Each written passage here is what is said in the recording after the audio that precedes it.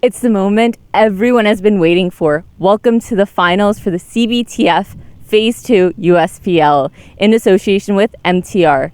Thank you to our title sponsor, CBTF Speed News. When it comes to gaming and cricket prediction, they're the choice. And thank you again to our associate sponsor, MTR.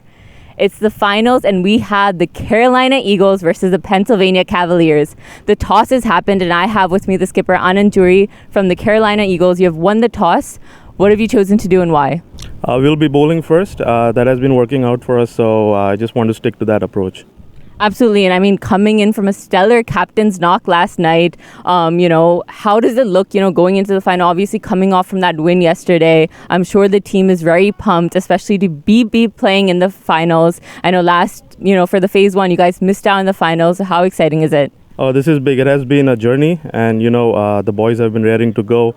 Considering we have had the initial losses and then the close matches, so the boys are ready. They're pumped. It's a big day. They know it, and they just want to go and have fun. Absolutely. Any changes to the squad? No, we are going with the same squad from yesterday. Well, all the best, Anand. Thank you. Next, I have Ryan Scott with me, the captain of the Pennsylvania Cavaliers. What would you have done if you had chosen? Well, batted first. As usual. It's been working out for you guys. I mean, you guys have been dominating this whole USPL phase 2. You've been table toppers, throughout the league stage. So how does it feel coming into the finals after yesterday's game? After yesterday's game, it's really no pressure at this point. There's nothing to lose. We already in the finals, so I told my boys just back themselves and just come and have fun today. I mean, spending the whole summer with USPL, how has it been, especially with Phase 1, Phase 2 right now, and coming into a finals like this? It's been pretty fun and exciting, and I'm kind of glad for this opportunity as well. You get to see the talent in the East in America, so that's good for the cricket going forward. And as a player, it's just nice to see. It's just nice to be out playing cricket, because we don't really get to play a lot of cricket during the summer here. It's like 2 or 3 months of cricket and then back to winter. So as long as cricket is playing, we're happy. Any changes to the squad? Yes, Assad couldn't make it today, so Ashwin came in for him. Well, all the best. Thank you. So word here is that Carolina Eagles have won the toss and they've elected to bowl first. We're here at SUNY Purchase Grounds. The sun is out and it's time for the finals. We're going to head to the comm box.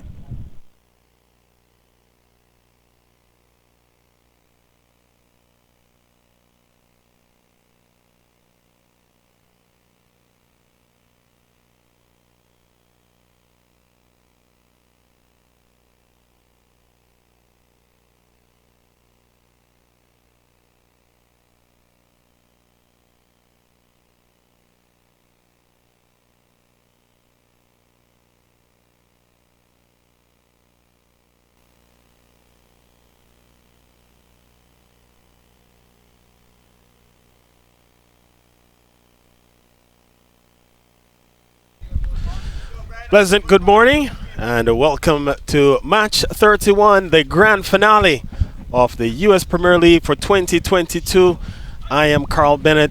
I'm joined by Suhas Vedham, international commentator, my good friend, and together we'll bring you the proceedings from the Middle Pennsylvania Cavaliers taking on the Carolina Eagles. And the news is that the Carolina Eagles have won the toss and they have elected to have a bowl. So, Suhas, first off, pleasant good morning. Nice championship underway here today, and what a performance we're expecting to be on tap. Absolutely. Very good morning, first of all, Carl, and very good morning to everyone watching. We can't ask for a better contest than this USPL big finale. It's going to be Pennsylvania Cavaliers taking on Carolina Eagles. Will the Eagles soar, or will the Cavaliers trot ahead and ensure they lift the cup? It'll be a cracker of a game, and that's what we can promise you as of now. So interesting indeed. And both teams have come in with contrasting styles. Close victory for the Pennsylvania Cavaliers in the semifinal. A more comfortable outcome for the Carolina Eagles. Nonetheless, matchup is supposed to be one of interest. The teams are settled, and we're almost ready for play here at beautiful SUNY Purchase. You use the word beautiful, and that's what it is. And here we have our scorer trying to swat the flies away. Well, That's one way to practice cricket, isn't it? It's actually bees. And to be very honest, he's doing a terrible job My with the good bees at the friend. moment. Stephen Catvaru and Anand Churi, the captains for today. Pennsylvania Cavaliers are extremely lucky to have someone like Stephen Catvaru as a skipper once again. And Katoru, a player of immense quality, man who comes out of Trinidad and Tobago, and he comes to this contest with the utmost expectations. As you see the roster there for the Carolina Eagles, and the Carolina Eagles playing 11 is being led by Anand Churi. It includes Anis Ahmed Santi Santos, Christopher Ramsaran, Nathaniel McDavid, Sachin Sicharan, Ikwe Craig, Ravish Kanchi, Rushikesh Amin, Shrey Parmar, Rajdeep Darbar, and Aryan Singh will be the 12th man today. So that's your playing 11 for the Carolina Eagles. For the Pennsylvania Cavaliers, they're being led by Ryan Scott. The team includes Stephen Ketwaru, Ashwin Erdwareshe, Abdul Malik, Danish Patel, Elias Sunny, Mario Laban, Mohamed Asif, Sujit Parbatani, Emmanuel Sicharan, Varun Samaru, and playing 12 today will be Manu Sharma. So there you have it. Both teams are settled. Tosses happened, and all we're waiting for now is for the umpires to take the field and to get this finale, this grand finale of the US Premier League finally underway. Yeah, coming to you live from SUNY Purchase. The Sun's playing hide and seek, and we very soon would expect the Sun to be blazing in all its glory. We've seen that the wicket's not something which will get baked. It's a matte wicket, but it's a new mat, remember. It's keeping low at times, and it's something that the batters will be wary of. When you are a skiddy bowler, and you'd be licking your lips because you need to make mental notes of the spots where exactly you can land and put the batter in trouble. You always have that conundrum as a batter as well, whether to go forward or backward when it's hit at back of a length, especially over here. Right, and the reality is on this surface, the batters that have been successful have had a bias on the front foot, just looking to play front foot even when the balls are short, because some deliveries do keep low, and as a result it's front foot and playing through the line, playing down the ground, and we've used essentially one end here at this field, and the batters who hit straight towards the long on long off region, they have found the most success on the surface itself. So yeah, you hit in the V region, you connect, or sometimes not from the best part of the bat, it still flies. It's not a Mickey Mouse ground, to be very honest. Exactly. But there are moments where you can just pick and choose the deliveries that you want to hit on the up, and you will clear more often than not. Carl, you've covered more games on this particular ground. Do you think this wicket will change a little bit as the day progresses, or is it going to get better? At any chance of doing that? I don't expect that it will change much. Again, there are, to your earlier point, there are certain areas on the surface where if you land the ball there with consistency, it works out for you as a bowler. And I suspect that the bowlers who have played more games at this particular playing facility will look to exploit those areas, but otherwise it's going to play fairly true. The batters as well know where some of the areas are where they have to be wary, and so I expect again the players who have had experience here will likely benefit most. Those are the batters who would be very wary. What are the players that we need to watch out for especially? We'll start with Pennsylvania Cavaliers first up. And the Pennsylvania Cavaliers, they have a very balanced team. Of course, they're being led by Ryan Scott. Stephen Ketwaru has had a good season.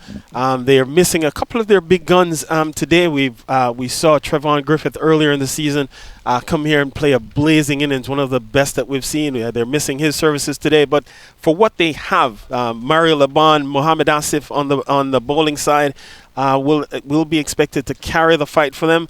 They have a good all-rounder in Varun Samaru, and so you would expect that the Pennsylvania Cavaliers, not their strongest unit, but they will come to the party with a good enough squad that can take home the championship spoils here. Yeah, you need Varun Samaru to play a good supporting role, especially when two pacers start off well in Asif and Mario. Contrasting kinds of pacers. Asif, who believes in hitting the right line and length, and Mario, who decides to ensure that the batter jumps up and down due to the extra height and bounce that he can extract.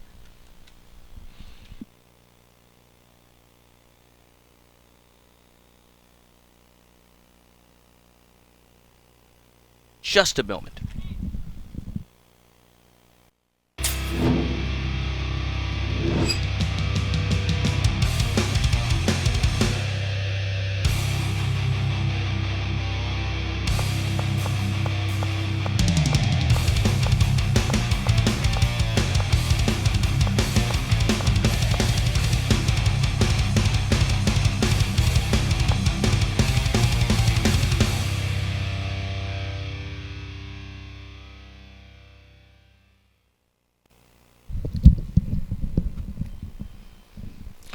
So we're back here at SUNY Purchase. The umpires are getting ready to take the field.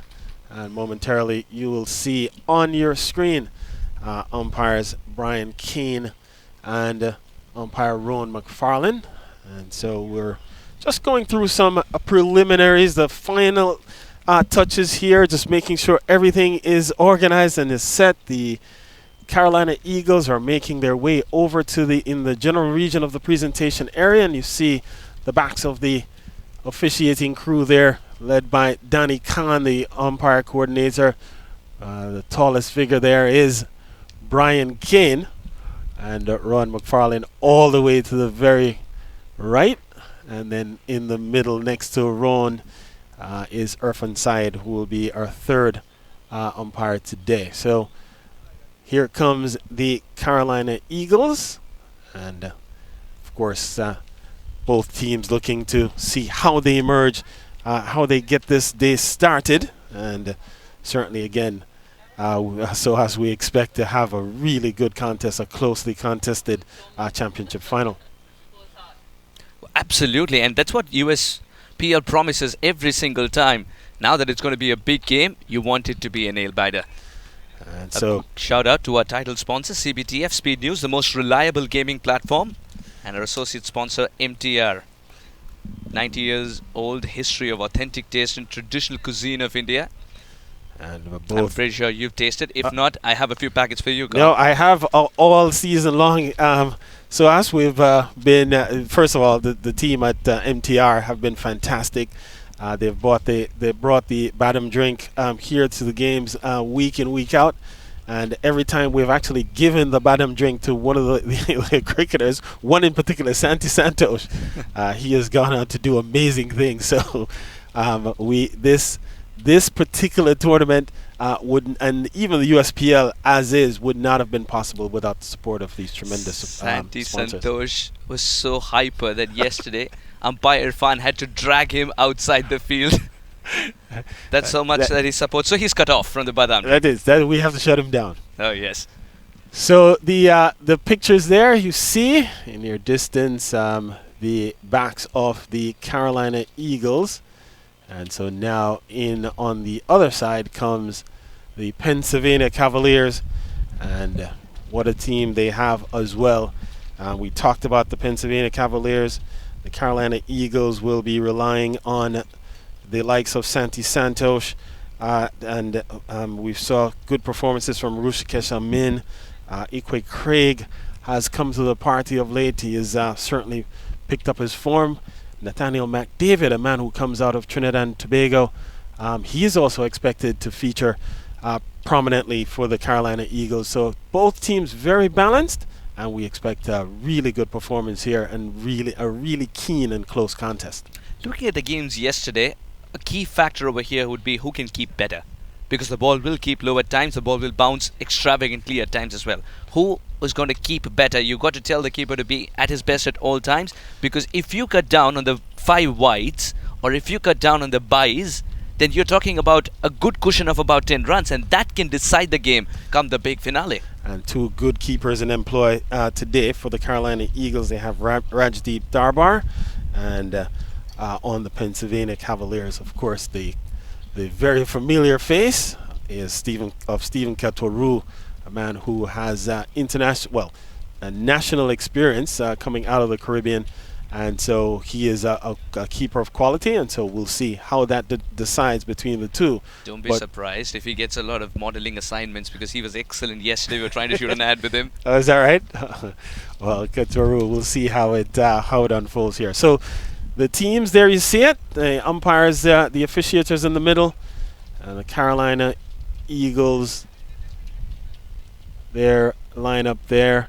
And so we're almost ready for this championship, to this finale, the grand finale of U.S. Premier League for 2022, to phase 2, actually, to get underway.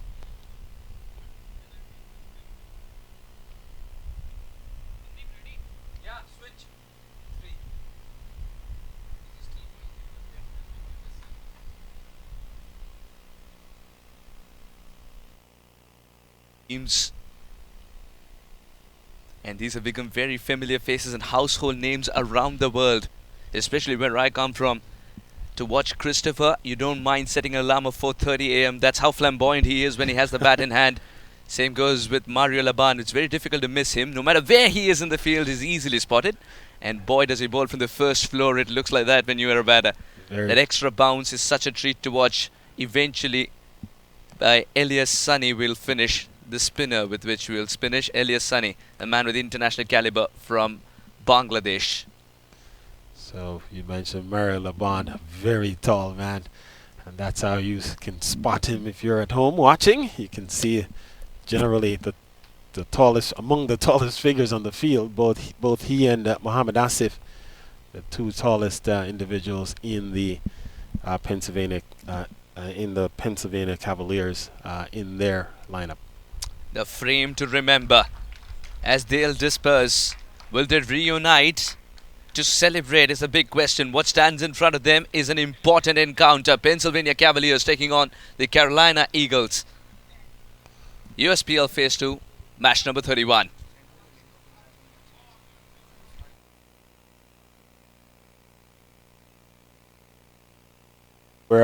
And we're almost underway, Carl.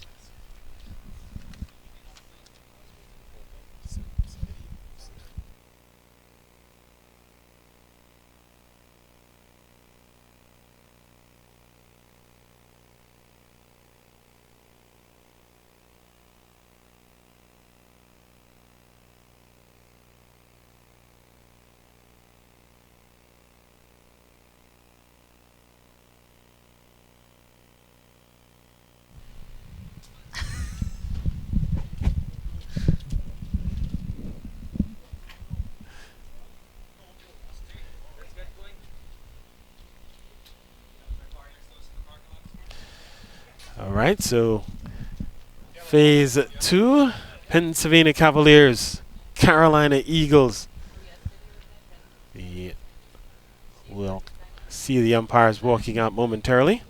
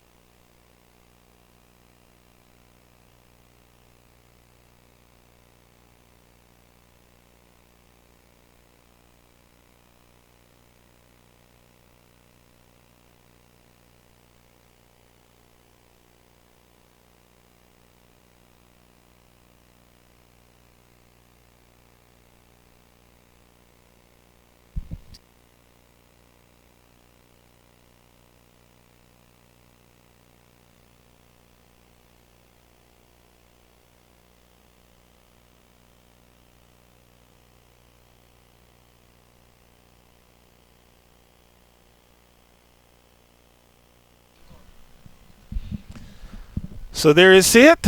The ball that will be in employ in the hand of umpire Brian Kane. Umpire Brian Kane and umpire Ron McFarlane making their way into the field of play. And we're just about ready for match 31, the grand finale of the U.S. Premier League 2022. About to get underway here. The Pennsylvania Cavaliers coming up against the Carolina Eagles. And so, Haas, we have a match in store today. Boy, do we have a match in hand. This is a place to be if you're around and you're a cricket connoisseur. Sony Purchase Cricket Ground. Be here for the finale of USPL Phase 2. Pennsylvania Cavaliers and Carolina Eagles will be licking their lips because both of them love this weather. And cool conditions today. It's been warm throughout the several rounds leading into this championship weekend. Today in particular is a bit cool. Not any sunshine to be seen anywhere, but bright, and the conditions still favorable for good cricket. And so we'd expect a very, very good contest between these two very strong teams. Absolutely. We've talked about the fact that it's overcast as well. So when you're at the toss, not only you're looking at the surface, you're looking at the sky as well in case you have good paces in Mario. Someone who can swing the ball can be of very good use here. And Mario Laban, very, very quick. And we've talked about the bowling attack of the Pennsylvania Cavaliers. And they have three, even though one of them is not here today in Christopher Powell, they probably have the quickest bowling attack in the USPL in Phase 2 between Mohamed Asif, Mario Laban, Christopher Powell. Generally, those speedsters have wreaked havoc in Phase 2. Again, missing the services of Powell today, but they do have Asif and Mario Laban, so the expectation is that the pace attack will factor in the outcome of this championship final. Yeah, watch out for Anis as well, because he can be a skiddy customer. On a track of this kind, it's very difficult to negotiate the lack of bounce. And outwalk the Carolina Eagles, ready to soar, led by this man Anand, who was exceptional yesterday with the bat in hand, assumed extra responsibility, and boy did he come good, promoting himself up the order to put his team in the grand finale. And the expectation, obviously, they won the toss, elected to have a bowl, and therefore relying on his bowlers up front to be restrictive on the power play, set his team up and give themselves the opportunity to chase a reasonable total. You don't want to be chasing a massive total here in this final, and therefore the Carolina Eagles, it will be important for them to get off to a good start. Reasonable total is what you mentioned. What is a reasonable total according to you here? Well, we've seen, I believe that the par score probably is in the range of about 190, 195. We've seen teams put up just less than that and have been very effective in defending those types of totals. Once the score goes past 200, 210, then it becomes problematic. And so I think they would look to restrict this team for a total in the range of 180 or below. Very interesting, Carl. CBTF USPL outwalk the two batters for Pennsylvania Cavaliers. Well, if you're looking at 190 odd, then Carolina Eagles will take it any day because they are in tremendous touch. Carolina Eagles chased 195 down with an over to spare. So they'd be expecting to chase less than that for sure, so that they can get home and pick up the cup quickly. But in their way would be Ryan Scott for the moment. A man, when he hits it, the ball stays hit. Can he provide a good start today? So that's the question to be answered. The batters walk to the middle, and it's going to be Shrey. It looks like Shrey Parmar to start for the Carolina Eagles, so he will bowl first up, and it could be Ryan Scott, the man on strike. We'll wait for the batters to settle and see how they progress. Oh yes, absolutely. And what I'd like to see is him starting off in the best way possible, that is to bat the normal way. And that he does, well, first off, a very, very experienced campaigner, so he knows how to actually pace his innings. Sometimes when you think of the T20 format, batsmen are looking to go almost aggressive from ball one, but it's not just all-out aggression. Sometimes you have to pace the innings and balance your aggression with when to be defensive. Yeah, that's one way to look at it, isn't it, Carl? What I'd be surprised is if he tries to do something against the grain. I want him to play the natural game, the normal game. Reason being, you sort of remind yourself it's another day, it's not a big finale. That way, the nerves are always calm. And you remember, as a captain, you got to be 100% at all times, because whenever the team is under even a little bit pressure, the team looks up to you. You might not be knowing that, but the team looks up to you. A calm demeanor always helps.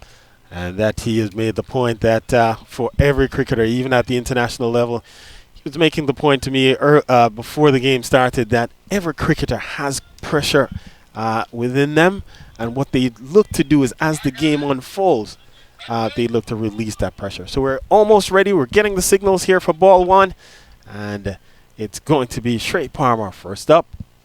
Shrey, we've seen him steam in and use that swing slightly fuller on that occasion. He's got the feel for it, so no damage done. That engine's nicely warming up here.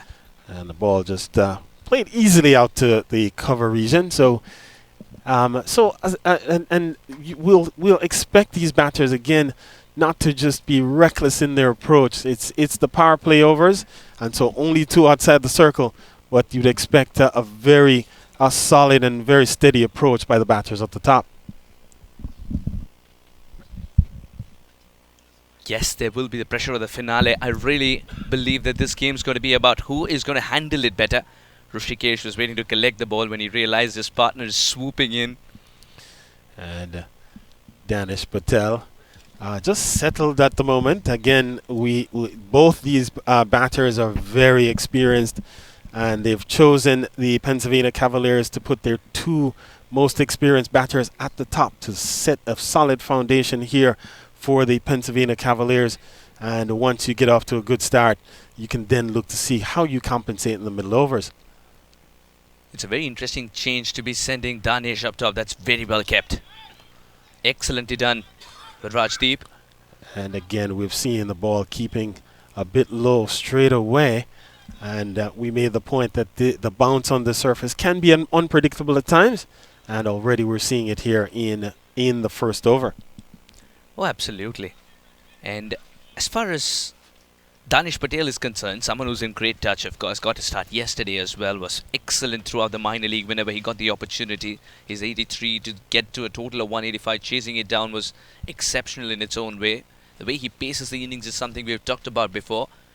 But to chop and change in the finale, it's a big risk indeed. And there you see him with the aggressive intent, advancing down the track and looking to go over the top. And I think Shrey Parmar may have seen him coming, just pulled his length back a bit.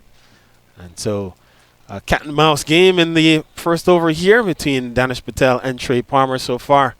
It's advantage Shrey. He is pulling his length back, you mentioned. It's about watching the batter till the last moment, isn't it? Danish Patel not able to adjust to the fact that the bowler was 1 step ahead on that occasion. But if that is the shot he's going to play first up, Shrey pulls out of it, and he's got all the rights in the world to do so. For all the viewers, it'll be signaled a dead ball, and that's how that's how Brian would signal it as well. Now, I'll tell you what, as far as Danish is concerned, now they've chopped and changed and he's been asked to open, if that is the kind of shot that he'll be selecting more often than not, you've got to tell yourself, well, he's been out there with a clear mind, and that is to try and target the first 6 overs. It's not about anchoring the innings today. It's a different role for him. And again, we see a good delivery from Shrey Parmar. So Shrey has really used good variation here. He has varied the pace a bit, has moved, has sort of angled, changed the angle of the deliveries into Patel so far, and to good effect. We've yet to see any runs scored through 5 deliveries, and so a good start this for the Carolina Eagles with 1 ball remaining here in the first over. That's been a quiet start. Danish Patel not connecting. And so again, it's a little riskier proposition, don't you think? So come to the big finale. You've changed the mindset of the batter. You've given him a different role and in a different position. But Danish Patel, being as dynamic as ever, has decided to accept the challenge. And this time the over will come to an end. And it's a maiden over to start for the Carolina Eagles. They couldn't have asked for a better start.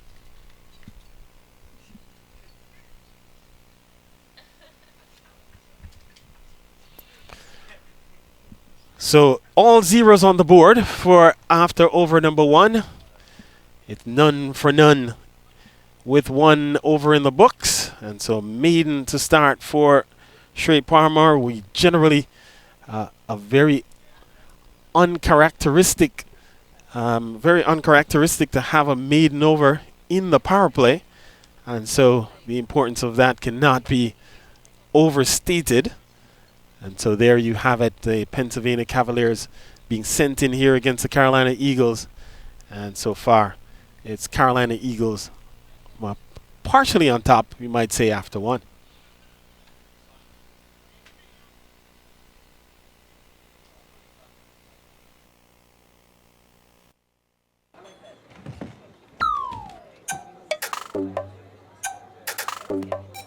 जिंदगी में जीत उसी की होती है जिसके पास speed होती है। इसलिए अपनी फैंटेसी टीम बनाने से पहले visit cbtfspeednews.com।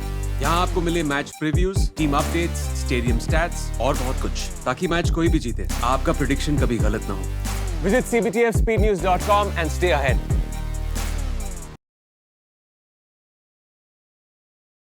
CBTF USPL, what a first over we had. Shrey Parman at his best. He's also figured out a couple of good spots on that pitch to try and bounce the ball every time he bowls there and treat the batter with surprise by the lack of it.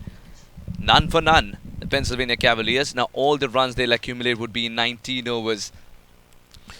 And you're absolutely right. So Hasid, so it's effectively removing 1 over from their allotment. It is one way to think about it. And so Anis Ahmed has been given the ball here to continue the attack. And so he'll operate now to the captain, the left-hander, Ryan Scott, a quality talent, man who plays with a lot of flair, a 360-degree player, has the shots all around the ground. It's going to be a battle within a battle. A man who can skid the ball versus a man who can demolish the opponents with a bat in hand. Loves to play the slog sweep, but I really will be surprised if he tries to do that first up. Yeah, every time we've seen him on this particular surface, again, keeping in mind that this track can be unpredictable at times, we've seen him really go down the ground a lot. And so there you saw him sort of drifting onto the back foot. Oh, good ball. They've worked out their plans here. The men in red and black, Carolina Eagles. And so now those are 8 consecutive deliveries without a run yet being scored. So if you're the Carolina Eagles, couldn't ask for a more fantastic start.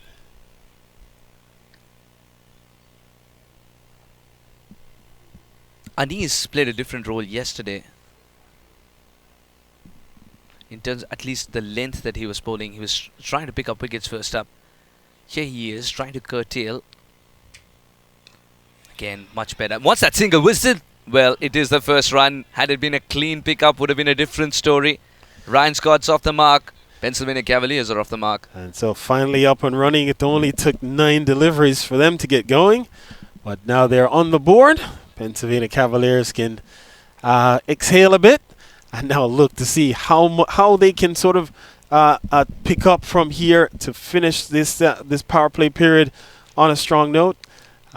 We've seen, and in fact, we've seen a bit of a struggle to get going, but sometimes, as we talked about pressure building, once you get that release, you just get the jitters out the system, so to speak, then you can free your mind and sort of look to then see how you can then progress.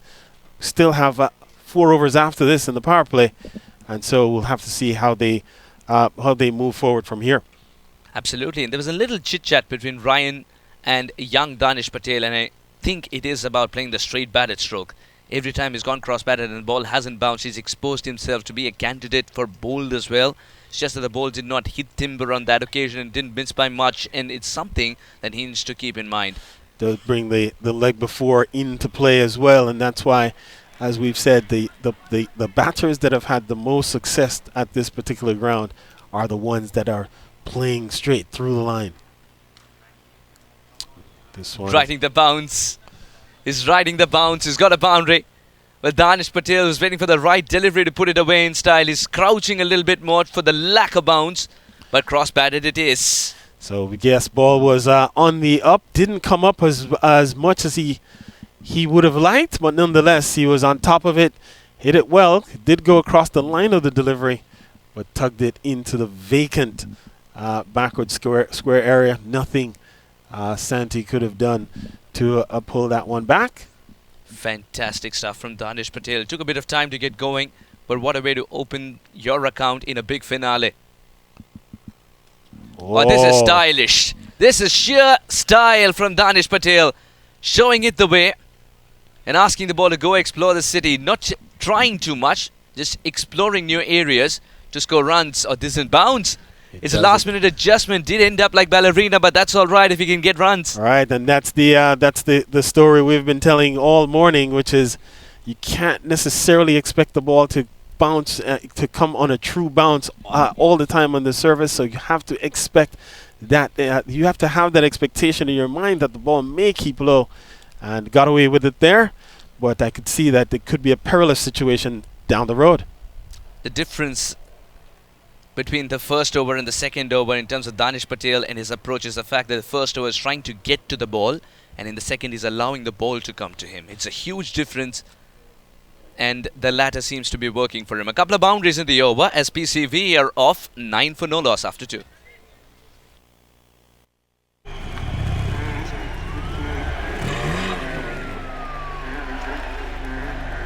अगर आपके पास speed है तो आपको कोई हरा नहीं सकता।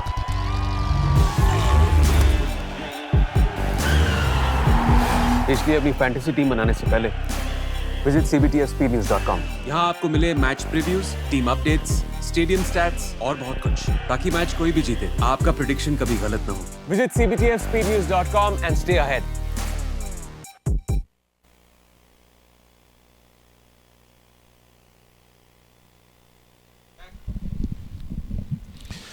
So 9 for no loss, two overs in the books, and a better over from a Pennsylvania Cavaliers perspective. A couple of boundaries in the over off the blade off of Danish Patel. He's up and running, and 8 from 9, just under a shade under run a ball.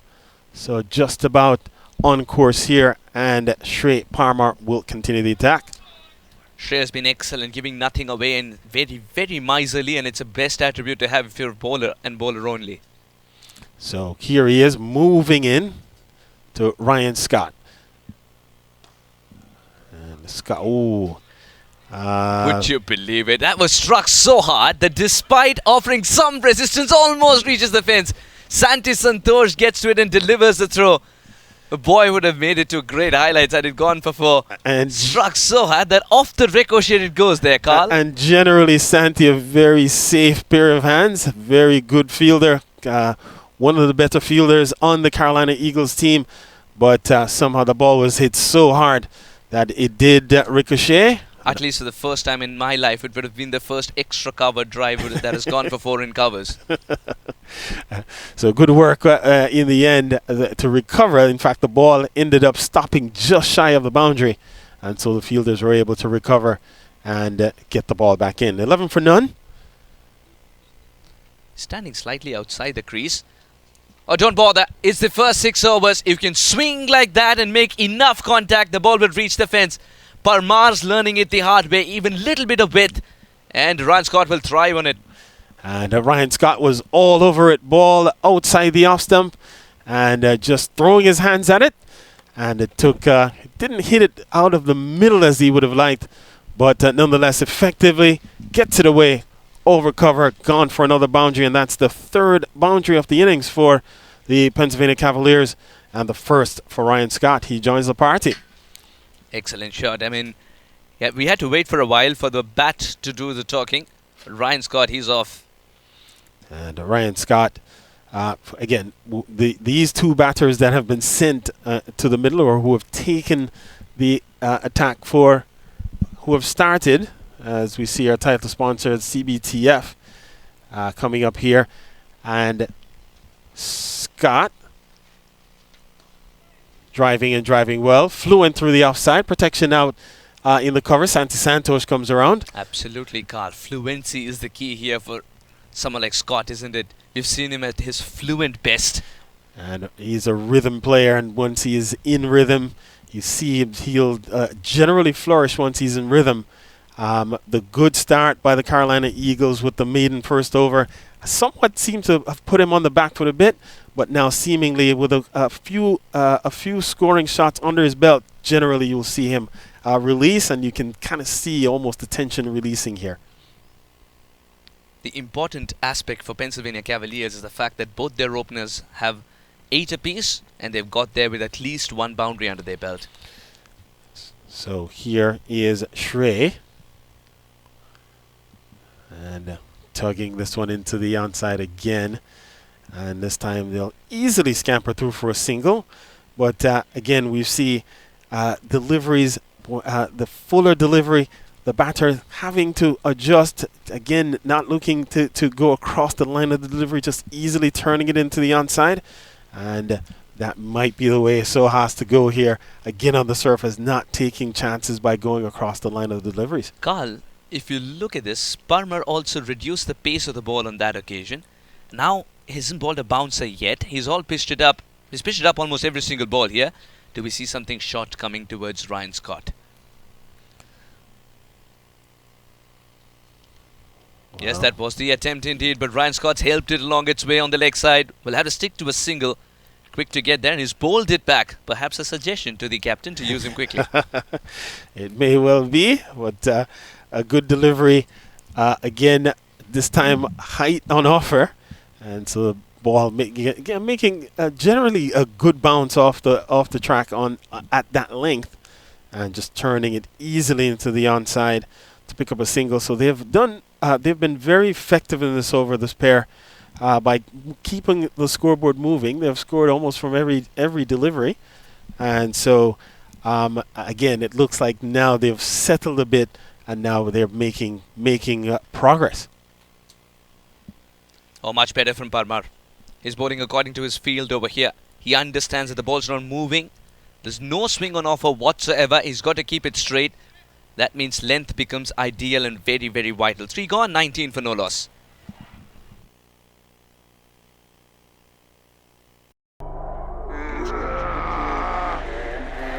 Opponent चाहे कितना भी strong हो, speed के आगे घुटने take देता है।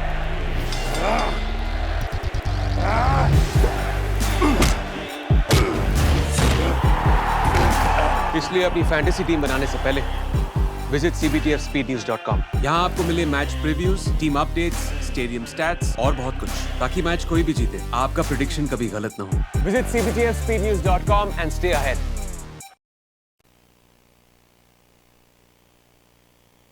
For no loss. Danish Patel, the first to get to the double figures, Carl. Yes, so right now 10 from 11. So just shy of run a ball. And so he is off to a decent start. Again, partnership, the opening stand here of 19. Not the most explosive start, but nonetheless, given the fact that the first over was a maiden, still a reasonably good comeback here. We're just halfway through the power play, and so we'll see where we go next from a bowling standpoint. And depending, it looks like it's Rushikesh Amin that's been introduced. So Rushikesh will be the first change. Rushikesh Amin will come in to the attack here, so he'll continue the attack to Danish Patel. You mentioned that it's a cautious start, Carl. Pennsylvania Cavaliers opted for that. After what happened in the first over, this could be close. Depends on how many sounds you heard. And somehow, it's Anis actually. It's Anis Ahmed. And he was confident that he had his man trapped on the crease. And there you see it as we watch it again. Umpire Rowan McFarlane unmoved. And he was saying to Anis, go back and try that again. Danish Patel, someone who's known for watertight technique. It's very funny, this game of T20 cricket, the things that it can do to you. He's looking for a slog, especially with a long on as straight as possible. Oh. Does make contact. This could be catching practice. Is this the first wicket? Is this the first wicket? Puts it down. Danish Patel gets alive, and how important would that be? Not just that, it's adding insult to injury. With an extra run on the overthrow, how many mistakes can a single player make within a span of 3 seconds? And that's a bad miss. That's a bad miss. A player of Patel's caliber, you want to take that opportunity when it comes to you. It was in the air for a long time and went the reverse cup technique. And in the end, it bounces in and then out onto the floor. And that's a chance that goes a-begging here. We'll have to mark the spot and mark the time here. Danish Patel offering an opportunity while just on 10. Anis did the right thing there. Pulled his length back a little and slowed it down, upsetting the timing of Danish Patel. And so Santi Santos not off to the best start in the field. You saw him in the previous over, had a bit of a misfield, and then comes right back as we see on the replay here. And you watch it again, and Santi had all day long to, evaluate how he was going to take it. You see the reverse cup goes out there, and in it goes, and out it goes in one fell swoop. Never looked settled underneath, and it's a big problem indeed. There's not much wind to be making the ball sway up in the air. You could be settled, and it was in the air for a long time as well. Danish Patel very lucky today. Oh, this one kept so low. Still it misses timber. Anis is looking for luck at the moment, not skill. And we'll see. Buys is the call initially, but you're exactly right. Again, we see on the replay there that the ball just keeping very low, and nothing Ketoru could have done about it.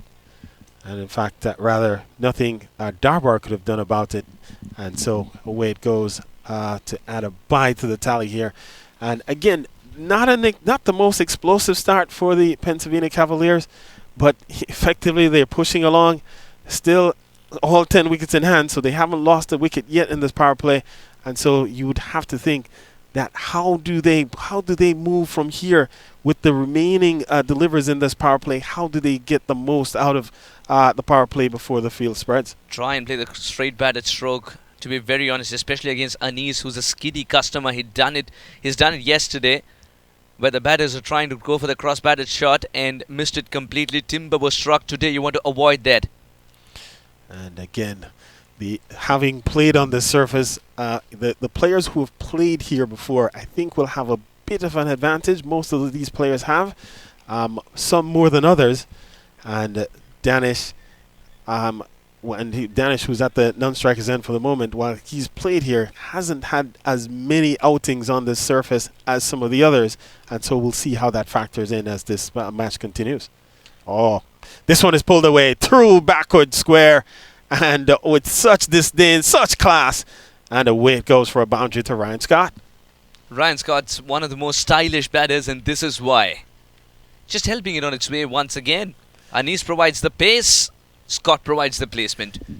And a very dismissive looking ball as it just raced away. And so Ryan Scott, once he gets into his flow, makes it look so easy. So I could see you smile from ear to ear, because you knew the moment he left the bat, Ryan Scott was going towards the other end, not even looking to the ball, so that he could give some glove love to Danish.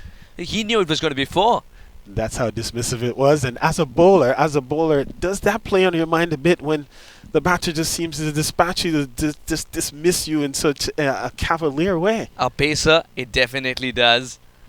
But it was a poor delivery as well. You can't be straying down the leg for Ryan Scott. Didn't bounce as much, but Ryan's straight bat will ensure that he keeps it out. And so another good delivery to close out the over. So just 7 runs from it. It's 4 gone, 26 for none. The performance of the previous year, we can see that. हाँ baby, कुछ नहीं. सुबह क्या भूल गए? Breakfast भूल गया, कर लूँगा. ऐसे मत लेट किया करो. 3 minutes. अभी तुम्हारे पेट में एसिडिटी हो बेबी रही है. रखूँ. हाँ. बेबी की चिट-चैट 3 minutes में? Impossible. मगर MTR का 3-minute उपमा. Just add hot water, mix, cover और 3 minutes में ready. MTR 3-minute breakfast. India का breakfast. 26 for no loss. Anis Ahmed's gone for runs. He has only himself to blame by bowling on the leg side. Will feel a little unlucky because the opportunity was created to dismiss Danish. But he's still out there rowing to a drop catch by Sandy Santosh. Ryan Scott's also up and running with a classy shot which went for 4 on the leg side. 13 of 9 for him, the captain. And Danish Patel, the youngster, is playing extra pair of hands in such a good manner. 12 of 15. And Danish, a quality player. He's now back on strike. And here you see again playing back along the track. And easily taken single in the end. It actually was much more comfortable than it looked. Exactly. But directed always is fun to watch as well, isn't it? Because you never know, the bat might be in the air. That extra little push that the batter has to give at the last moment has his heart in his mouth. It's going to be very tricky, the direct hit, and that's why you expect one. Come the big finale, you've got to be 100% on the field. And Carolina Eagles would believe that Danish doesn't make them pay for that drop catch. And that's and in the back of Sandy Santosh's mind, he has to be thinking, we have to see the back of Danish pretty soon. And here is a ball in the air, and this time again through Santi's hand, and it's gone over. My word. When it rains, it pours, so has, as they say. Don't use that word with overcast conditions, but this should have been taken. Santi Santosh, yet again, the ball's following him, and the problem is it doesn't want it to. It's burst through the hands this time around, and the reverse cup's just not working. And so the question, I think he's putting in a petition to the captain. Can he have a glove to take catches today? well, the question is, he was a bit under the branches of the tree there. Might he have been distracted a bit at the very end? Hard to say. He's usually a very he usually has a very safe pair of hands. It's uncanny that he's having the difficulty he's having today. Absolutely, he's one of the best fielders. We've seen those arrow-like throws as well from Santi Santosh, but come the big day, he's not having a good one. Didn't bounce at all. Shrey Parmar has learned the trick. He's learned the formula from Anis for bowling something which doesn't rise above your ankle. So yesterday was a different kind of a day on the cricket field. Now, very well done as we have my co-commentator spotting off the bees. Yeah, this is a very beesy type of commentary box. The media center overrun with bees, and is that because there's so many? The problem is you've sent it to me. 33 for no loss in 4.2. Now, yesterday was a different kind of a cricket match. I'll tell you why. He has to do that. He has to venture out to access the gaps better because the ball's not bouncing as much when Shrey is bowling. But yesterday, with the level of bounce that you can expect from somewhere from back of length, it was unreal. It can either target your shin or your chin, and that is a huge area for a batter to be wary of. And so, a good enough start. Again, we've talked about this. Not the most explosive, but nonetheless, it's effective. The two batters are still there, and two quality batters that we know can catch up and can accelerate the run rate at any given moment. Be honest with you, in 4.4 they've got to 34, but Pennsylvania Cavaliers know that it's a scratchy 34. It's a good stop. Very good stop from Rishikesh. It could have gone for 4 otherwise. And coming across, doing very well to keep the ball in that 30-yard ring, and had no protection behind him, and so a good effective stop there to keep again the Cavaliers from being able to really push this total along with any bit of explosiveness.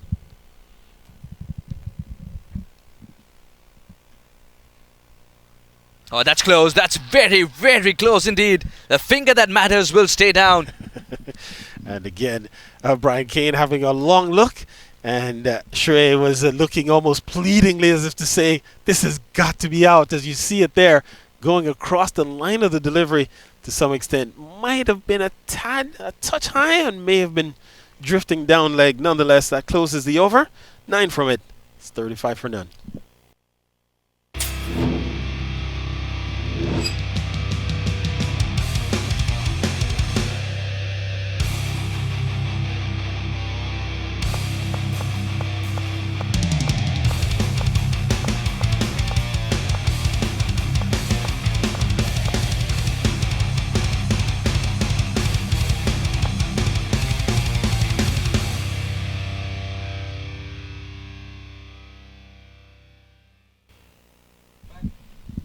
Five overs gone, 35 for no loss.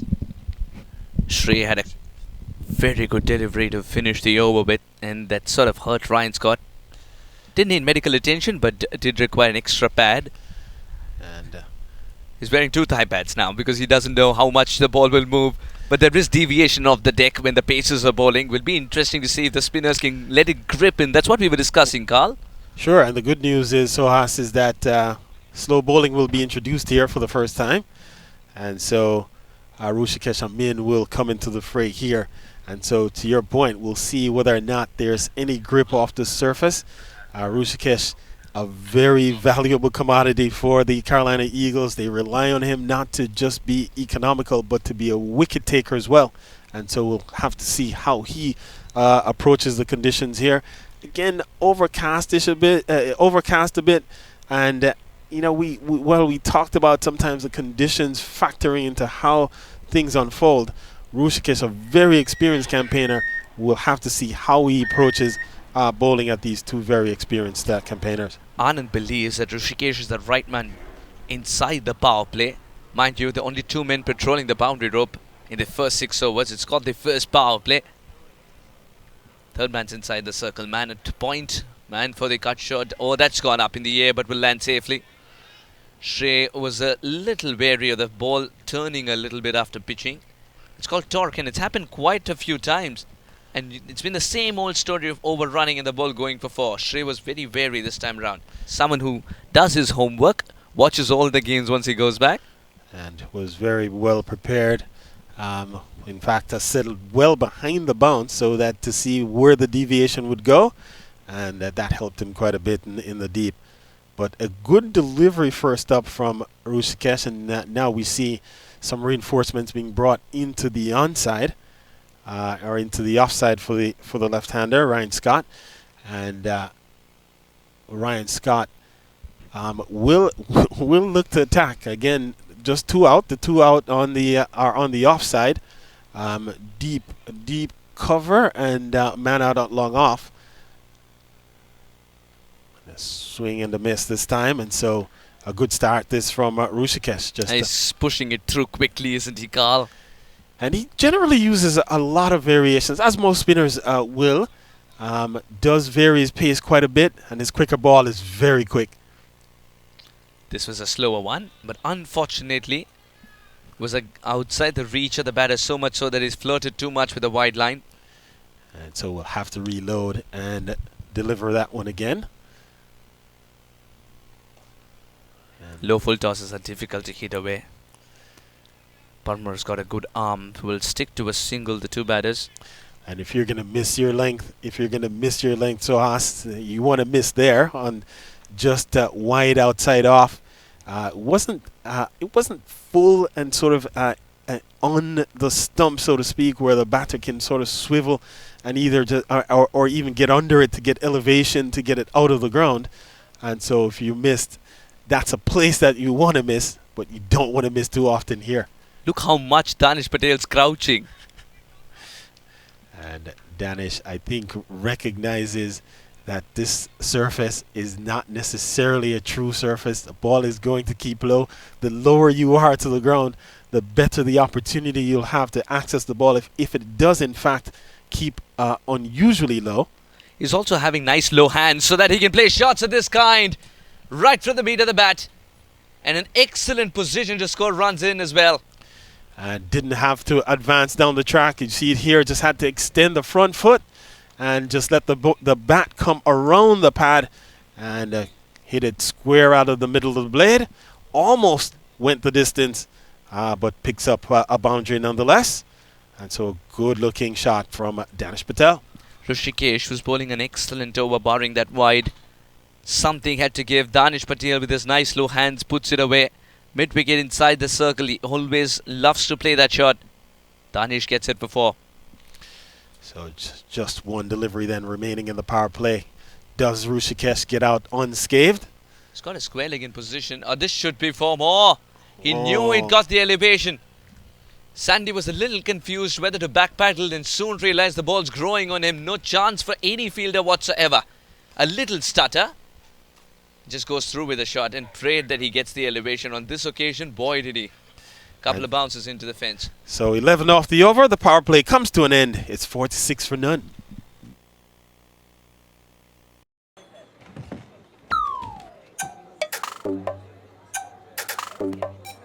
जिंदगी में जीत उसी की होती है जिसके पास speed होती है। इसलिए अपनी फैंटेसी टीम बनाने से पहले विजिट cbtfspeednews.com। यहाँ आपको मिले match previews, team updates, stadium stats और बहुत कुछ, ताकि मैच कोई भी जीते, आपका प्रेडिक्शन कभी गलत ना हो। Visit cbtfspeednews.com and stay ahead.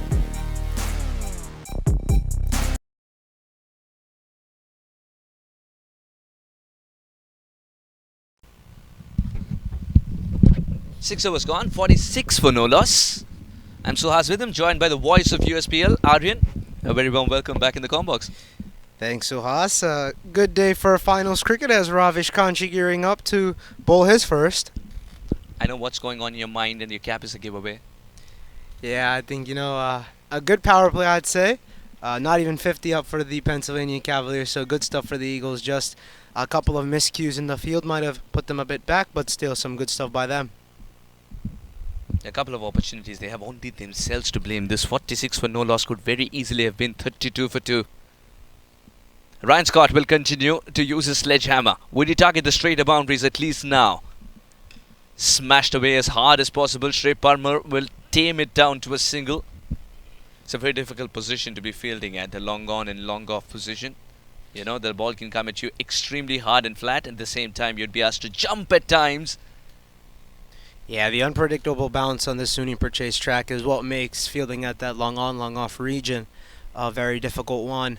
Sometimes stays very low, sometimes comes up on very high levels. We've seen that a lot in the deep. A lot of even good fielders like Raj Bhavsar, Shrey Parmar, even the likes of many others have misfielded on that region, possibly because of that unpredictable bounce and variation.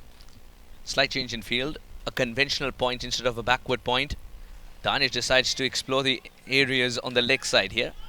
Second would have been very audacious, especially with the captain trotting to the other end, not running. This is good bowling from Kanchi. So far, nothing very loose from him. Nothing short, nothing on the up. So good bowling from Kanchi. Gets a good turn on this wicket as well. You've seen a lot of Ravish Kanchi, especially as a teammate. Now, how does he think when the batter is coming after him compared to the batter is sitting deep inside the crease? Now with Kanchi, the one thing I've seen with him is variations and where he likes to pitch the ball. So you see there he goes slower and he cleans up Ryan Scott. That's the one very good thing about Ravish Kanchi is he knows what to do as a bowler. Right on cue. Did keep low, but not as much that the batter can complain about. Just went at it without seeing. It's a slower delivery which has done the trick. Hits the middle of the middle stump. It's missed a pretty straight ball and you just cannot do that at this level. 6.3. PCV lose their first warrior, and that's in the shape of the captain as he swings a little early. There comes the ball, and it's hitting the middle of the middle stump. It's never a good sign to get out like that. Ryan Scott will play that 100 times in his mind as he trudges back to the pavilion. An important wicket for Carolina Eagles. It's come off a little late, but never late in the world of cricket. That's because you can always come back and one brings two. So one left-hander out brings one left-hander in. The man who opened proceedings yesterday, Abdul Malik, new man to the crease. You can see the confidence from him. Suhas, no helmet. No helmet. Perhaps it's because the spinners are in operation. I'm very sure the umpire would ask him, are you sure about it? Because the spinners are bowling quicker these days. That's a game of cricket for us in T20, isn't it? The spinners are trying to bowl quicker. The pacers are trying to bowl slower. And I saw one thing yesterday in the second semi-final, which was between the New Jersey Titans and these Carolina Eagles, was Raj Bhavsar, a left-arm orthodox, bowled Anand Churi, a bouncer to his helmet. It was a bouncer indeed. Reminds me of Qais Ahmed bowling one to Russell. Andre Russell. This was even more vicious, to be honest, because that wasn't a very difficult track to bat on. Boy, was this a difficult track to bat on. Every batter coming in, you got to write that in his contract. You need to have nice low hands. If you have a big sledgehammer like a backlift, well then you are in trouble. That's cool. That's very, very good. The ball skidding as well. Now he's someone who loves to give the ball a little air. Ravish Kanchi is such a quick learner. See, Ravish Kanchi is that one very smart bowler. You have different types of bowlers, ones that have natural talent but don't know how to use a cricketing mind. But Ravish Kanchi is the exact opposite. He has both talent and has that very good cricketing mind. You could see he's slowing it down. He's got a huge appeal, but again, two on the pads and not out-signaled once again. The only thing we can decipher from this angle, of course, is the bounce or lack of it. But what he's trying to do, Ravish Kanchi, is trying to play with the mind of the batter for the illusion of spin. The batter is trying to play for the spin where the ball isn't offering any. And this is a very good over from Ravish Kanchi. He's only conceded 3 runs from it. As that last ball concludes the over, 49 for 1 are the Pennsylvania Cavaliers after 7.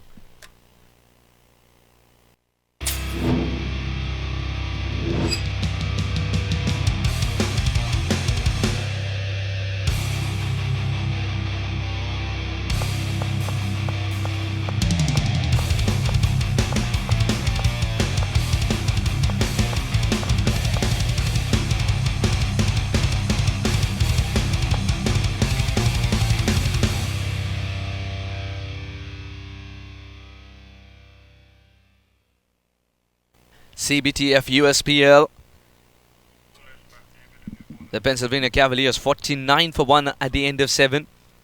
A good comeback by the Carolina Eagles by picking up a wicket.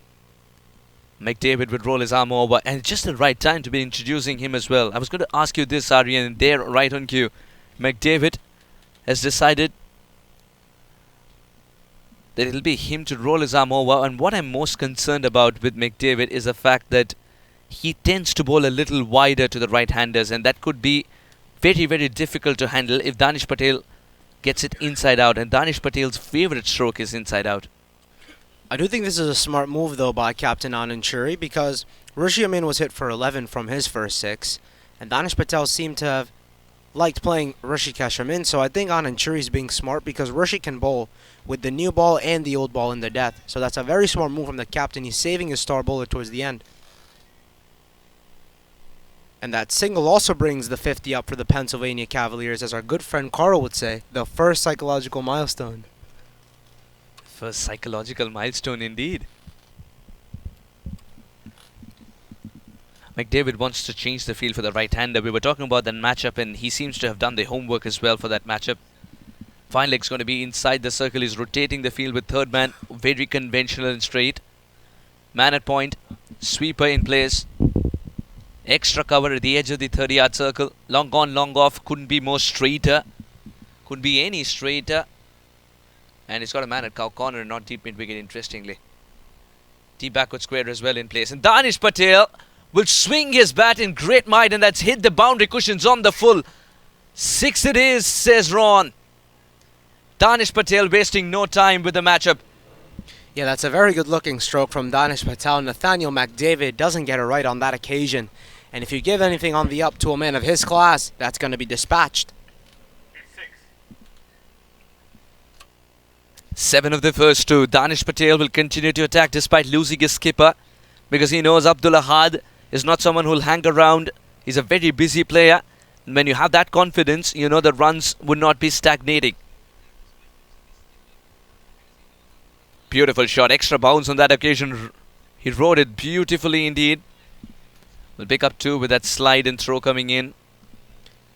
Yeah, that's a good-looking shot from Danish Patel, but likewise good-looking fielding from Santi Santosh out in the deep. I know he hasn't had the greatest of days in the field so far, but Santi is one of the most reliable fielders in this Carolina Eagles squad. So a good feeling for him. As reliable as CBTF, Santi would really want to be back in business. Try and take a catch perhaps, and that will boost his confidence immensely. Now the wicket. McDavid, would he slow it down? He's decided to bowl outside off again. It's a very, very thin margin of error. You give him a little more room and he'll cut with all its might. See, the wicket of Danish Patel is what's most needed for the Carolina Eagles. So I think McDavid and co are going to work with everything they can to get his key wicket. Anand Churi has decided to place himself in a catching position at extra cover. That's for Abdul Ahad Malik, the left-hander, and he has a knack of going inside out as well. So there are 2 players whom you just cannot give room to. With an offer to them, it will be dispatched. So where does McDavid go with again? And a good-looking pull shot. That is by Abdul Malik. Save your legs. That's a CBTF maximum. Lazy elegance once again. Abdul Ahad sitting deep inside the crease, and he's camping on the back foot. He has so much time to get into a good position to swivel it away for 6. Good shot by Abdul. I was talking about this yesterday, Suhas.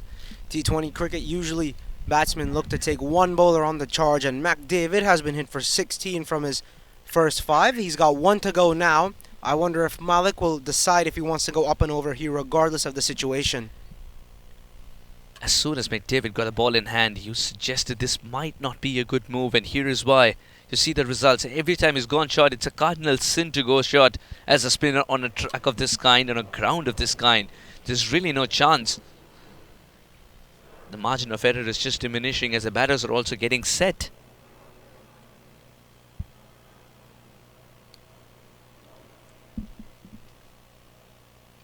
The current run rate just above 8 at 8.3. Projected score at 162 to 166. So even if the Carolina Eagles are a little bit expensive, I think a total like that is still very good. Again, their batting depth goes all the way till number 11. They have a lot of batting in their side. So regardless of the situation, the Eagles need to make sure that they have the Pennsylvania Cavaliers give them a respectable total to work with, something similar to what the New Jersey Titans did yesterday. And that wasn't enough. They hunted down with an over to spare. That was definitely not enough, and the man who has the ball in hand had a big part to play with his quick fire 42. Would want to continue his form into the big finale. 8 overs gone, 66 for 1.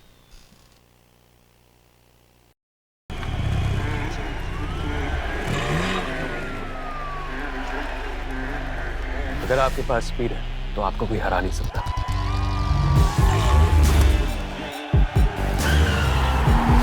इसलिए अपनी fantasy team बनाने से पहले visit CBTF यहाँ आपको मिले match previews, team updates, stadium stats और बहुत कुछ, ताकि मैच कोई भी जीते आपका प्रेडिक्शन कभी गलत ना हो। Visit CBTFspeednews.com and stay ahead.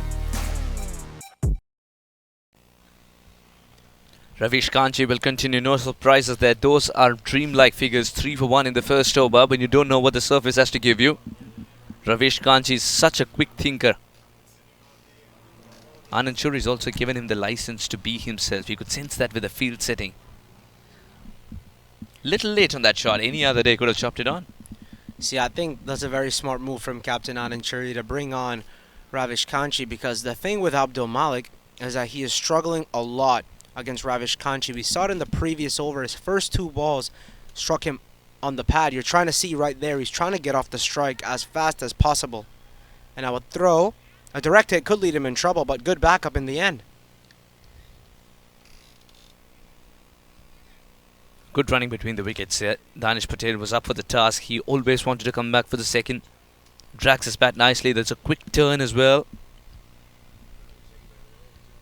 Smart cricket from Abdul Malik. But as I was mentioning, the thing with Ravish Kanchi is that he can get Abdul Malik if it's his day, because Abdul Malik seemed to be struggling against him. He's only playing him for 1s and 2s now because he wants Danish Patel now to face Ravish Kanchi. He's been very good today. A cautious effort to ensure there's a right-hand, left-hand combination going as well from the Pennsylvania Cavaliers. Yeah, actually, I was initially surprised. You know, I saw you and Carl were here officiating the power play. I was very surprised that Danish Patel opening proceedings. I thought they'd go with the similar pair yesterday in the first semi-final, but could have that left-right hand combination, which kind of confuses the captain and the players. Definitely does now. Malik will have that little chat with Danish, and I think it's about the fact that the ball's not turning as much, but the bounce is variable. If you get to the pitch of the ball, it's a different story altogether, and Danish has done that a couple of times. He's also targeted the leg side. Anything even marginally in the slot, he'll go for it. Much like this. You could almost sense that he wants to take the fielder out of the equation or induce a field change, so will play that sweep shot. Yeah, but again, this is smart bowling, I would say, from Kanchi, because although he's bowled it full, he knows Danish Patel likes to go for that sweep shot, and he's got a man, Equay Craig, out in the deep as well, such as Seacharan. So worst case worst, he'll get a double on that.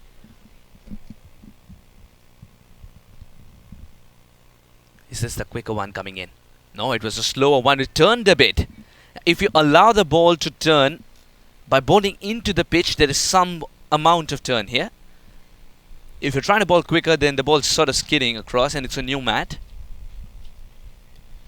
Yeah, new surface here at the SUNY Purchase ground for the grand finale.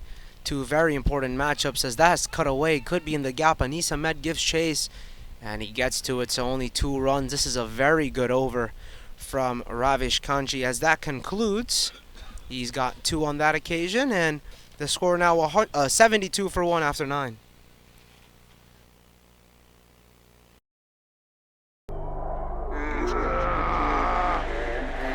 Opponent चाहे कितना भी strong हो, speed के आगे घुटने take देता है।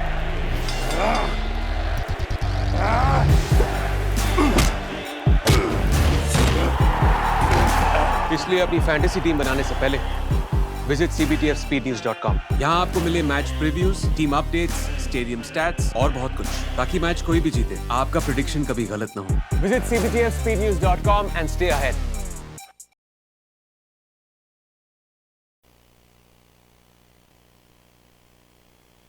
9 overs gone, 72 for 1. Yeah, you can see on the screen there Rajdeep Darbar and Danish Patel having a little chat, teammates in the minor league, as you see captain goes to another spin option. A new bowler being introduced, Christopher Ramsar, and the left-arm Chinaman. So much variety. Anand Shuri is spoiled for choices, and it's time to see left-arm Chinaman in action. Yeah, Christopher Ramsar was a bit expensive yesterday. His first over went for 20. Then he bowled a very good comeback over, which conceded 3 runs and a wicket. But then his final over was one that was not very good. His final over, he was hit for 11 runs, including a 6 off the first ball by Dave Singh, the Jammu and Kashmir Ranji team captain. So Christopher Ramsar has a lot to play for today. And as you can see, Danish Patel hit it straight up into the air. I think that's gone for a CBTF maximum here in the commentary box.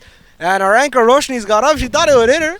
But a good shot that is from Danish Patel. The first thing that she went for was a bag. I'm very surprised the glasses were not fragile either. Well, that's a good shot indeed. Helmets please in the comm box. Now to think that this all could have been avoided. There was an easy catch first up which was provided by Danish Patel. It was sort of like catching practice, as you had mentioned.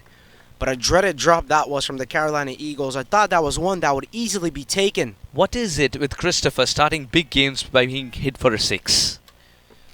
I wish I had an answer for that. It's much better from Christopher this time around.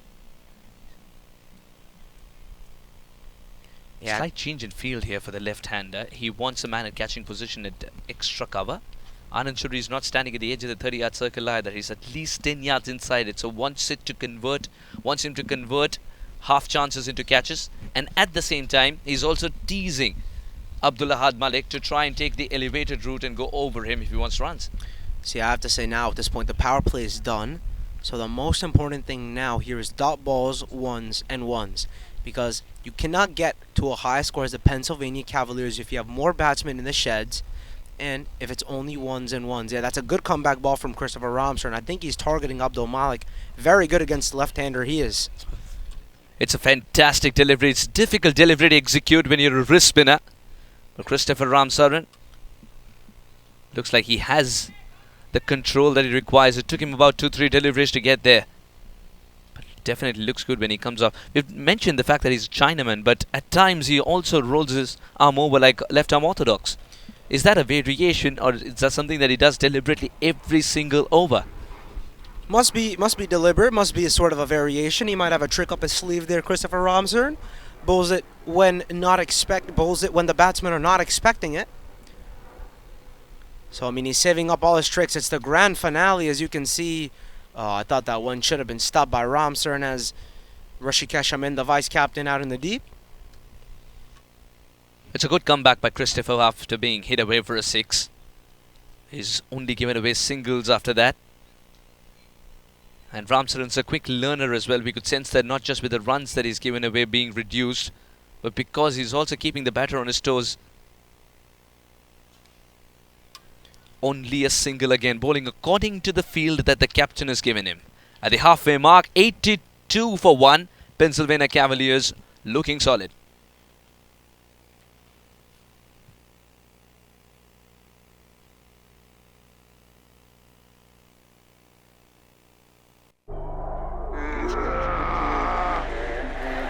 Opponent चाहे कितना भी strong हो, speed के आगे घुटने take देता है.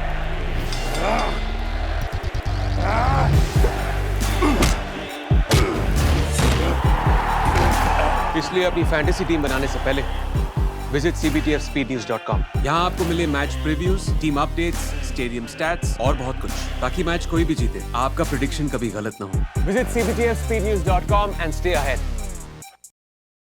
2 for 1 at the halfway stage. The Pennsylvania Cavaliers. Ravish will continue. That is struck very hard and in the gap as well. It is the shot of the day from Abdulahad Malik. Dismissed it with disdain. Yeah, that's a very good looking shot from Abdul Malik, overpitched by Ravish Kanchi, and he just finds the gap so elegantly on that occasion. Abdul Malik, as he's asking for, I think, a glove change. So one boundary isn't enough for him. He wants the lucky pair of gloves for this big final. Interesting to have that glove change as well, because it's not very hot and humid today. It's very, very pleasant. And it struck that ball from the middle of the bat as well. The bat blade is coming down beautifully. The grip is excellent. Perhaps it's a little luck factor, as you talked about. Maybe superstitious. Yeah. Are you superstitious in cricket? No, I don't believe in superstitions. The first pad to be the left one or the right one, you tell me. No, not for me. I just put the equipment on and just hope for the best. Do what happens in nets. Just go out and perform. So. Not a lucky napkin? No, not for me. What about you, Suhas? Any superstitions for you? Gentle dodge.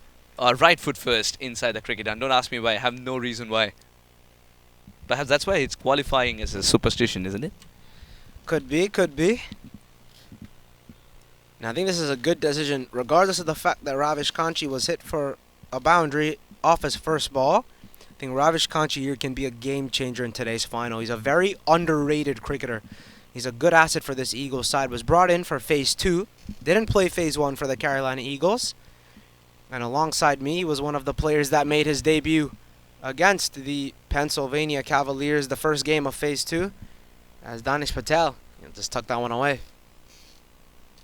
Ravish Kanchi diving full length and diving in front of the non-striker. So he had to start off with a hop to get that run in the end. Abdullah Had Malik, he didn't sign up for that, but that's all right. Well, he didn't sign up for that, but I think he signed up to take guard now. He's on the striker's end, and Kanchi's jersey is all dirty now. A good shot. Will make him feel much better, even though there's protection in the deep to keep it down to only a single.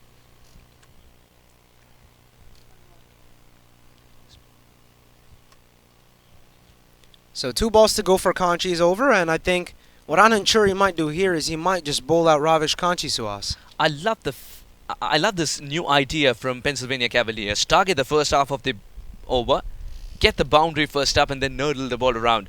Never let the bowler get settled. Once again, hit very, very hard. Football skills would be deployed, but not good enough on that occasion. The ball will trickle away to the fence. You're also exposing yourself to extreme injury if you're trying to stop that with only your ankle. Because if you step on that piece of leather, then your ankle's going for a toss as well. Now remember, we saw Neil Patel yesterday do an awesome work of footwork there on the boundary, but Rishikesh Amin trying to do the same, but not proving to be successful there. Rishikesh Amin, in his defense, was suggesting it was a back pass. Shrey wasn't up for the task.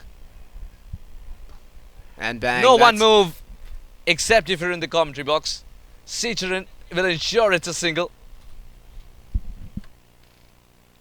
Now the target's extremely clear. The target is Roshni. You're in the line of fire. And he's pulled it twice.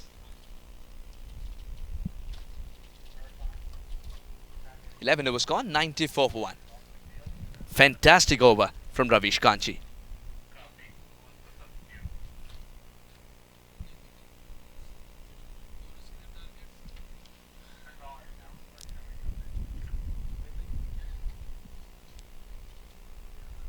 Yes, there is Roshni, wearing red today. It's easier to spot, isn't it, for the batter? He's tried to hit towards you twice today, and you've been left scurrying left and right. And alongside her was, we call him Mr. Jaipur for some reason. Mr. Jaipur, kind of like Mr. India, it seems. Absolutely. He's got the looks for it for sure.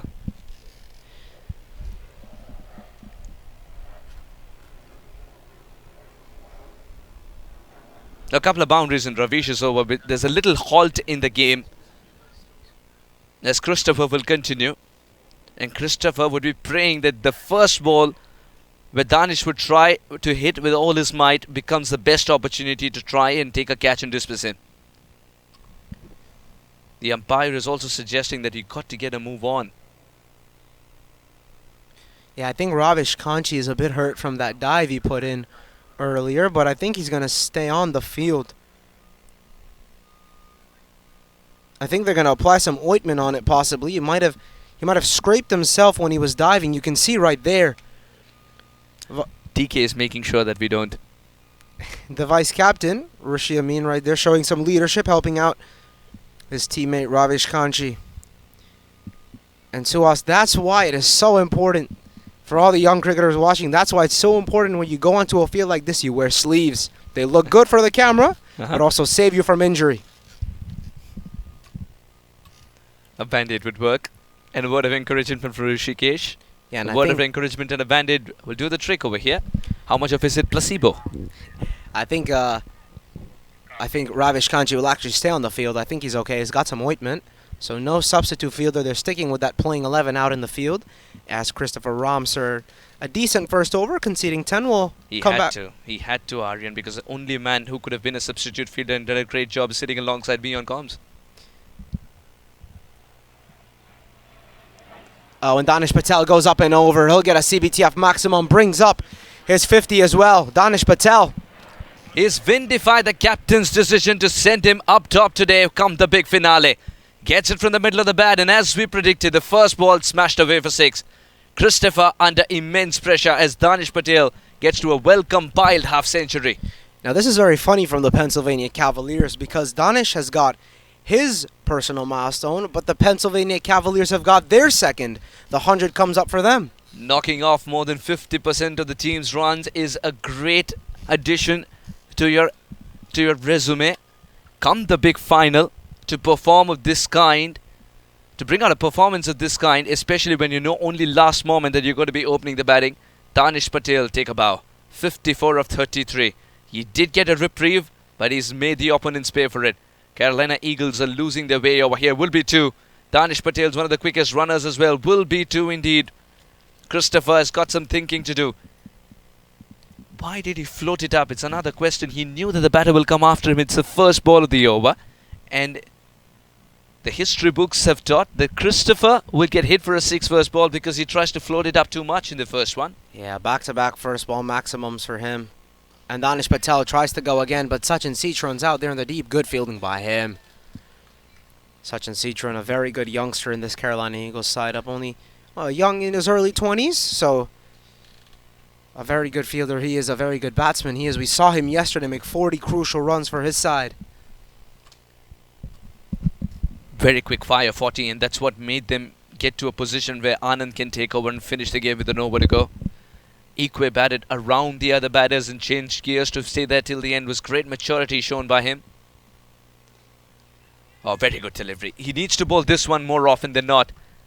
One that confuses the batter whether if it's on the leg line or no. If it's on the leg stump line, he can easily nurdle it away for a single. If it's in the middle, he's got to do that extra bit to get into a good position to play it on the leg side.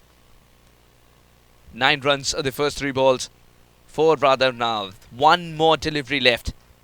9 runs of the first 5. This over can be dissected into 2. The first half belonging to the batters. The second half to Christopher. Can he close it out with a dot ball? 103 for 1. In desperate need of a wicket. Oh, he's found the middle of the bat once again. No stopping that. The margin of error is diminishing as Abdul Ahad Malik decides to get to the pitch of the ball and put it away. What a good shot. Hardik Pandya like slog sweep, I would say, but a left-hander it is. A good-looking stroke by Abdul Malik as he ends Christopher Ramsar in second. 109 for 1 after 12 are the Pennsylvania Cavaliers.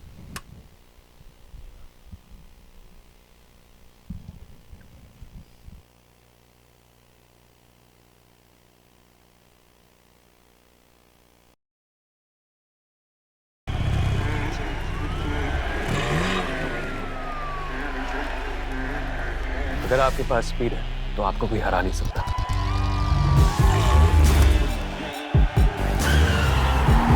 इसलिए अपनी fantasy team बनाने से पहले visit CBTFUSPL.com। यहाँ आपको मिले match previews, team updates, stadium stats और बहुत कुछ, ताकि मैच कोई भी जीते आपका प्रेडिक्शन कभी गलत ना हो। Visit CBTFUSPL.com and stay ahead।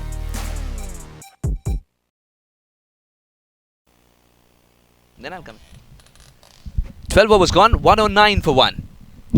Change in voices, along with Aryan. Carl will take over.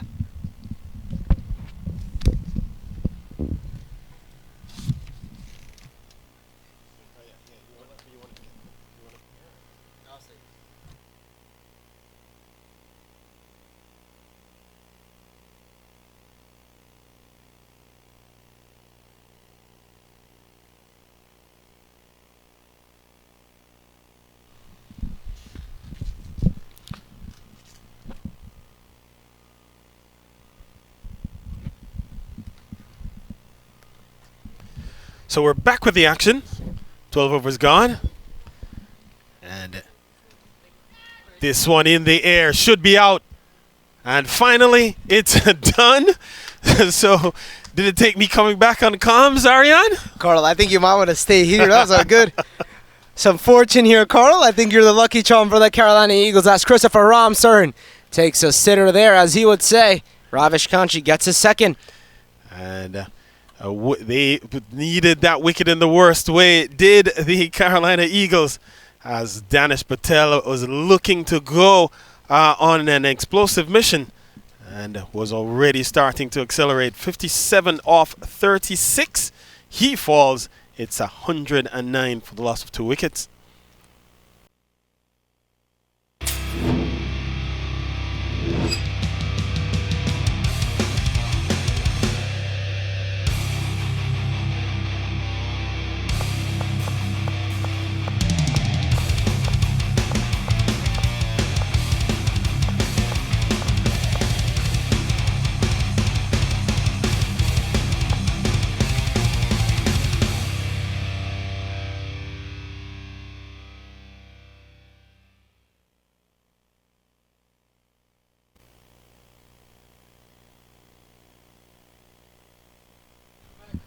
And we're back with the action. Ravish Kanchi just picked up the very important wicket of Danish Patel, but Carl now comes in one of the best batsmen in the CBTF USPL, Stephen Katwaru.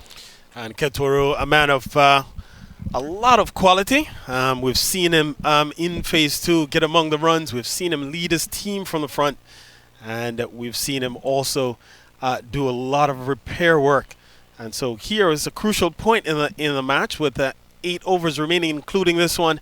What's the approach from Stephen Katwaru here? Oh, and Abdul Malik decides to go up and over, but does it carry to Rishi Amin? I don't think so. A good snag from him at the end. They'll get 2 regardless. And was not in control, looking to go big over the offside. Didn't get exactly to the pitch of the delivery and succeeded in getting it up and over.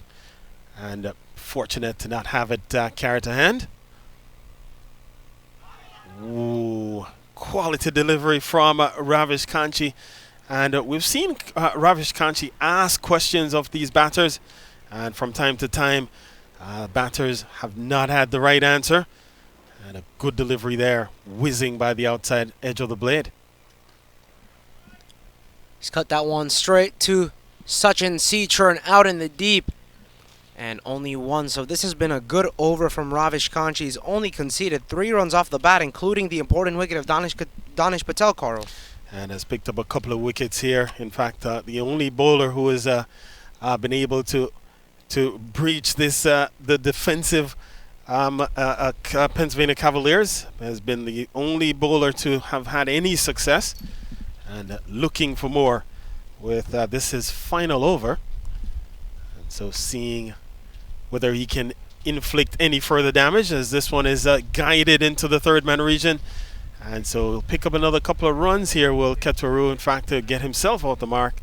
And so he's up and running with a couple. Yeah, Katwaru off the mark. It just glides that one towards the third man region. And he scampers away for 2 as Ravish Kanchi has conceded 5. Coming up for his last ball for his spell. And a good ball from Kanchi. They'll get 1 regardless, but a good finish to his spell. 4 overs, 27 runs, and 2 very important wickets. So that will close out the over. And it's 6 from it. 115 for 2 after 13.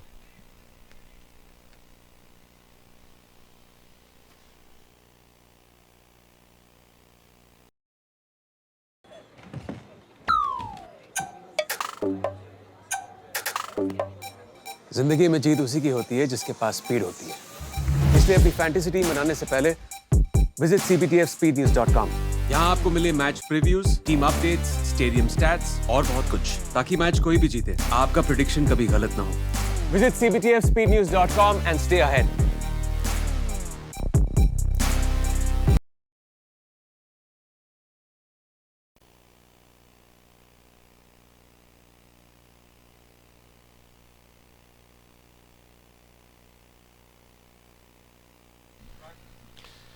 So Rushi Amin will come back into the attack here, and so far Rushi's 1 over has cost him 11, and so he has been reinserted into the attack with 7 overs remaining for the Pennsylvania Cavaliers, who were sent in by the Carolina Eagles. And he is offering one up outside the off stump, punched down into the deep, and so Rushi Amin, when you think about it, Ariane, an important piece for the Carolina Eagles from a wicket-taking standpoint. But not only is he a wicket-taker, but he's also a very economical bowler when he's going when he's in his element. Now, remember, Carl, when we had our first initial interactions, one of the first games I commentated with you was the one where the Carolina Eagles played the Maryland Mavericks, and it rained so much. It rained as if it were monsoon season, and there was some field restrictions where I think they limited overs and only one bowler could bowl 4 overs. And you did ask me that day, if I were Anand Churi, who would I give those 4 overs to? And I said Rushi Amin for one particular reason, and that's because he can take wickets when you need him to take wickets, and if he can't do that, he's very economical. And we've seen him really do exactly that. He is yet to pick up a wicket here, but he's always asking the questions. He's always having the batsman in 2 minds. He's always putting pressure on the batsman where they know if they make a mistake, he's going to capitalize by picking up their wicket. Yeah, I mean, for even Rushi Amin right now and the Carolina Eagles as a whole, even if they just give singles and doubles and just restrict the boundaries on this occasion, it'd be very good. They have 7 overs to go. After this, it's 6 and 119. So far, they're in the driver's seat. Yeah, Pennsylvania Cavaliers still going at just under 9 and over. So on course for a total that we might suggest could be in excess of what would be par on the surface, as this one is driven up in the region of Shrey Parmar. So another single to Katoru. And we've talked about it, Ariane, where we've said, given the start that the Pennsylvania Cavaliers have gotten off to, with 8 wickets in hand, they are on course perhaps to eclipse or get close to 200. As that one is just pulled back inside the backward square boundary. And so, again, not the shot that Malik was after, but effective enough to allow him to pick up a couple of runs. I'm very surprised right now that Rushi Amin hasn't decided to go for his quicker one, his deadly wicket-taking ball, the quicker one, to Abdul Malik, because Abdul Malik has not been seen comfortable against these Carolina Eagles spinners. Oh, this one goes all the way, gone the distance. Another CBTF maximum for Abdulahad Malik. And that takes him into the 40s. And that closes out the over, where 13 runs came from it. It's 128 for 2 after 14.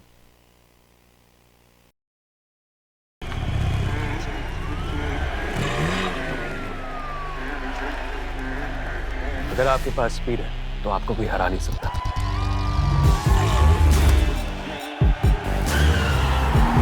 इसलिए अपनी fantasy team बनाने से पहले visit CBTFUSPL.com। यहाँ आपको मिले match previews, team updates, stadium stats और बहुत कुछ, ताकि मैच कोई भी जीते, आपका प्रेडिक्शन कभी गलत ना हो। Visit CBTFUSPL.com and stay ahead.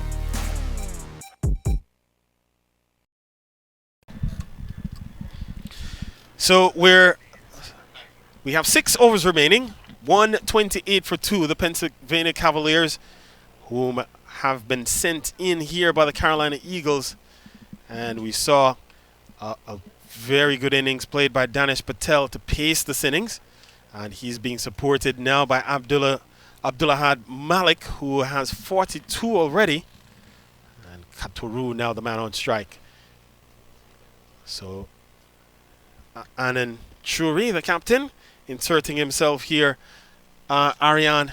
And what would you suspect is the strategy here from the captain as he comes into the attack? Will he, besides the obvious, which would be to dislodge this partnership, what would be the strategy here from Anand's perspective as he thinks through the next 6 overs?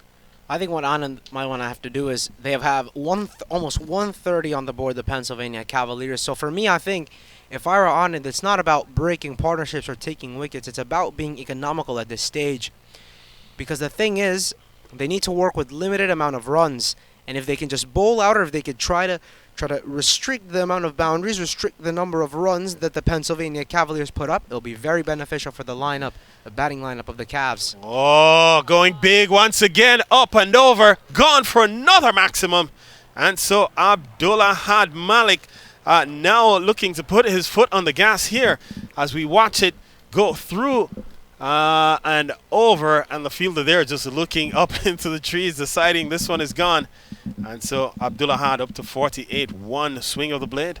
Yeah, only 2 runs away now from CBTF half century, and Anand Churi now, what does he do? And another, it seems like he's switching equipment again. We've seen it for the second time today. And so perhaps not completely satisfied with the feel of the equipment. He might have switched gloves, perhaps. Well, he's on 48. And he's punching this one. Oh, it goes through. This will be his half century, and it comes in dubious fashion. He'll take it nonetheless as it's cannons into the boundary at extra cover. And so Malik brings up his 50, Aryan, in style from just 29 balls, 4 CBTF maximums and a couple of boundaries, and he's been at the crease for just 36 minutes. Yeah, very good batting from Abdul Malik. I was confused, or I'd say surprised, by that fielding effort by Rishi Amin. He's generally a very good fielder, but hard luck on that occasion, I'd say. And perhaps not the best effort in the field from the usually very composed Carolina Eagles. They generally have a fielding unit that comes to the party that makes sure that they support the bowlers, and the bowlers have been belied by some ordinary fielding here from the Carolina Eagles in this really important championship final. Yeah, so far hasn't been the greatest of efforts in the field by the Eagles, but they'll have to work with what they get. They have to remain composed. They've got 5 overs to go, the fast 5 coming up, and it could be the most important 30 balls that they've bowled in this season. So the final delivery here of over number 15. And this one is hit well. Does he find the gap? No. Protection. And so that will close out the 15th over.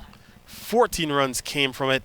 And so it's 142 for 2 after 15 with the fast 5 upcoming.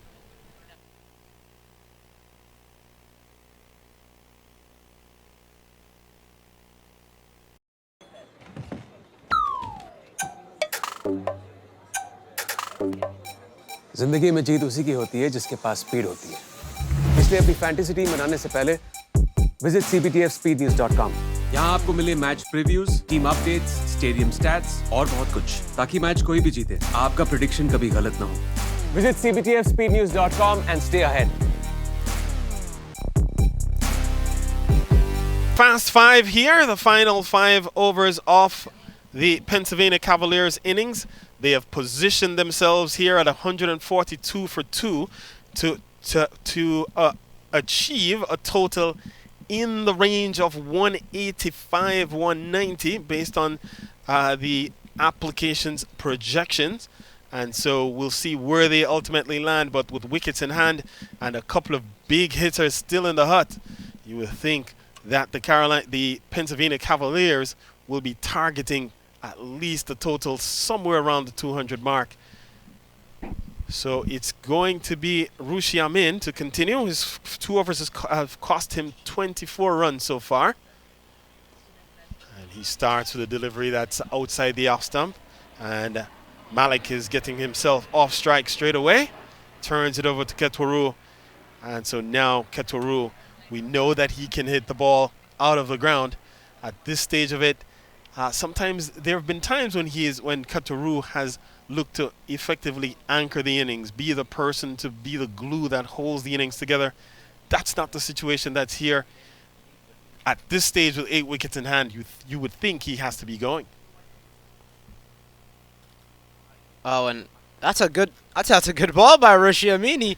He's got Stephen Ketwaru flabbergasted, and a good ball that is by him. But Carl, you mentioned Stephen Ketwaru's approach. I think what a man of his class will do is he'll wait out. He'll play these 2 overs the way he'd normally play, regardless of any situation. And the last 2 overs, I think that's where he'll go bang bang. Well, again, when you think of the fact that you have hitters in the hut, and now it becomes sort of a very constricted sort of numbers of delivers remaining, you would think that attack will come to mind soon. Oh, and done. That's so said, so done.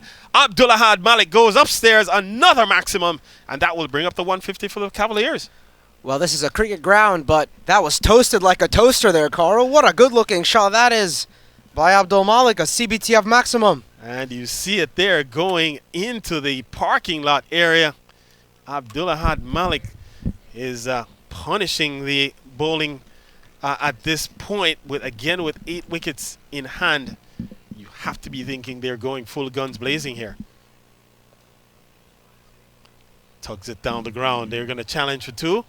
And in the end, Malik had already resigned to just the 1. And so 1 more to him pushes him up to 62. So Cavaliers, you want to rethink how much Cavaliers might be targeting here, Ariane? I think we'll let the Carolina Eagles do the talking with the ball, and we'll see how that goes on, Carl.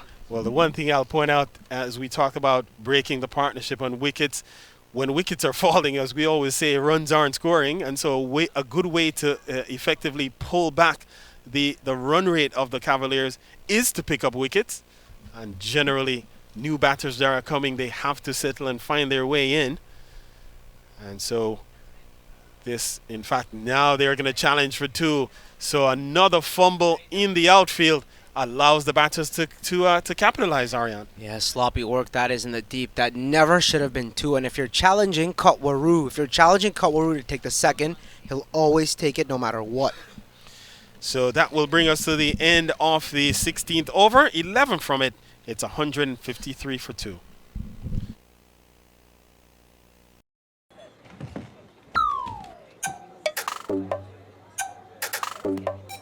जिंदगी में जीत उसी की होती है जिसके पास speed होती है, इसलिए अपनी फैंटेसी टीम बनाने से पहले विजिट cbtfspeednews.com। यहाँ आपको मिले match previews, team updates, stadium stats और बहुत कुछ, ताकि मैच कोई भी जीते, आपका प्रेडिक्शन कभी गलत ना हो। Visit cbtfspeednews.com and stay ahead। So we're back, and as we come back for the last few overs here, and so Sohas is, you'll hear his magnificent voice again, and Sohas, you come back here at a crucial point with the Pennsylvania Cavaliers effectively cruising here at 153 for just the loss of 2 wickets.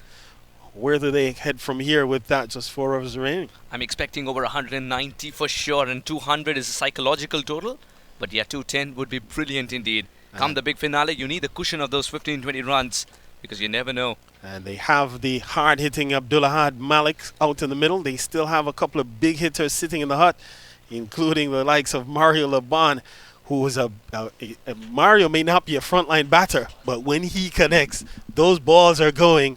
And so you would expect that with a lot of big hitting still in the hut, that the Cavaliers will be looking to go full guns blazing here. Yeah, we were talking about it. Even though the bat looks like a toothpick in his hand, boy, can he use it like a sledgehammer.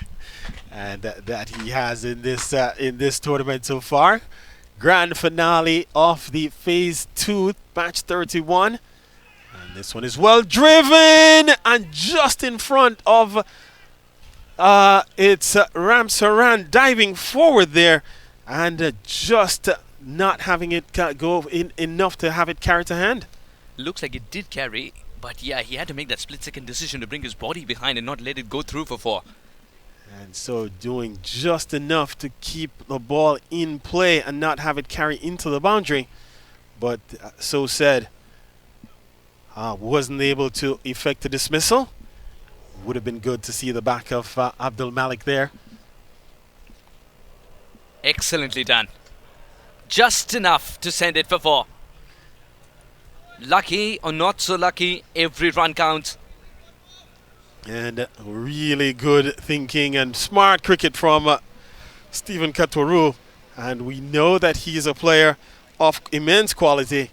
And just like that, 4 more runs. And so Katoru up into double figures already. 22 balls, just 22 balls remaining at 158. Again, 200 has to be in the line of sight here for the Pennsylvania Cavaliers. He's standing outside the crease, Carl. He doesn't want Anis to get to the right line and length. He doesn't mind playing that extra pace. Good adjustment by Anis. Good adjustment indeed. Saw him coming and just pulling his length back and saying, if you want to hit me, you will have to make some adjustments of your own. And the only adjustment he was able to make was to defend. Now Katwaru can swivel very hard, but the problem is his favorite spots have been blocked. Backward square and man just in front of square in the deep.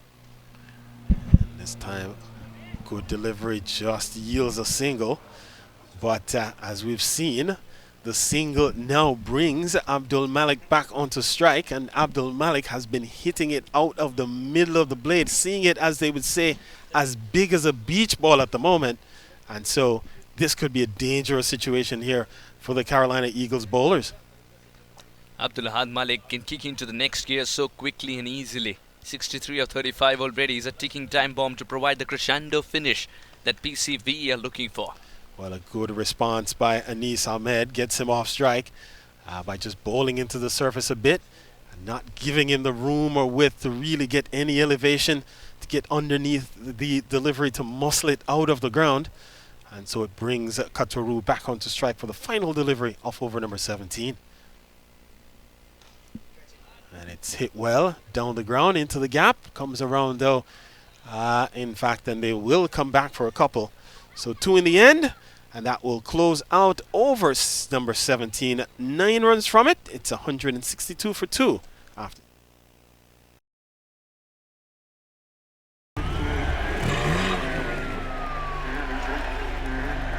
अगर आपके पास speed है तो आपको कोई हरा नहीं सकता।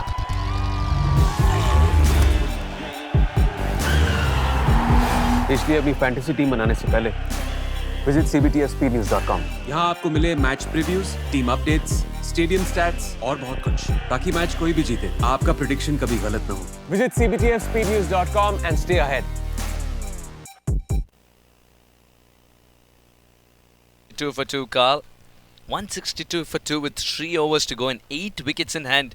You're expecting over 210, aren't you? I would be. I would be. The longer Abdul Malik stays out there, the more likely it will be that the Cavaliers will cross that 200 mark, and they'll look to have to see the back of him quickly. And we've always said that when wickets are falling, runs aren't scoring, and so at this stage, the first order of business for the Carolina Eagles will have to be to dislodge one of these two, just to break it up a bit.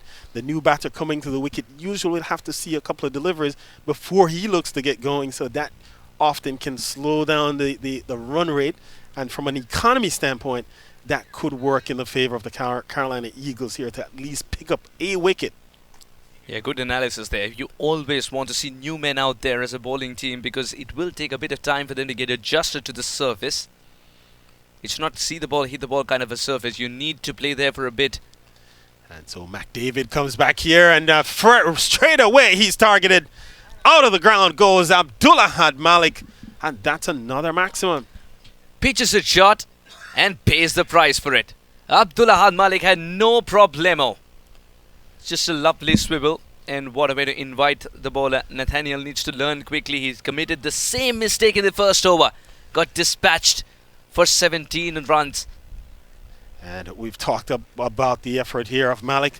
And Malik, with 17 balls remaining, could he be targeting his own personal milestone here? He's only 30 runs away from crossing the 3-figure mark. I really wish commentators' curse is nothing. We never call it? There exists no concept like that. It's always great fun to be calling the game with Carl. It's always good fun. So, Haas, so here is McDavid again. And this one is crunched through the offside protection, though. In the deep, I can't stop the batters coming back for a second. So the batters are now being very aggressive, running between the wickets and putting pressure on the fielders as well, which oftentimes can cause the fielders to make errors of their own. Absolutely. When you run the first one hard, you send the signal to the fielder that the second one is on, and that's when the fumbles are invited. McDavid versus Malik. And he does well keeping this one in the field of play. And so good fight back here by McDavid. It was taken out on the very first delivery he served up, but has come back well with a couple that have stayed in the park at least. And so just 9 off the over so far. 15 balls remaining in the innings for the Cavaliers, Sohas. Yes, Stephen Catfield has played a lot of Nathaniel McDavid. And he's sort of showing that with just an elegant drive, just a chip over the infield, didn't try to hit it hard at all.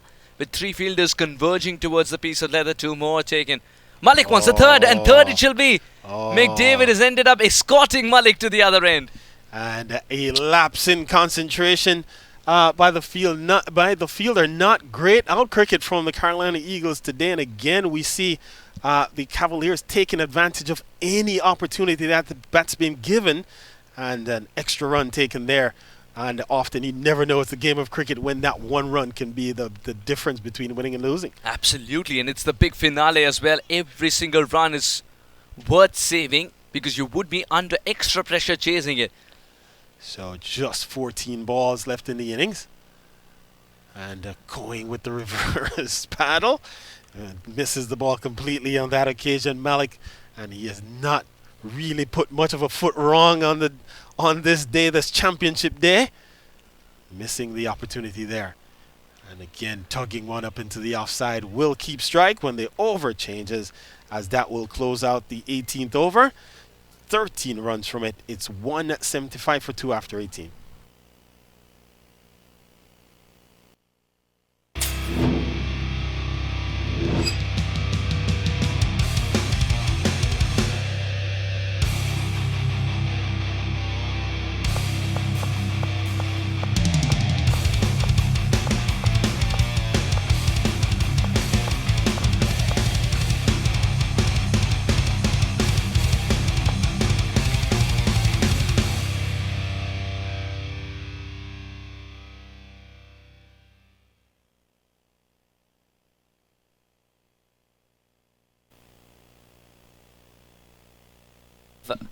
New interns there, the Carolina Eagles.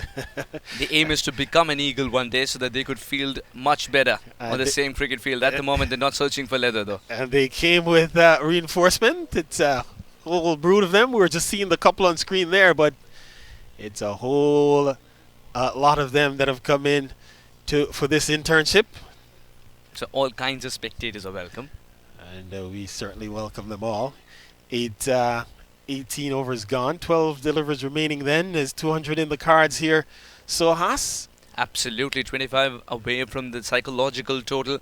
With 8 wickets in hand, you want at least 40 runs added. If not 35, would still be an excellent finish. You want that crescendo finish to be carrying the momentum once you come back with a ball in hand as well. Anis having other ideas. Not a wicket to show today. Can he change that today? With this over, starts off with a low full toss. Not a bad option at all. Carl, he wants to go for the second. The second could be suicidal. It's very, very tight. The throw was not to full might. The throw was a little loopy. Why did Ramsaran have to do that? Well, the thing about it is Katoru is extremely fast between the wickets, fleet-footed. And so he was off. No hesitation on his part. And it would have been a challenge, but he was always going to beat that throw. Pennsylvania Cavaliers have been tremendous with the running between the wickets, and this time he doesn't need to. That's got height. Has it got distance? No! Good catch. Hung in till the end. Excellent boundary awareness and belief that he can get to it. Abdulahad Malik's excellent stay has come to an end after 76, owing to a brilliant catch indeed. Having to paddle sideways, fingers pointing upwards, Shrey did not give up, watching the ball to the last moment. It's one of the better catches we've seen in USPL this season. And he had to watch it a long way. He was there. He waited for an eternity until it finally came down. And he made no mistake making sure he pulled it in. And that's the back of Abdulahad Malik. And perhaps that's the opportunity now that the Eagles have of keeping this total under that psychological 200. As I say, the difference between 199 and 200 is a mountain. Anis is also amongst the wickets now. What a way to start the over. The best start for Carolina Eagles by picking up a wicket. And that too of a set man. Katwaru's got to change his gears now. He's got to assume the responsibility to provide the crescendo finish Where does he go? One of his favorite shots is through the leg side, through the mid-wicket region. That's absolutely vacant. And so just 10 balls remaining in the innings. Can the Eagles soar here at the end and really pull this one back to some level of respectability? 177 on the board. Still no easy chase by any means. But you want to try to at least see if you can finish the innings with a momentum at your back. And so 10 balls here to try to do that for the Carolina Eagles. Struck away nicely. The calls for 2. I don't think the second one is on offer. Now it is. Now it is with a bit of a fumble from Shrey. One swift motion of clean collect and throw and that is what exactly is required here for long on and long off to be in business to try and stop the second run. Otherwise, Stephen Cutveru is one of the quickest. And you know the batters are going to be challenging. They're going to be challenging the fielders here. They're going to look for everything they can. And again, a reverse sweep here. And this one will be runs. Oh my, what a beautiful looking shot. And we'll see it here.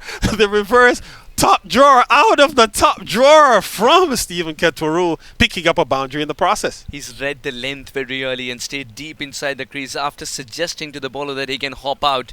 That adjustment wasn't made by Anis as he was expecting Cutveru to dance down the track yet again, not to be. Accepting pace on the ball, gently guiding it away for 4. Now third man will become as conventional as possible, Carl. And you see it there, the man moving around now into a conventional spot, coming inside the ring even. Running between the wickets has also been excellent, and as we say, that is pushing for 2 once again. Cutveru wants the second. Samaru will say, let it be. The ball has sneaked past the fielder. It's gone. It has gone past him, so Hassan gone into the boundary, and Anis was not happy with the effort. And you can see, you saw there that he showed some level of frustration with his fielders, recognizing that the Carolina Eagles have not had their best day in the field today on perhaps the most important day of their Phase 2 campaign. Absolutely. 187 for 3 could very easily have been 162 for 5. Carolina Eagles only have themselves to blame. That's a very good Yorker. Cutveru wants to retain strike. And another fumble in the field, this time Ram Saran. And doesn't even challenge. And Samaru may not be as fast as Cutveru is. Nonetheless, the over comes to an end. The 19th, 14 runs came from it. It's 189 for 3. Performance of the previous year, we can see that. हाँ baby, कुछ नहीं. सुबह क्या भूल गए? Breakfast भूल गया. कर लूँगा. ऐसे मत लेट किया करो. 3 minutes. अभी तुम्हारे पेट में एसिडिटी हो बेबी रही है. रखूँ. हाँ. बेबी की चिट चैट 3 minutes में Impossible.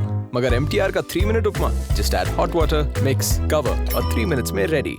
MTR 3-minute breakfast. India का breakfast. So the final 6 balls here of the Pennsylvania Cavaliers innings, they were sent in earlier by the Carolina Eagles, and they have found themselves at 189 for 3. Their innings paced by a brilliant knock of 76 from 43 balls from Abdulahad Malik. Danish Patel also shared in a very good knock of 57 from 36, and so every batter has come to the party here for the Pennsylvania Cavaliers. They have put themselves in a very strong position to cross the 3-figure mark, the 200 mark at least. And so with 6 deliveries remaining here, so Haas, what's the projection? What's the prediction here for how the Cavaliers approach this one? If Shrey can keep it down to even 8 runs, he would have done a tremendous job indeed. And standing deep inside the crease is Varun Samaru to face his first ball, remember. He's nicely warmed up though, as he's run a lot with Cutveru, and that's what you sign up for when you're batting with Cutveru. He has been asked to really do a lot of running. Shrey's first. And that's been hit away with a lot of power. No chance for the fielder in the deep. He's only getting there to watch it closely get to the 4. And that's what you get with Samaru. He's going to go at this stage. Batters are just going to be going full guns blazing, going for the fences, hitting for the fences. Ball was there, and you see it there. The man running across. Rushikesh Amin not able to keep that one in the ground. So boundary to Samaru first up. Shrey Parmar wanted to execute the bouncer to great advantage. Varun Samaru is vertically blessed. It was comfortable height for him to put that away. Slight change in field as the man at deep mid wicket is as conventional as he gets. Long on will also come into play after retrieving the ball. Parmar's plans, it's got to be the Yorker. Full and straight. And he goes a bit fuller. He's being tugged down the ground towards Rushi. And again, and in fact, they come back for a second there. And so again, the pressure is always going to be on two. It's always going to be on to get two. Absolutely. Stephen Cutferru is always pushing his partners. Is returning the favour perhaps by getting to the danger end this time around. Varun Samaru, 6 of 2, is doing a decent job. Now can he provide the crescendo finish? 195 here. You knew this was coming. The 200 will be up here in style. He goes up and over. And what a strike by Samaru to bring up the 200 for Cavaliers. Fantastic stuff. 12 of 3 is the perfect cameo that PCV were looking for to get to the 200 mark and beyond. 201 already with half an over left. A couple of balls have already had an appointment with the boundary rope. Can he provide 2 more? Swing to the fences. 12 of 3 for Varun Samaru, and Pennsylvania Cavaliers are having a dream first innings come the big finale. And Shrey Parmar can't bowl that length. That length is allowing the batter to get underneath the delivery to get the elevation that he needs to get it up and over. He's got to bowl slightly wider, I feel, because Samaru is setting up for anything which is pitched in that region. Oh, a bit of luck for Samaru. And when the runs are coming off the front of the bat, the blade will also assist you at times. And he'll take anything he gets at this point. And now the Cavaliers are looking to be running away with it here. Already 16 off this over with 2 balls still remaining. They're certainly, irrespective of what happens on these last 2 deliveries, the momentum seems to be with the Pennsylvania Cavaliers. Shrey Parmar bowled an excellent over first up, but now his figures have gone for a toss as he's going wicketless as well. 35 with 2 more balls to go. Shrey Parmar, I think, is going to be the slower delivery. Slightly slow, but it doesn't matter. It's flying. It's grown wings. Will land beyond the rope. It was surprisingly high, hanging in the air for a long time to tease the fielders in the deep, only to fall beyond the fences. And in the event, Sohas, that the fans and spectators are at home are wondering, when you say it landed, when you actually use the word landed, that's when it in fact landed. That's how long it was in the air. That one went a mighty long way up. And whoa, almost a UFO sighting here at SUNY Purchase. Absolutely. 1 you could ball see the remaining. Helicopters deployed. Perhaps the word was out that something's entered the radar. And Samaru has a word for it. Samaru is the one to be blamed. 1 ball remaining here. Final ball. Goes big again. This one will go the distance as well. Another CBTF maximum to close it out. And so 28 comes off the over. 1 and over to close. The third 6 in the over as he sends this one straight into Westchester Airport, ready to be taking off. 217 is incredible total indeed, with at least a cushion of 20 when you're up against the Carolina Eagles. They have their task cut out. 218 is the magical number. If they have to lift the cup, who would it be going home as winners? Would it be Pennsylvania Cavaliers or Carolina Eagles? We'll find out in just a moment, as I'm Suhas Medum, joined by Carl, and we'll be there to bring you every ball of that run chase. Stay with us.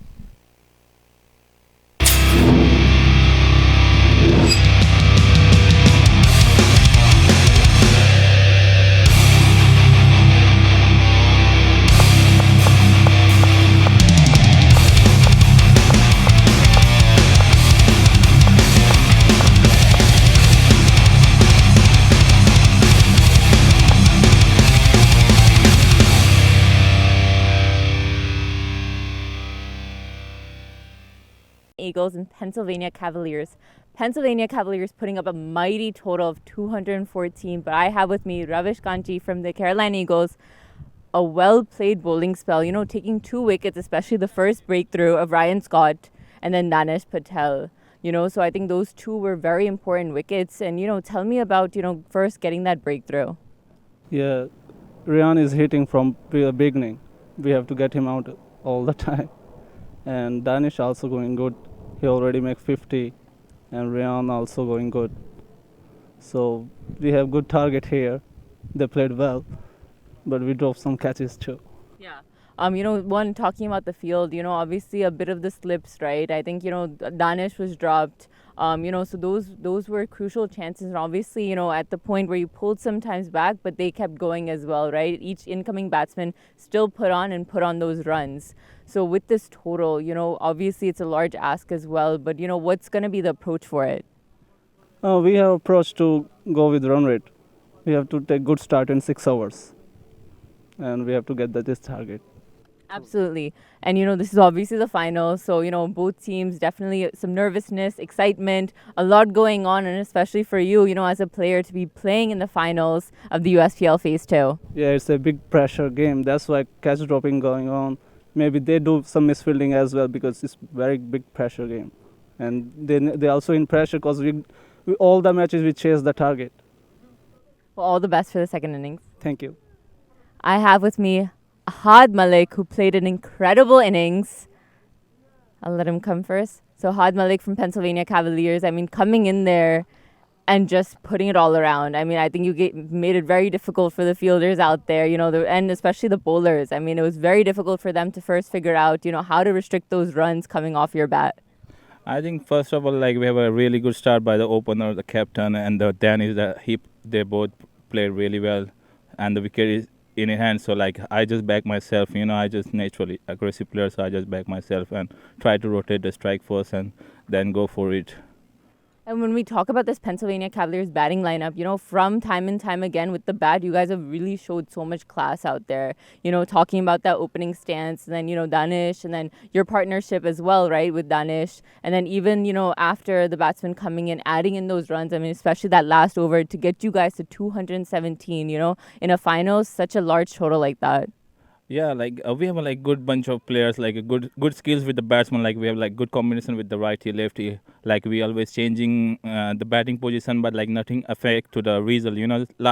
Yesterday in the semi-final, I went to open. I had a good start, but again, captain wants me to bat lower today, so I bat lower, and we all try to play. We are professional. We try to play other situation, and every time our team back ourselves each other really well. So we perform really well. And when we talk about this total, 217, what are the thoughts in terms of defending? Obviously, it's the finals, already that good. You'll get having such a good runs on the board. So it's definitely going to add some pressure for the Eagles. But, nevertheless, it's cricket. So there's some pressure for you guys as well. Yeah, that will be better. Yesterday, we've been really nail-biting finish.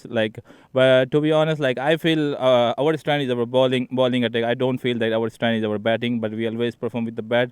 But to be honest, our strength is our bowling, and we really back our bowlers, and hopefully they will deliver today.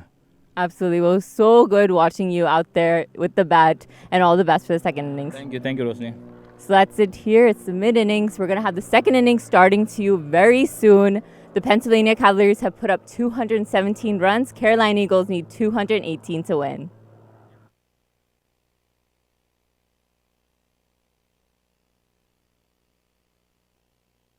I'm joined by Sohas Vidam.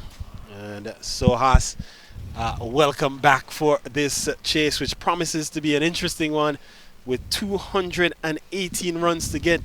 Asking rate just under 11 and over, a big ask by any metric.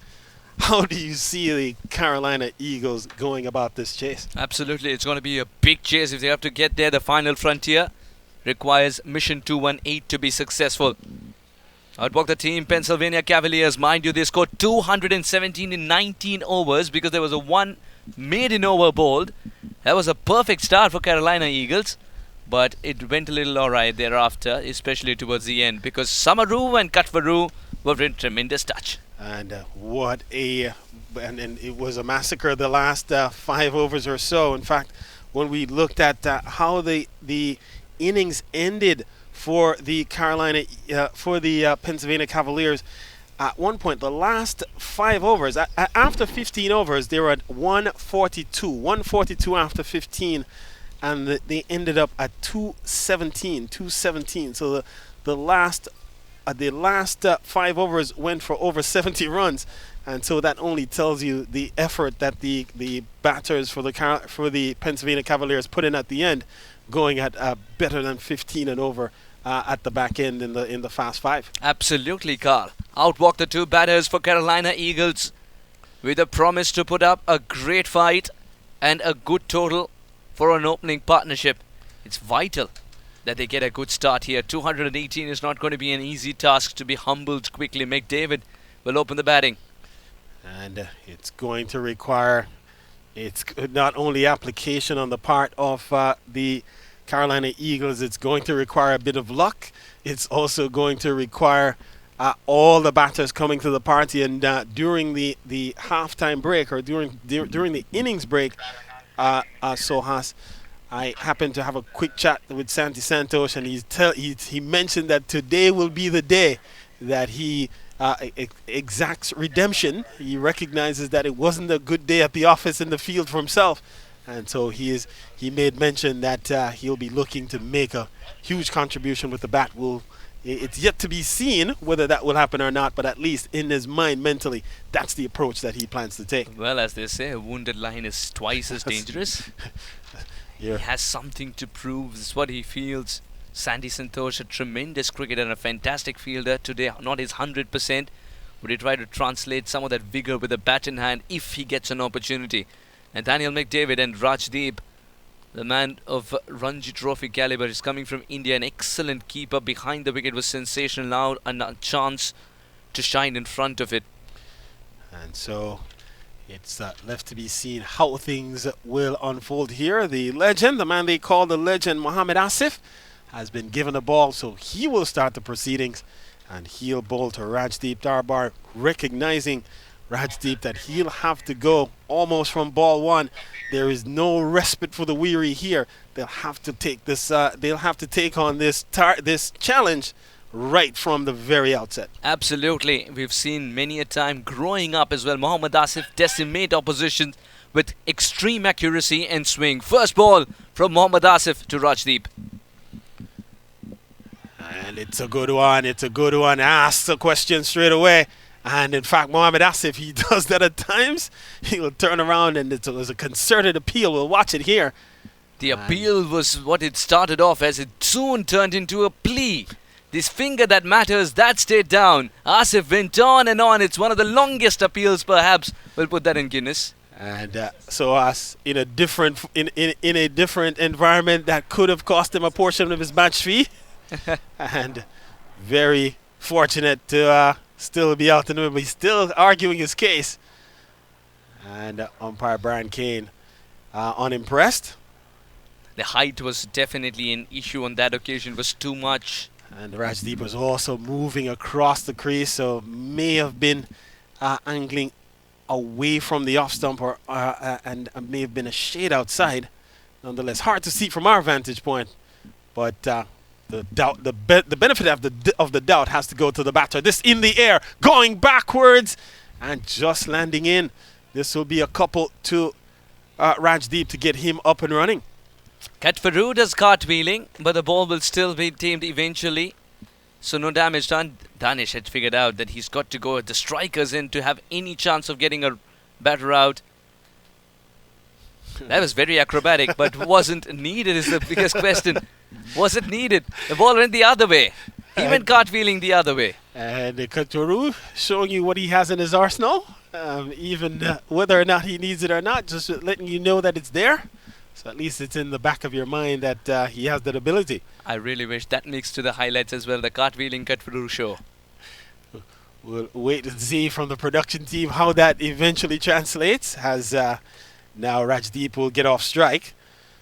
And so he turns it over to Nathaniel McDavid, who will come up for the first time. So again, 218 is the ask, and so it will require not only application, it's going to require something special.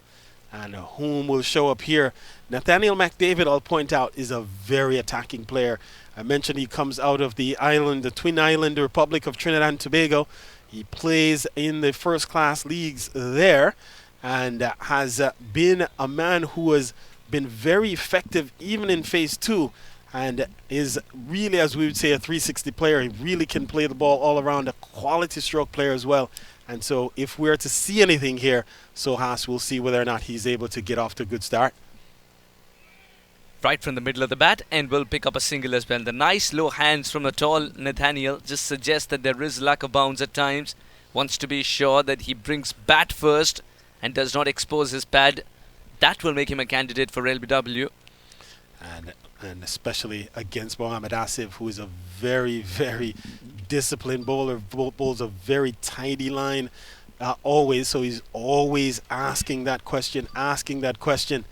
And so when you miss, he hits usually. 2 men are allowed to patrol the boundary rope. Oh, that is a wild swing. The first shot which lacked composure from Rajdeep. May have been a missed opportunity there though. A short ball, slow bouncer. And if he had latched on, he would have traveled. But he missed the ball completely. Again, perhaps pace off was his undoing there. Was well through the shot before the ball arrived. And in the end, just a swing and a miss. Mid-wicket's inside the circle, and that's Mario. Mario is suggesting if he should go back. Now he does. After the intentions shown from Rajdeep. And that would mean one player has to come inside the circle. Who would it be? Third man's come inside the circle. So 2 men out right now are man at deep mid-wicket and deep backward square. Manuel Sicharan at deep backward square. And this is picking out Mario Laban in the deep. And so that will close out the first over. Not the start that the Carolina Eagles would have wanted. Only 5 runs come from it. And it's 5 after 1.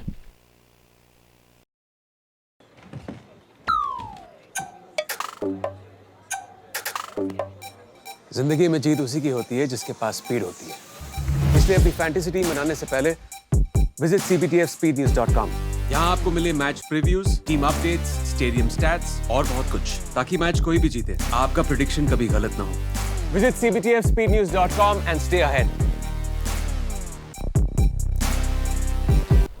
We're watching the finale. Carolina Eagles taking on Pennsylvania Cavaliers. Carolina Eagles are on a mission to 218. And Mario Laban has been introduced here. A speedster, comes out of the island of Jamaica and represents the Melbourne Cricket Club in the local first-class leagues in Jamaica. Not only, he has plied his trade as a speedster, as a fast bowler, but has been developing into more of an all-round candidate. So he's become an all-rounder of sorts. And we've seen the attire of Mario Laban. You can see him anywhere on the field based on the length of those pants. And you wonder, is it that he's tall while the pants are so short? Or is that the style of the contemporary modern-day cricketer? Decides to go on with a jacket as well. First ball and a bouncer. A bouncer that tests the batter. It's 1 for the over. And how is that not a wide ball? Not sure that he could, from our side angle, if he could have played that delivery at the height that it went past the batter. Nonetheless, Mario Laban, clearly you can see that he has the ability to test this deck and to test the back foot play of any batter in the world. By giving away one of his biggest weapons first up, now he's got to pitch it up all 5 balls. Oh, what a shot. Cracking hit, and it's flying away for 6 in no time. And so Rajdeep Darbar, he sees one. It's bowled into the surface once again. And this time he was on the back foot in a flash. You see it here, times it well. Didn't get a hold of it as well as he would have liked, but well enough to muscle it out of the ground for the first maximum of this chase. And Rajdeep Darbar up and running straight away into double figures. That is a perfect response to a bouncer so lethal. First ball, the batter on the back foot. Second ball, now the bowler. And so what does Mario Laban do here? You made the point that he's bowled that one short ball already for the over first up. So now he'll have to, he doesn't have to go full every time, but he definitely has to go fuller. And so he will, the batter will at least be anticipating front foot play here. Absolutely. Mario Laban usually swings the ball, but in USPL, especially on a track of this kind, it's the movement of the wicket that you get, the movement and deviation of the deck that you play with, because not any swing on offer today. And what Mario has done for the most part, to your point, is vary the length, vary how far up you go. And sometimes the variation is only slight, just back up a length and just extending a bit. And we've seen, again, depending on what length he goes, the ball do very different things. This is much better, but he had the width on offer. 4 more. The point fielder is just praying that he gets taller. And the faster they come, the faster they go. Outside off stump with an offer. And Rajdeep Darbar climbed all over it and smashed it away again with disdain. Just up and over the offside. Through backward point there, you see. And so it's gone away for a boundary. And so Rajdeep off to a good start. Terrific hitting this.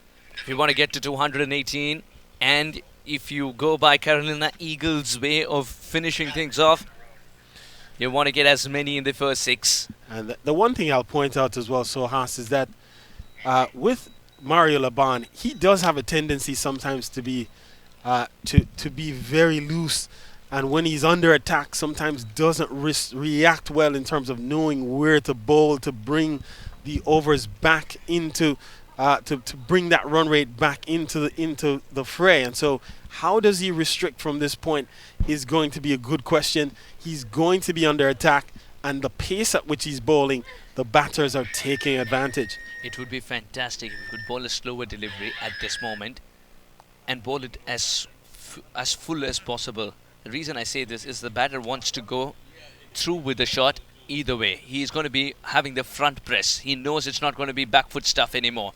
If he can miss time, you never know. In an attempt to get elevation, you can get his wicket. So we'll see what the response is from Laban. Goes into the deck again, and this one is smashed away, and it's gone for a boundary. And so again, he went in short, and you see on the back foot in a flash is Darbar. So taking advantage, coming off the leading edge, flying to long leg. Gone for another 4. He's gifted for runs to the opposition by bowling down the leg as well. This was perhaps the easiest shot that got him for Rajdeep. At least had to work for the previous 2. And so again, I was just making the point, Sohas, that Mario Laban, when he's under pressure, sometimes doesn't appear to know how to get out of those difficult situations when he's under attack. And there you see he opted to go short again. And got the treatment. 14 off the over so far, with still another couple of deliveries remaining. And so this is the over that the Carolina Eagles would have wanted. It's not like he's standing deep inside the crease either. Just get a feeling that Mario has to go pace off and perhaps a little full. The batter hasn't experienced anything full from Mario. You can surprise with the bounce or lack of it when you're Mario and have that height. This is much better. Well negotiated. Straight to the fielder though. And this is good cricket all around. That's the ball. That's the ball that Mario Laban, or that the skipper has been asking Mario Laban to deliver. And so far he's been unable to do so until just then. And now can he get out of this over without any further damage? 14 already off the over. Can he find a way to bowl a good delivery here to close out over number 2? Outside off. Not to be. Again, he's bowled it in the wrong line. It will travel for 4. Fine leg inside the circle. Has no chance to get to it. And so that will close out the over. And again, as we've pointed out, down the wrong line. And a good effort from Mohammad Asif, trying there to extend himself. And in the end, once it got past him, it was always going to be 4. The over comes to an end. 18 from it, 23 for none.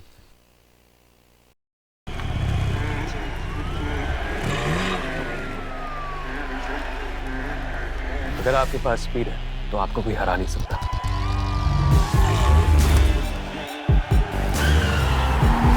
इसलिए अपनी fantasy team बनाने से पहले visit CBTF यहाँ आपको मिले match previews, team updates, stadium stats और बहुत कुछ, ताकि मैच कोई भी जीते आपका प्रेडिक्शन कभी गलत ना हो। Visit CBTFspeednews.com and stay ahead.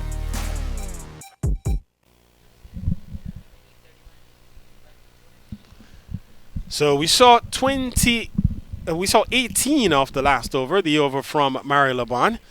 And so a big over that after Mohamed Asif's 5 that he conceded an over in the first over. And so from a Carolina Eagles perspective, that's the over that makes this run chase look possible. And they're going to take on this chase. This is a championship final. They have no choice but to go hard at this ask. And already it's been the Rajdeep Darbar show. He's been off to a good start. Excellent start, and he's been held by some pretty ordinary bowling. I really feel Laban did not stick to his strengths. He's trained down the leg side way too much for anybody's liking, and finally inside the circle it's asking for trouble. He did that not once but twice in the over and had to pay the price for it. So Mohamed Asif will continue here to McDavid. And he gets one that's keeping low. And it's going past Laban at the third man. And so he'll collect a boundary here to get himself up and running from a boundary standpoint. And so a good outcome for Carolina Eagles. That's a very good delivery, to be honest. That's a very good delivery. That's a perfect length where you confuse the batter whether to commit on the front foot or go back. McDavid stayed put, kisses the outside edge and still has enough to go for 4. Because third man inside the circle would only stretch his arms as the ball went by. And so Mario Laban, a tall man, had a tough time getting down in some ways, which may have also contributed to the ball getting by him as easily as it seemed to have. Now it's been shifted to finding inside the circle Mario Laban as Mohamed Asif gears up for the second. It'd be thinking, yes, the over started off with a boundary, but the experience of Mohamed Asif is such that he doesn't let it get to his skills being hampered. Delivers under pressure more often than not, and Mohamed Asif is under immense pressure because the previous over was taken apart and the momentum is with the batters. And that's the difference between Asif and Laban. Asif, with his immense experience, he knows how to react and how to adjust when he's under attack or when the situation may not be favoring him as such. Laban, on the other hand, often seems to fall apart or just continue just to run in and do the same thing over and over rather than make those adjustments as necessary. For Laban's height, of course, he has extreme advantages now. He has to utilize his strengths. If he can get a perfect Yorker that's coming in from a height which the batter is not known to hit, he hasn't seen anything being released from that height, let alone a cricket ball. Oh, that's got height and that's got distance. The perfect ingredients if you're brewing 6 for yourself. And so Rajdeep Darbar, in a no-nonsense mood, he smashes it out of the middle. You see it there and it flies. And Ryan Scott, planted on the mid-wicket boundary, can only look up and go to retrieve. A CBTF maximum for Rajdeep Darbar. That's the second in his innings so far. And so he's off to a flyer, 28 from 12. He's striking it at 233. And not to be outdone, Nathaniel McDavid, he's 6 from 3, but he's also striking it at a 200 strike rate. So just the start that the Carolina Eagles would have wanted, they've caught up after a somewhat subdued first over. This is a tremendous start indeed. When you're chasing 218 in the final, you don't want to leave too many towards the end. Try and knock off as many as possible in the first 6. Mohamed Asif is one of the best campaigners, one of the most seasoned campaigners, and not just the team Pennsylvania Cavaliers, but in the entire tournament. But here he is being treated with disdain. 11 of the first 3. First boundary was lucky. The second was pure power and timing. And so now there is a conference happening out in the middle. We see Santi Santos there. In fact, of players there. I'm not sure what was happening. So we see our associate sponsor, MTR, the producers of the Badam drink. And you see MTR minute break there. Beat the heat this summer with Badam drink. Yeah, feel the goodness of milk with real bits of almonds. This is the exact line that Mario came up with yesterday in his modeling assignment. Did a great job indeed, and the best part about it was he took not one but the entire can of the product, and he's been having it thereafter and enjoying every bit of it. It is a fantastic product, so I can imagine what it must feel like to just be able to have that at your disposal. And so we again thank the sponsors, MTR, and of course title sponsor CBTF, the fastest news in cricket. Speed News, CBTF speednews.com. Yeah, the most reliable gaming platform in the world as well. CBTF Speed News. You got to have it on your phone for sure. CBTF Speed News. And they bring you USPL. Mohammad Asif's got some thinking to do. Can the second half of the over belong to the bowler?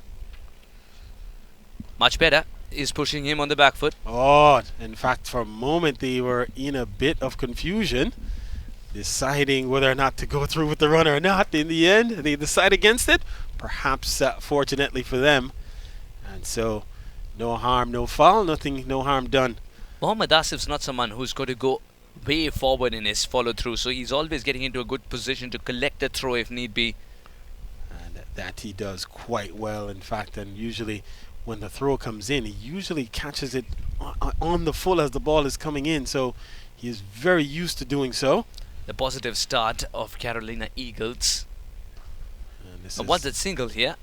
Did miss the length there, but again, the batter not able to take full advantage as the ball, while a full toss, was a low full toss, so was only able to drag it down to mid-on, not able to get under it, to get elevation, to get it out of the ground. Nonetheless, 12 runs have been scored in the over already, so already the Carolina Eagles have gotten the total that's required. Now anything else would just help their cause even further. Absolutely. The idea is to maximize the first 6. Mohammad Asif has not been spared.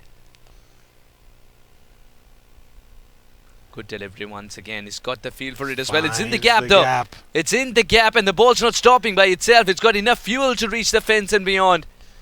And Nathaniel gets it from the middle of the bat, and boy has he crunched it for 4. And there you see him just stepping onto the back foot, transferring his weight perfectly, and then finding the gap in the outfield. And it races across the surface. Fast outfield here at SUNY Purchase. The over comes to an end, 16 from it.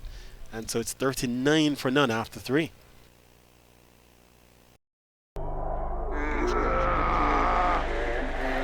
Opponent चाहे कितना भी strong हो, speed के आगे घुटने take देता है।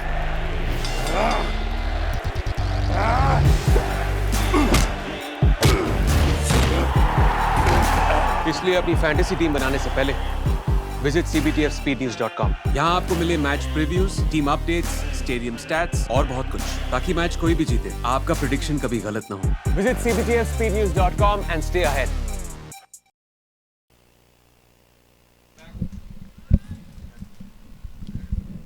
Three overs gone, 39 for no loss. It's a nice positive start with Nathaniel getting a lovely boundary under his belt of Mohammad Asif's final delivery in the previous over, and Rajdeep is off to a flying start himself, 29 of just 14. The power plays the first 6 overs with just 2 men patrolling the boundary rope, Carl, and they are making sure that they get as many runs in the first 6 are Carolina Eagles. And in fact, both batters are off to a really good start just from a strike rate perspective.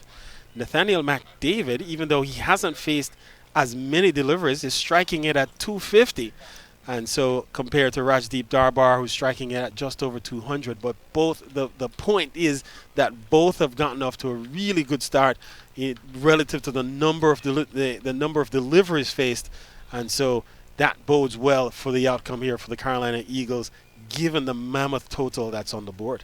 Yesterday was able to defend excellently to take his team through to the finale. Sujit, introduced for the first time in this game, would be bowling the quicker ones. Almost predicted that it was going to be the quicker ones.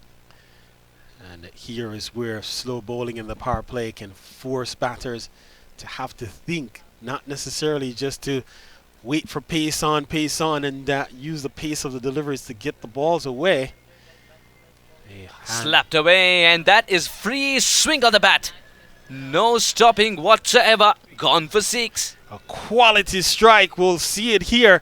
Just up and over, just throwing the hands at it. And he gets it into that vacant area. Again, we're in the power play, so nobody patrolling that area in the deep. And that's meat and drinks, as they say. Terrific shot indeed. So Carl, you could almost smell the lunch. Indeed, I could just sense it with the words you use on commentary too. And the lunch has arrived in the back of the media center in the comm box, and so it does make for a good comparison at that point in time. It's always a problem when you send a fielder to retrieve the ball and he has gone for a hike.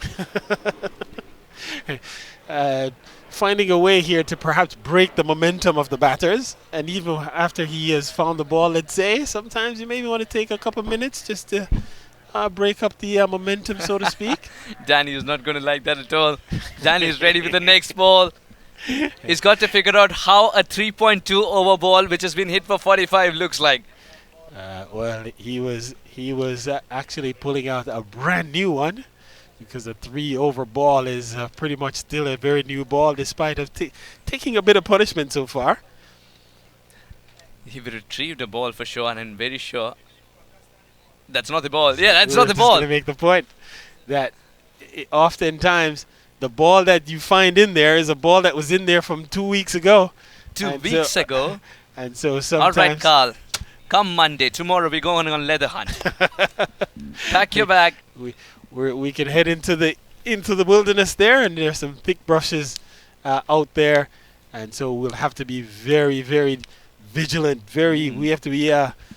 This is the Lewis and Clark sort of exploration when they go into a territory that's it's an uncharted territory, so to speak, and that's what that is. You'll find probably a myriad of balls lost in there from games that have been played even from phase 1. Into the wild, Alexander Supertramp. We have a sequel ready with a good script. Excellent. So I believe now that we have determined that a new ball will be in employ here, so the umpire coordinator Danny Khan has submitted a replacement ball, and what's funny is they're still at it.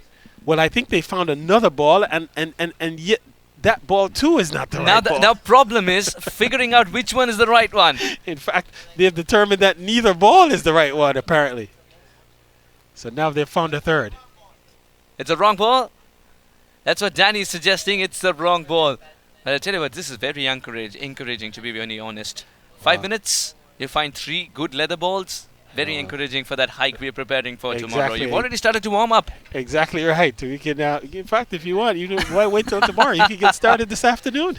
Well, why not? But only after lunch. There you go. Exactly. We've been sniffing it for a while, so only after lunch. Exactly right. 45 for no loss and 3.2. Sujit's been taking some punishment. So a ball is back with Sujit, not necessarily the original ball, but the ball that was in comparable condition, as determined by the officiating crew here. They've done a stellar job just officiating throughout this tournament. And he's getting hit on the glove as he's flashing the hand there, suggesting that the ball would have come off the hand as opposed to the appeal for a leg before. The umpire is suggesting height, though. Ron is suggesting height. Perhaps not from the bat. 3.3, 45 for no loss. Sometimes redemption for Sujit. And sometimes it goes from bat onto, from the pad onto the bat. And so if it's pad first, then obviously the batter could have been in some trouble. 10.4 is the required rate. Oh, and this that one will come down with a shot of this kind. Rajdeep is serving balls on a platter to fine leg fence. And that's a poor ball, just angled down the wrong line again. And all Rajdeep had to do was just help it on its way. Vacant fine leg here. In fact, the man at fine leg is more acute and inside the ring, no less. And so had no chance whatsoever. Exactly, Carl. And that's why it becomes easier for him to help it on its way, not hit hard at all, because he knows he'll be beating the man inside the circle. And so now, already almost 50 on the board, 49 up. We're still inside 4 overs. And so the Carolina Eagles could not have asked for a better start here. Just now needing 169 more. And I say just because it's still an imposing ask, but much better than from where they started. And so good delivery then from Sujit. Good comeback delivery. This time asking the question, pitching the off-stump line this time. A better line to bowl to Rajdeep Darbar. Final ball of over number 4. Oh, good ball. But again, he's just held it. 4 more.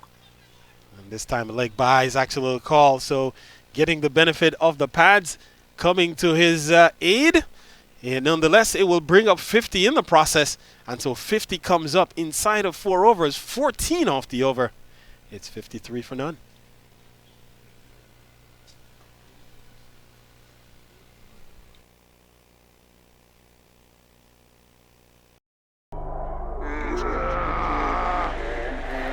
Opponent चाहे कितना भी strong हो, speed के आगे घुटने take देता है।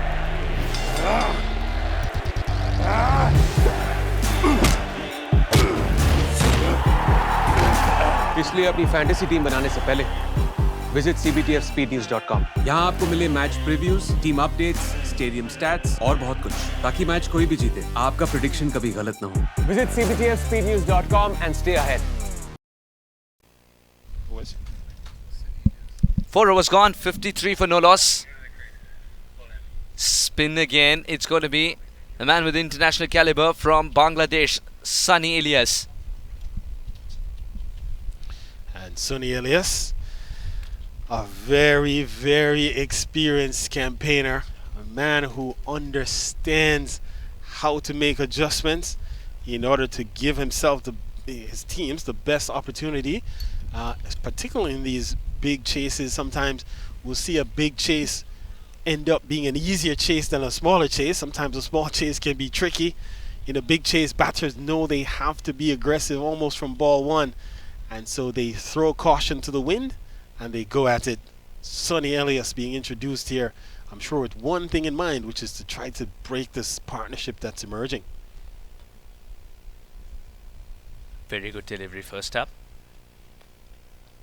And yeah, in the replay of the previous over last ball, we realized that it wasn't really a good ball. Because yes, he bowled it quicker, which I thought was excellent option, given the fact that he wanted to manacle the batter to the depth of the crease, but he erred in line. Sunny Elias is inheriting a terrible scorecard. He needs to provide the wickets in the air, but will land shot. Danish Patel for a moment thought he was in business. Did think he was in business. You could tell he thought so, just based on his initial reaction. His first move was that just to move forward a bit, and then recognizing that it was never going to carry, then backed up to just get his body behind it to keep the ball inside the ring. So good adjustment by Danish Patel in the end. Sunny Elias is going to fire it in quicker, I believe, because it's a slow one, something that the batter is waiting for anyway. It's gone in the air. Scott's got to get around it, does so, keeps it in play.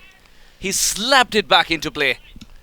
And a different, had this been in the power play, that's an attempt, a shot attempt that you want to take, being Rajdeep Darbar. Different circumstance. If power play behind him, probably would not have gone for that particular shot. Absolutely right, Carl. Very sensibly tucked away, didn't offer any power to it, because he knows Ryan Scott's waiting to swallow anything that comes towards him. Absolutely right, and so he gets himself off strike. Got into a good position to go for a big shot, don't you think, Carl? He did indeed. In the end, I think he adjusted a bit, managed to just get the ball out of the square. Ryan Scott's been kept busy for a long time. The captain's placed himself in the line of fire not once, not twice, but thrice consecutively in this over. Recognizing, and I'm sure he's thinking of that position as a catching position. And so sometimes in the deep, particularly there and at long on, you want your best catchers, your best fielders. And sometimes when, as they say, when you want a person to do a job, sometimes you have to go do it yourself. Imagine reading the commentary for this. Oh, this is a good one. It's White a ball white. signal. Now imagine reading the commentary for this over, in case you're not watching the game. Sunny, batter, captain.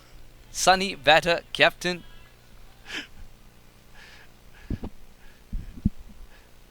Sunny Elias. It's got to be outside off, not outside leg. One thing that I absolutely liked about Carolina Eagles' approach in the first 6 is that Carolina Eagles did not bowl extras in the first 4 at least. They made Danish Patel and Scott to work for their runs. Absolutely, as the over comes to an end, and there is 6 runs coming from it. It's 59 for none after 5.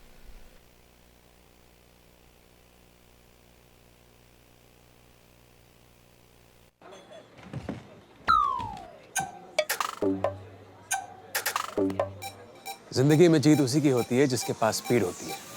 इसलिए अपनी fantasy team बनाने से पहले visit CBTFSpeedNews.com।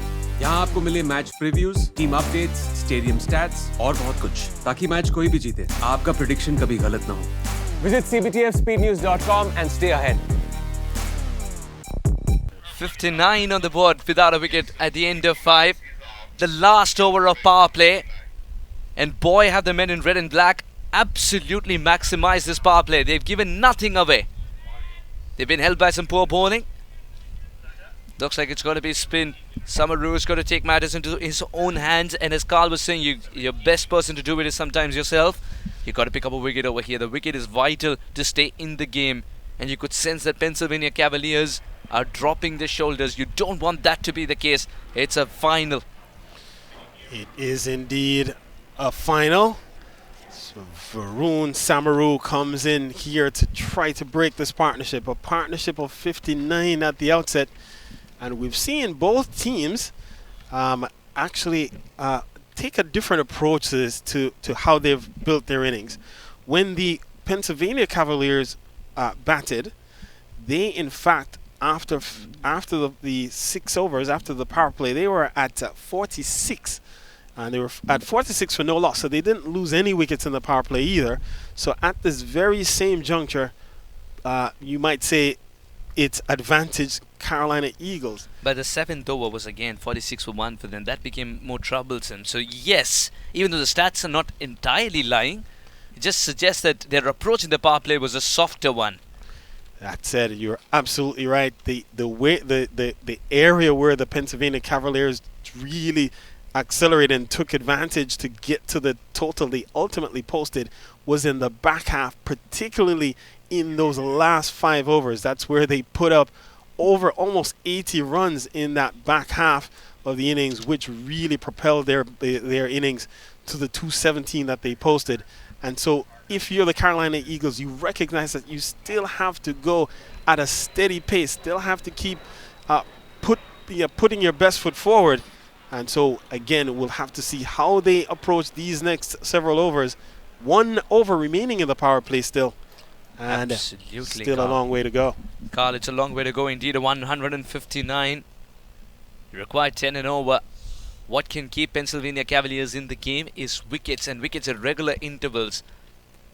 Because at the moment, Carolina Eagles, it's just not an option to sustain or curtail them if you bowl the 20 overs. Nathaniel, who's been at the non-strikers end more often than not, along with Rajdeep, have put together 59 in quick time. And again, Nathaniel has been no slouch. Has only faced 8 balls though, and so therein he's on 13 compared to Rajdeep, who's on 45. 41 at the moment. Once that single, and this is a well-planned single.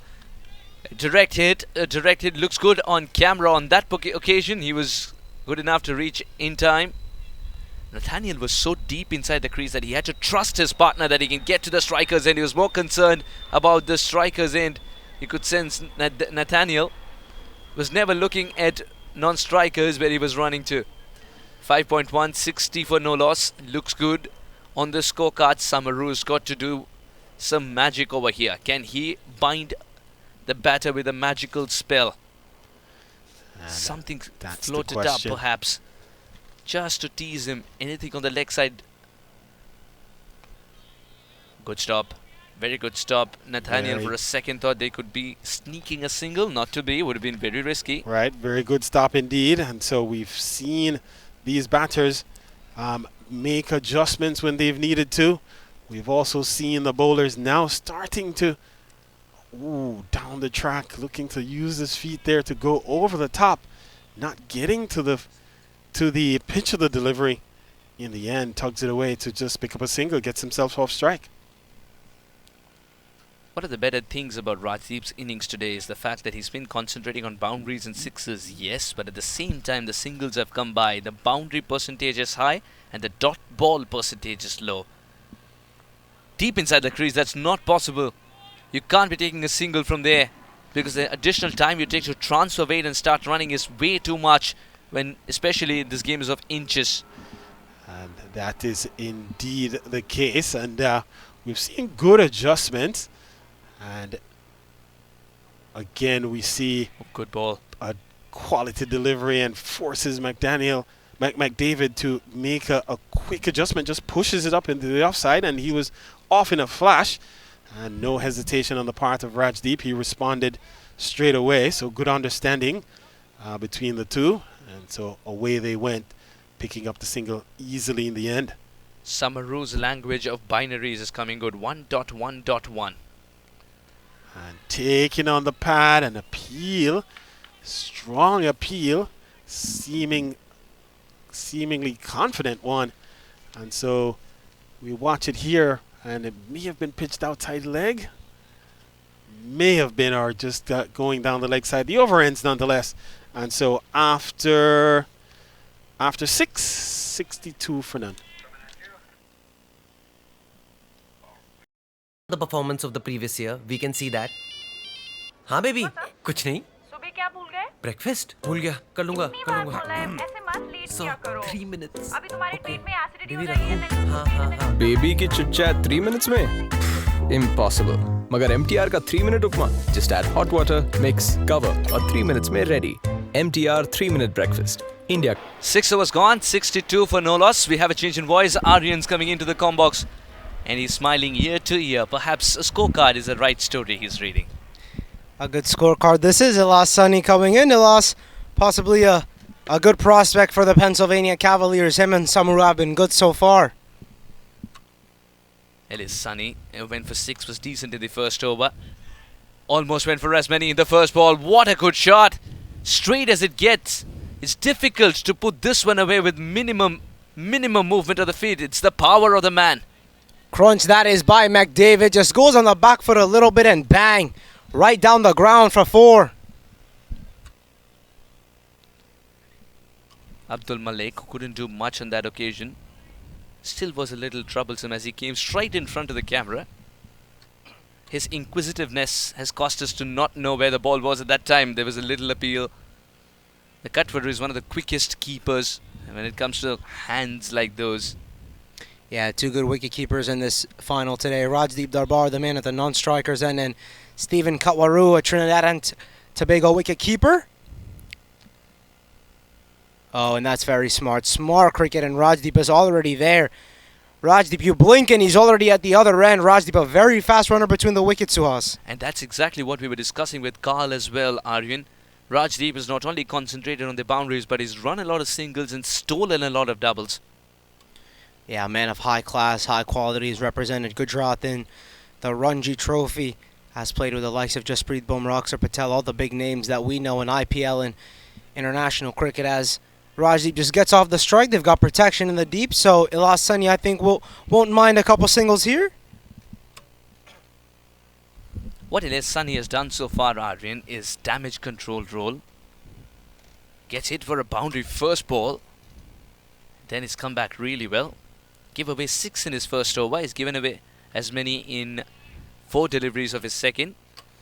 Yeah, and we saw Elias Sunny again, the shadow practice. A lot of that in the semi-final yesterday versus the Texas Cowboys. But surprised to see such shadow practice here in the final.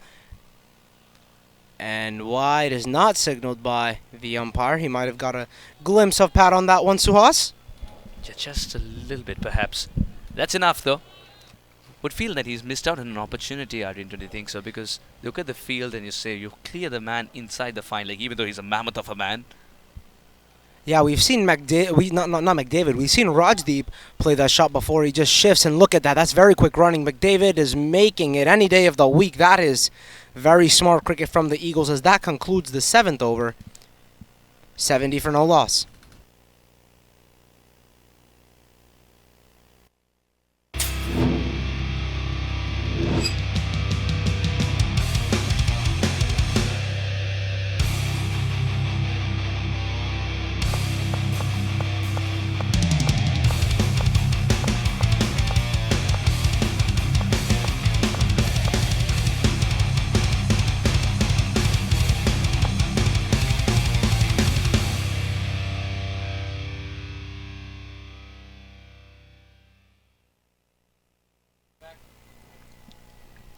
And seems to be the big man Varun Samaru, who will most likely bowl this next ball. Ryan Scott is having a conversation. Ryan Scott, Ilasani, Varun Samaru, you can see on your screen is Stephen Kutwaru and Sajit Parabatani having a conversation. So it's very funny to see there's 5 people who are having a conversation with each other. Usually we see the captain do most of that, but seems to be a lot of leaders in this team, Suhas. It's good to have many leaders in the team, but it's always better to have one captain so that you know which direction to go at and not be pulled apart by different views. Samaru has bowled a tremendous first over, and I really like the fact that he learns so quickly. He has to apply pressure and try and pick up a wicket. Samaru, 11.3 is still a very, very important required rate, and you do not want it to climb up. And shots of this kind you can try. Danish Patel will watch it sail. What a start to the over. What a good looking shot that is. Rajdeep Darbar, a man of high class and excellence. Look at that. Steps out and bang, a full face of the bat. And that goes for a CBTF maximum. This is terrific hitting. And again, Varun Samaru, who's given 3 in the first over, gives twice as many in first ball.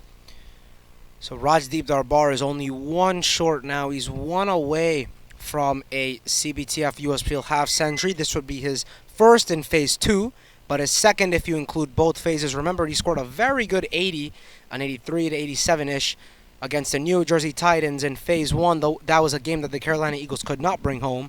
So Rajdeep on this occasion will be wanting to score a game-winning knock for his side.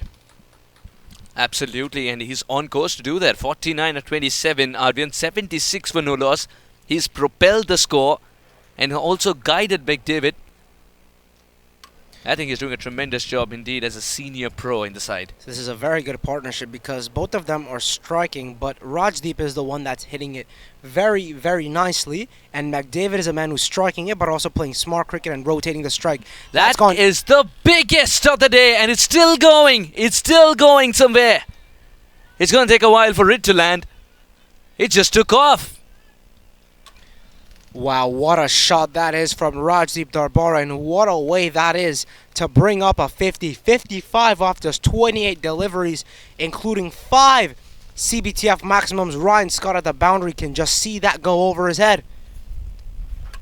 Samaru misses his mark, and Rajdeep doesn't miss out on the opportunity.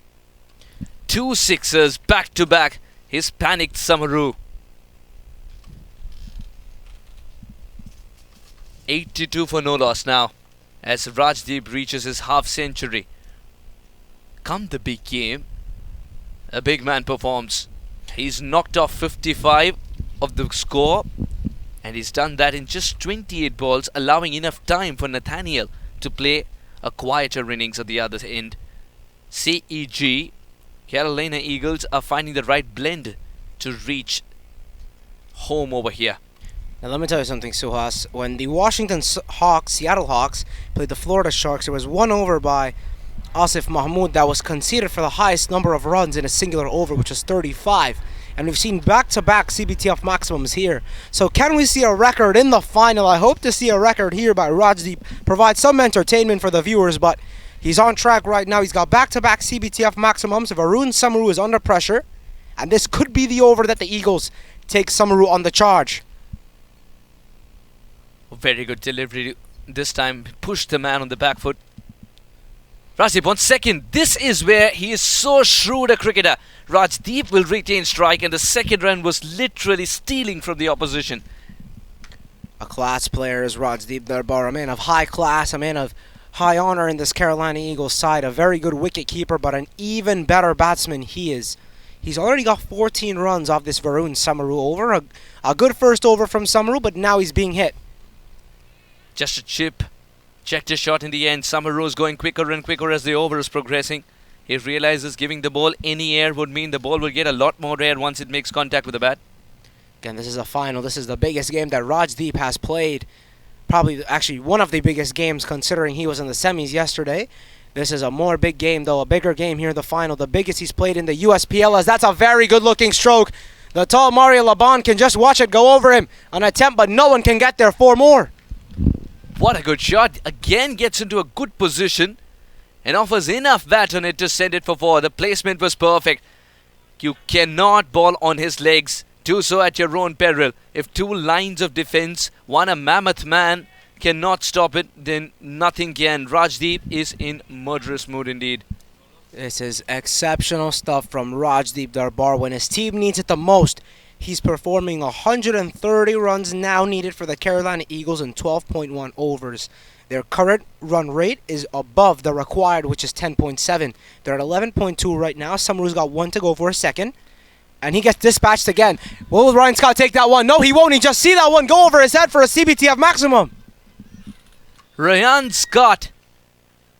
The story of overrunning. Rajdeep was in deep trouble as he did not make good contact. Ryan Scott was well inside, decided to jump eventually, but the ball had enough elevation to reach six. Had he hung back at the boundary rope, the story could have been different. Rajdeep survives, 94 for no loss. Carolina Eagles are soaring towards the target.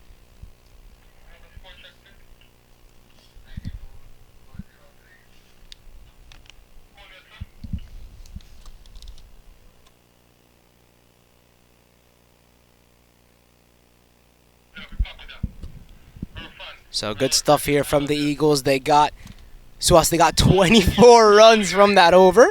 So I thought they'd get around 35-ish like I mentioned, but no. 24 is good enough though, I'd say, in their books, as Sujit Parabatani might be coming, either Alasani or Sujit Parabatani, either of the left arm orthodox will be coming back. And it seems to me it's Sujit Parabatani with ball in hand. So Parabatani will come back.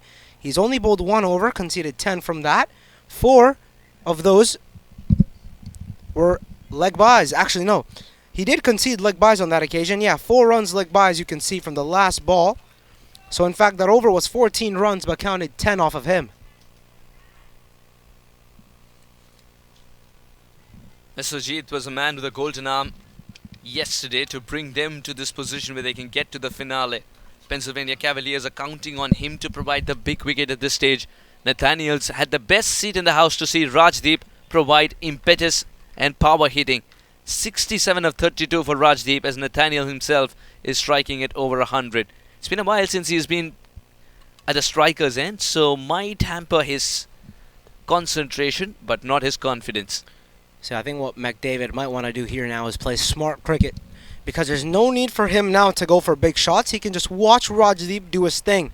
And Rajdeep has played Sujit very well. So the field is being spread out, as you can see. The only thing McDavid can do is just tap it away onto the onside and take one. What else they could do is McDavid could give it a little push. The onside is completely empty. If he gets a bit of width on offer, push it away. You could convert ones into twos now, twos into threes. This is the scenario. Excellent analysis, and I really believe that's what he'll try to do as well. Despite the dive, the ball will evade. And in an outfield like this one, you can't really stop. Now, Nathaniel McDavid is one of the smartest cricketers in this Carolina Eagles side. And let me tell you why. That's such a good stroke. He didn't have to do anything much. He just opened the face of the bat very elegantly. Asif was a little wider as well. Still it beats him. It's not a conventional shot third man. He was a little wider, a little squarer. Nathaniel McDavid. They are just 2 short away, too, from their second team milestone. And McDavid will bring it up in style with a CBTF maximum. Save your legs, Nathaniel McDavid. What a good shot. Holding the pose for the photographers around as well.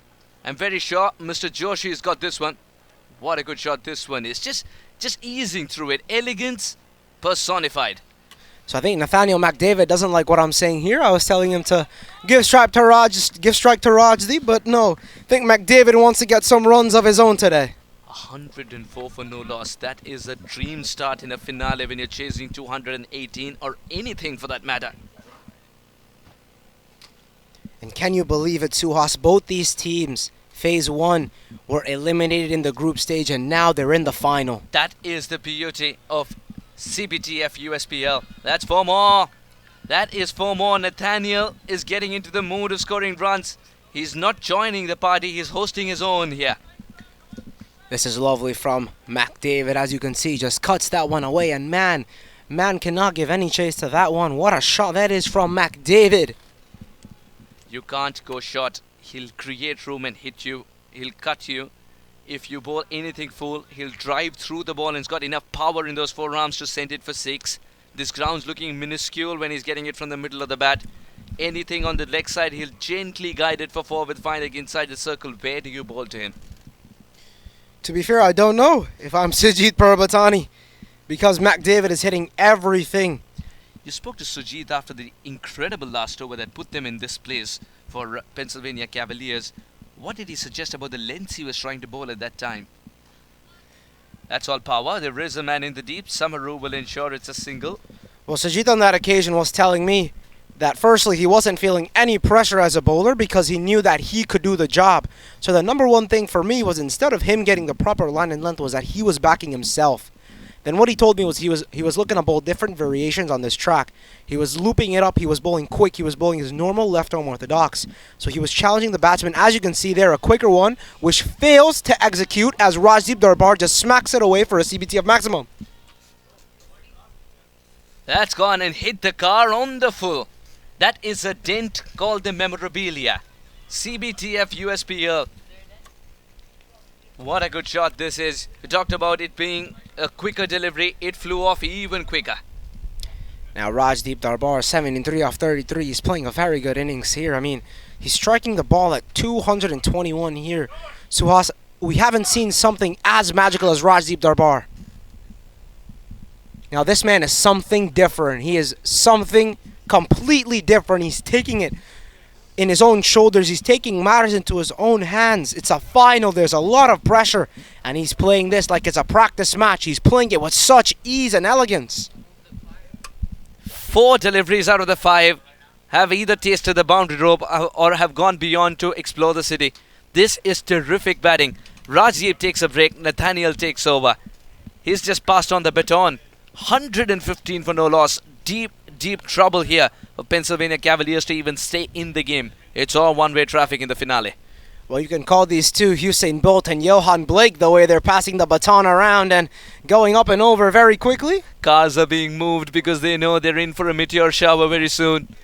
You've got to take it away from the arc of this man, Nathaniel McDavid, who finds himself at the non-strikers end, much to the delight of the car owners.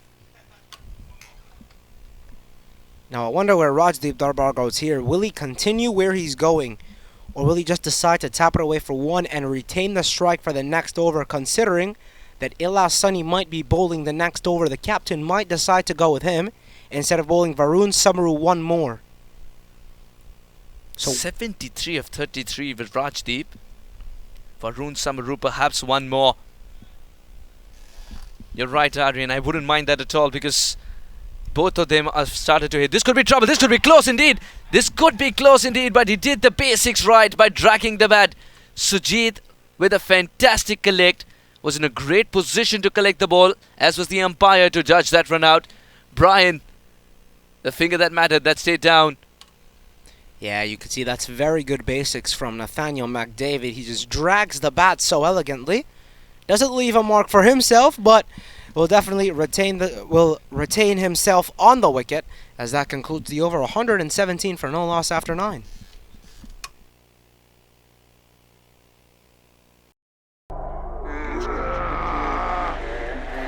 Opponent चाहे कितना भी strong हो, speed के आगे घुटने take देता है.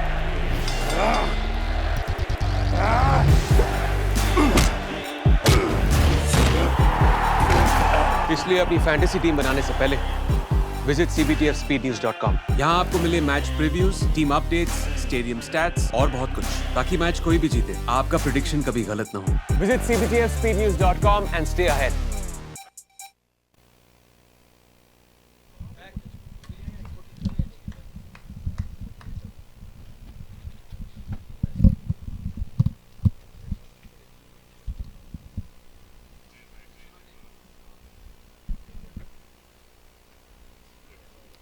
Niner was gone. 117 for no loss.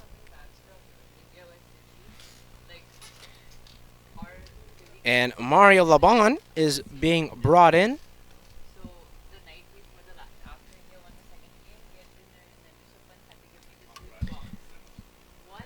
Now, I wonder what the conversation is between Ryan Scott and Mario Laban.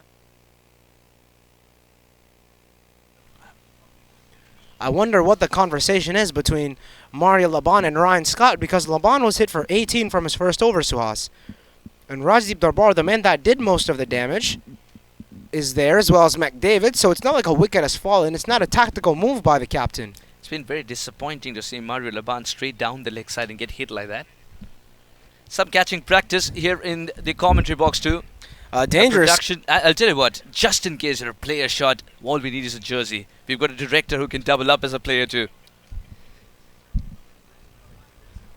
But I'll tell you what, a director Sandeep, he doesn't need to worry too much. There will be balls flying at you if McDavid starts to hit again. Now that's something that we'd love to see, some pure entertainment from Nathaniel McDavid. 37 of 20. Mario cannot be shot here. He cannot go short. He's got to play to his strengths. And we've been harping on that point because he's got the height to deliver something from great height and precision. That high arm release of his, it's not something which will go round armish. So he's got everything in the book to be a fantastic fast bowler, except for the temperament. He still needs to build that. He's got the build, he's got the skill. He needs a bit of temperament, Aryan. Yeah, I completely agree. Mario Laban is, I think, one of the best bowlers in this USPL. Possibly the best pace bowler in this USPL. A lot of pace for him, and what a game changer he can be when it's his day. But he's up against a fired up opening partnership of the Carolina Eagles right now. The Eagles have built a nest out there. Wonderful shot. Just hold your post. Nathaniel McDavid is batting so easy and elegant. Now, if you're in a car and you're driving through the SUNY Purchase ground, please drive fast because your car is going to be hit. And if you don't have car insurance, I can surely assume you that the Yeezys you wanted to buy will not be bought because of the money you need to spend. Absolutely true. You've got to reallocate some money just because you're taking SUNY. It's the toll that you need to pay without even knowing. What a shot. Nathaniel McDavid. He's leaving no part of the ground unexplored as well. He'll gently open the face of the bat. Sometimes clobber it through covers. He's got every shot in the book. Mario Laban. He's delivered another low full toss which was put away with a sense of ease and elegance. He's got to change up here. Slower delivery perhaps. He's gone short. This is much better as he's targeting the torso. That is the margin of error as well. Had he erred on the leg side a little bit more, McDavid would have had the width to go for the full-blooded shot to extend it for 4. Yeah, and you could see from Nathaniel McDavid's stance as well, very relaxed cricketer. Similar to Rajdeep Darbar, he's got a very low back lift. So with a low back lift, I think that gives him the power to open the face. That gives him a good force when he's batting. So now Rajdeep taking guard. Where does Rajdeep go up against one of the quickest, possibly the quickest bowler in this USPL? A big occasion on the final. We haven't seen the Yorker from him. It's very difficult to negotiate a Yorker, especially when it comes from that height. Misses his mark, but there is a man in the deep who's completed a fantastic catch indeed. It needed a moment of brilliance from Malik to bring them back into the game. Pennsylvania Cavaliers are shooting for the stars now as they would believe with Rajdeep back in the hut. The door is open again. Yeah, good catch that is by Abdul Malik out in the deep, and originally, I thought that was going to go for a CBTF maximum, but a good snag by him as the Pennsylvania Cavaliers draw first blood. It's one of those catches which will be talked about for a long, long time to come. Terrifically hit. That had enough fuel to reach the fence and beyond. Any other fielder would have flown with it. But here is a man who offered the hands in the right position, and the roar says it all. Timing the jump to perfection, and he's thrown it back with a great frustration as well. Now let me tell you something, Suhas. It's not Santi Santosh that's coming out in the middle.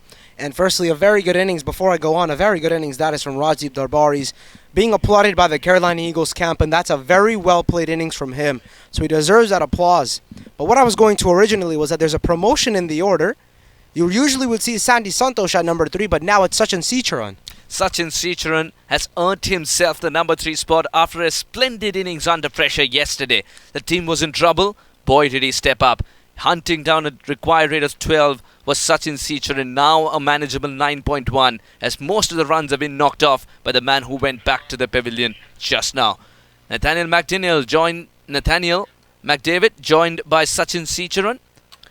See, I think this is a tactical move by the captain because if you look at it, Sandy Santos is a man who's not afraid to play strokes. He plays very good strokes. He can play at a very good strike rate. So I think what he's decided to do is he goes with Sachin Secharan, considering the fact that also Nathaniel McDavid and Sachin Secharan have played a lot of cricket back in Trinidad together, a lot of age group cricket, especially in the under-19 level. So it could be good chemistry between these two. When you play together a lot, then running between the wickets becomes easier because you understand the partner better. And you understand each other's game better, so you can complement each other when you're trying to hunt down targets of this kind. 122 for 1, perhaps that's a good point, and that's something that could have been playing in the mind of the captain of Carolina Eagles. Yeah, Anand Churi, a very tactical captain. He is a man that thinks a lot about the game. He knows what to do on what occasion, knows who to send when, who knows who to bowl when. So a very tactical move by the Carolina Eagles, a very tactical side they are. Slight change in field here for Sachin, who's got to face his first. Ashwin has been deployed at a very, very straightish long off. And there are two long offs in place with... Wait a minute, there's one almost hugging the side screen in Danish Patel, and then slightly towards his right is Sachin. Is Ashwin, I beg your pardon. Now Sachin, who loves to go straight down the ground, realizes there are three men patrolling the rope for him, and he's called it off. See, I think that's actually smart cricket from the Pennsylvania Cavaliers because according to ICC regulations, you can have a man next to the black screen as long as he doesn't move. So Danish Patel, all he has to ensure that he stays very still like a statue, and Ashwin can move as much as he wants. So that's very good tactics from Ryan Scott and his Pennsylvania Cavaliers. Very interesting point indeed, Aryan. That's more about him playing statue. He will be playing statue if Sachin gets elevation for sure. Mario Laban decides to bowl short, decides to bowl wayward. It's a good collect from Katwaru. But again, that wide delivery would cost them so much, especially in terms of momentum, which cannot be recorded in the scorecards. So Sachin Secharan first up, he'll take that. A wide ball was a bit short on that occasion as well. So Sachin Secharan, a very strong puller and cutter of the ball. He likes the short ball in his region. So he would take that. He doesn't get bad on it on that occasion. I think if he got some, it would have flown. This is much better. Where was this delivery hiding from Mario Laban? And it's a perfect delivery for a new man in. It's called the corridor of uncertainty for a reason. Pitching back off a length and getting extra bounds due to his height. Mario Laban did it right. Yeah, I'm very surprised by Mario Laban because he's a very quick pace bowler. I'm surprised that he's going to start... Usually when a new man comes in or in his first over, he usually goes short a lot, which makes no sense because batsmen love to play that short ball. They see that as a bad ball. So I'm surprised with a man of his pace, he would go short. And bang, that's a good-looking stroke, but Danish Patel is out there. Ashwin cleans it up. We were talking about them being in catching position, but it looks like they're working in tandem even when the balls hit down the ground.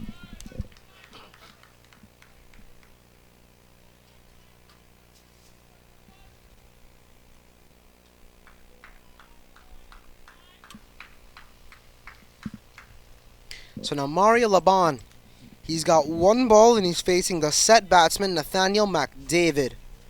Laban already has a wicket in this over. He picked up the wicket of Rajdeep Darbar, broke a very crucial opening stand. Oh, and that's a good ball to end it. A Yorker outside the off stump as the Carolina Eagles are 124 for 1 after 10.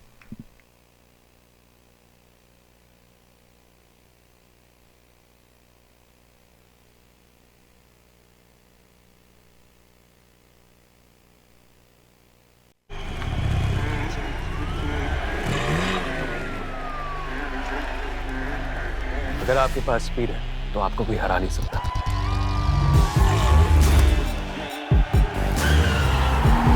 इसलिए अपनी fantasy team बनाने से पहले visit CBTF यहाँ आपको मिले match previews, team updates, stadium stats और बहुत कुछ, ताकि मैच कोई भी जीते आपका प्रेडिक्शन कभी गलत ना हो। Visit CBTFspeednews.com and stay ahead.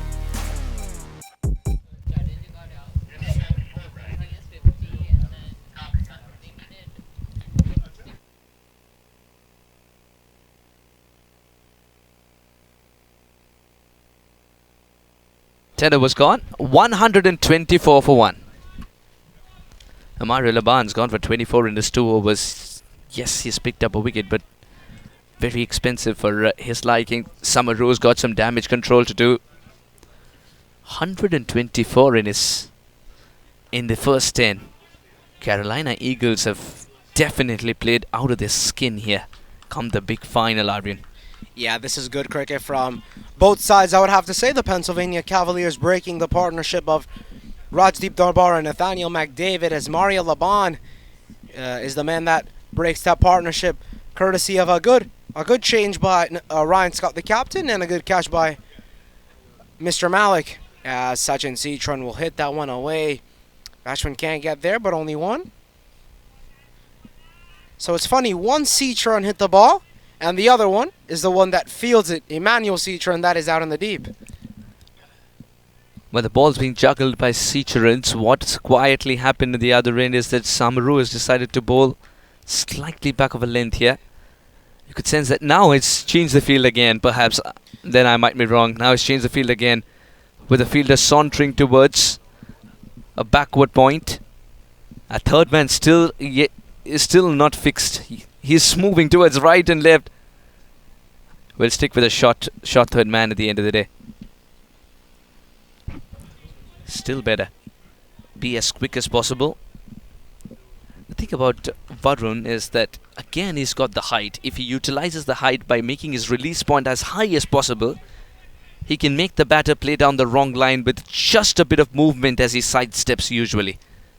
We're talking about height to us. I'm very surprised sometimes when bowlers of that height choose to become spinners, because if I had that height, I would have wanted to bowl pace all day, every day. And you could see Nathaniel McDavid goes aerial on that occasion. He'll get 2 runs. It's a very good point that you make. Height becomes a good factor for a pacer. But what we've seen off late is the fact that a tall spinner has been equally handy. I remember Rahul Sharma playing for India, one of the tallest. Ashwin's tall as well. Yeah, Rahul Sharma, a very tall man. He's played a couple T20 games for India, if I'm not mistaken. I think he's played against Australia on some occasions. We've seen a lot of fast uppings by Dhoni in that series. You remember every bit of it. Well done. You've been waking up at the right time to watch cricket. It's very difficult to catch cricket in Australia when you're in the US. Here we are having a cricket freak who's sort of tracking cricket 24/7. Catch it is the call. Danish will have to take it on the bounce here. He decides to make sure that it's not a boundary rather than try to convert that into a catch. It's that split-second decision that you need to make as a fielder for every youngster watching. You sort of calculate the elevation on that and you make a split-second decision, not just based on the elevation but also based on the situation. 128 for 1, the Eagles.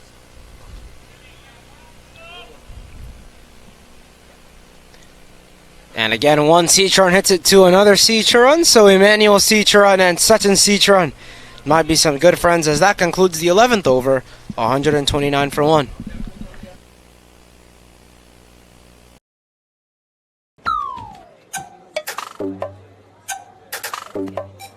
जिंदगी में जीत उसी की होती है जिसके पास speed होती है। इसलिए अपनी फैंटेसी टीम बनाने से पहले विजिट CBTFSpeedNews.com। यहाँ आपको मिले match previews, team updates, stadium stats और बहुत कुछ, ताकि मैच कोई भी जीते, आपका प्रेडिक्शन कभी गलत ना हो। Visit CBTFSpeedNews.com and stay ahead. 89 required in 9 overs. Varun's gone wicketless with one more over up his sleeve, but that was one of the better overs from Varun. Not a single boundary conceded. And it seems like the captain has gone back to Mario Laban once again. So Laban, after this, will only have one, and he might then be saved for the death over. So I think Citron and McDavid need to take this over on the charge because of the pace of him. And these two Trinidadians love to play a lot of pace.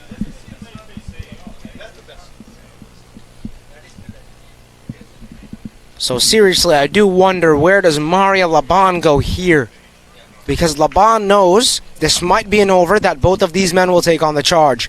So here comes Laban. Oh, and bang, a good-looking stroke, but again, Danish Patel out in the deep. And the intent of Sachin Citron is quite clear, Suhas.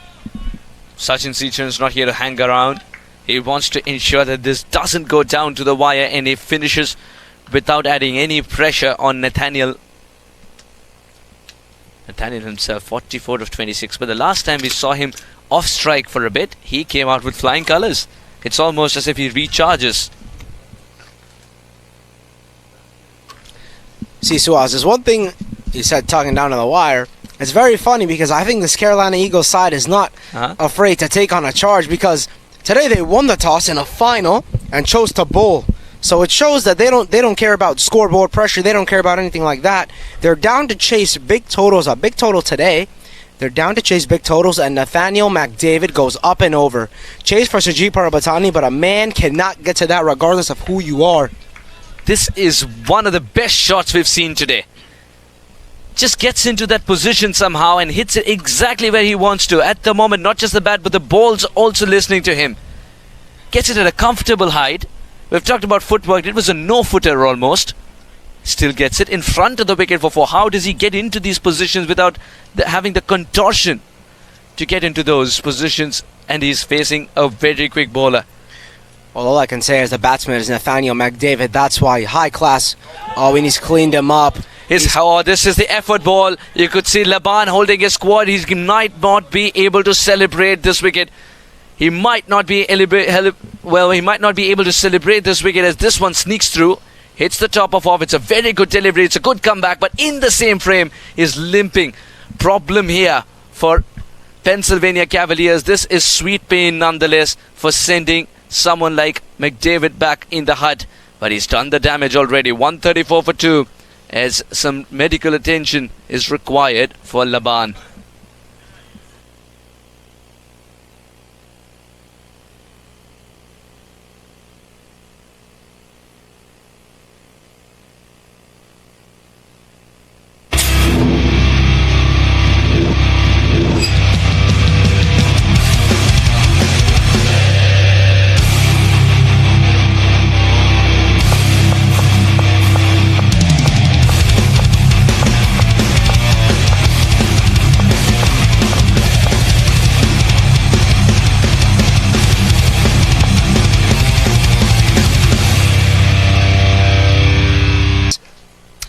But I think someone's holding this over. I'll tell you what, he's one of those umpires on fire today. Danny's a laugh-a-minute person. He's I think he's saving up at least 2-3 jokes for every session, every 6 overs. And boy, have we been laughing most of the time today. Sort of cuts the tension of the big finale. Yeah, definitely. And in at 4 now is the man Equay Craig, the man who came at 5 yesterday. Was a man that stabilized the innings. There were wickets falling at one end, but he was the man that was there. He was there till the last ball, and Equay Craig now has a lot of responsibility in the big final. Equay Craig batted in 2 different phases according to him. One when he gets going, the other is when he builds that innings and plays according to the situation. He allowed enough freedom for the captain to express himself as soon as he came in, because he stood like a rock at the other end and said, I will take care of any more hiccups if there are. One of the biggest reasons that the Carolina Eagles find themselves in the final today. In the eye of the storm is Mario Laban, 29 for 2. Can he pick up the third? Would be very easy to see how well he bowls this one, because the body needs to be warmed up again after that little issue with his hamstring. Seems to be alright. There is an appeal as well, a half-hearted appeal. Ron wants none of it. Now this is a very good over from Mario Laban, as leg bytes are signaled by umpire Ron McFarlane. But again, this is a good over from Mario Laban. He's going through pain, but he's still bowling at his best here. Mario Laban, he has 2 more to go and has to bowl his absolute best these last 2 balls, Suhas. Now, can he close it out well? He's already given away 6 runs and picked up a wicket. Can he close it out well? That is vital for his side. Pennsylvania Cavaliers, who are struggling to get any momentum. They've got a wicket. Can they pick up another? Sachin quietly tucks this one away for a single. Yeah, Mario Laban, he gets it right on this occasion. He gets the money right here.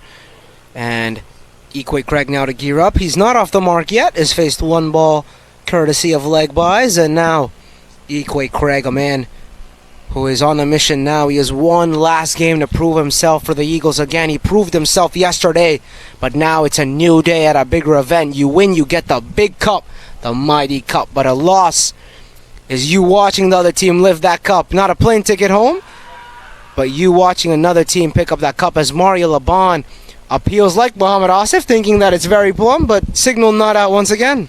Mario Laban is bowling with all his heart. It ends with a wry smile this over, but he's picked up a wicket in this one. 8 overs, 82 required. 1-3-6 for 2 at the end of 12. Opponent चाहे कितना भी strong हो, speed के आगे घुटने take देता है.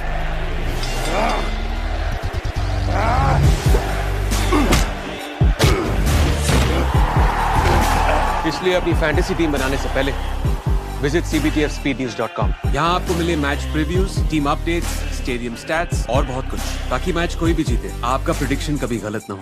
Visit CBTFSpeedNews.com and stay ahead.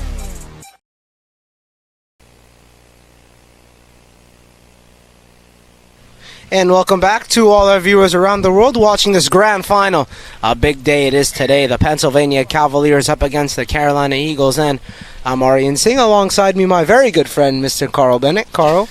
Aryan, what an interestingly poised championship final this is. 8 overs to go. Carolina Eagles needing 82 runs. And we saw some really special performances. Rajdeep Darbar with a blistering 75 from 35. Pacing this inning so far has put Carolina Eagles in a position where if they can execute from this point forward, they could well be lifting the USPL Championship for Phase 2. And that would surely put a smile on your face, Aryan. Well, I'm smiling right now thinking about that, Carl. And but we still have 82 more runs to get in the last 8 overs. Championship weekend here in the USPL has been very good. It's been down to the wire, down to the last over, the last ball, and it seems like we might be in for another thriller today, Carl. It looks that way for sure, as the legend has been reintroduced here. Mohamed Asif has been given the ball. His first 2 overs cost him 21 runs, and so he comes back here at a crucial point where Captain Ryan Scott and the Pennsylvania Cavaliers are looking to see if they can build some pressure here at the back end, get this run rate going upward, and then seeing if they can latch on to this championship trophy. First ball is hit well into the onside, gone for a maximum, and so treated with disdain, the legend, with his first ball up. And that's a very good looking stroke by Sachin Citron. Likes to go for that slog sweep. It's his bread and butter shot he mentions. And wow, a very good shot that is by Sachin Citron. So a CBTF maximum with the first ball on the resumption for Mohamed Asif in his second spell. And so now it really puts the Carolina Eagles in a good position where if they can execute the rest of the way, they should be able to get over the line. 2 good batters, 2 very capable batters out in the middle. Well, we know Virat Kohli has that cover drive, but for Sachin Citron, it's playing anything onto the leg side, anything on a slog sweepish region. And he has been very effective at it. Already up to 13 from just 9 balls. So Citron has come to the party here. And the interesting thing about this chase for the Carolina Eagles, Aryan, is that all the batters that have come to the middle so far have looked quite composed, have looked like the moment is not bigger than they are, and so not to be undone by the moment. They have come and they have played very effective cricket. Not only have they kept the scoreboard moving, but they have taken advantage of getting the ball beyond the boundary ropes when the deliveries have been on offer. Well, I think they're just playing the beautiful sport of cricket. I don't think they're thinking too much regardless of if it's a big game or not. I think they're just playing the game. They're enjoying it. Something I've seen these 2 amazing men do a lot. Sachin Citron now. Oh, bang. A lovely stroke that is. Will he get to it, Malik? No, he won't. His hand won't even touch that, and that's a boundary. And so he was running across for all he was worth. And we'll watch it here. He thought he had a play for a moment. Missing his length. Hit down the ground. And here you see Malik running across. Tremendous effort, but in the end, the ball is traveling at pace, and it beats him into the boundary. A very nice shot that is by Sachin Citron. Regardless of the fact that both openers are gone, he doesn't care, he doesn't mind that at all. And again, the Carolina Eagles, Carl, they have a lot of batting today. Still, Sandy Santos has not been introduced in the batting lineup. He's still in the pavilion, is still waiting to get his chance. So that's another key wicket. Well, Santi fancies himself as a closer anyway. So maybe he might be given an opportunity, or may have an opportunity with a few needed at the end. Let's hope for the sake of the Carolina Eagles. Well, Carl, I think you were with me that Maryland Mavericks and Carolina Eagles game where he hit Ravi Patel for 34 that day.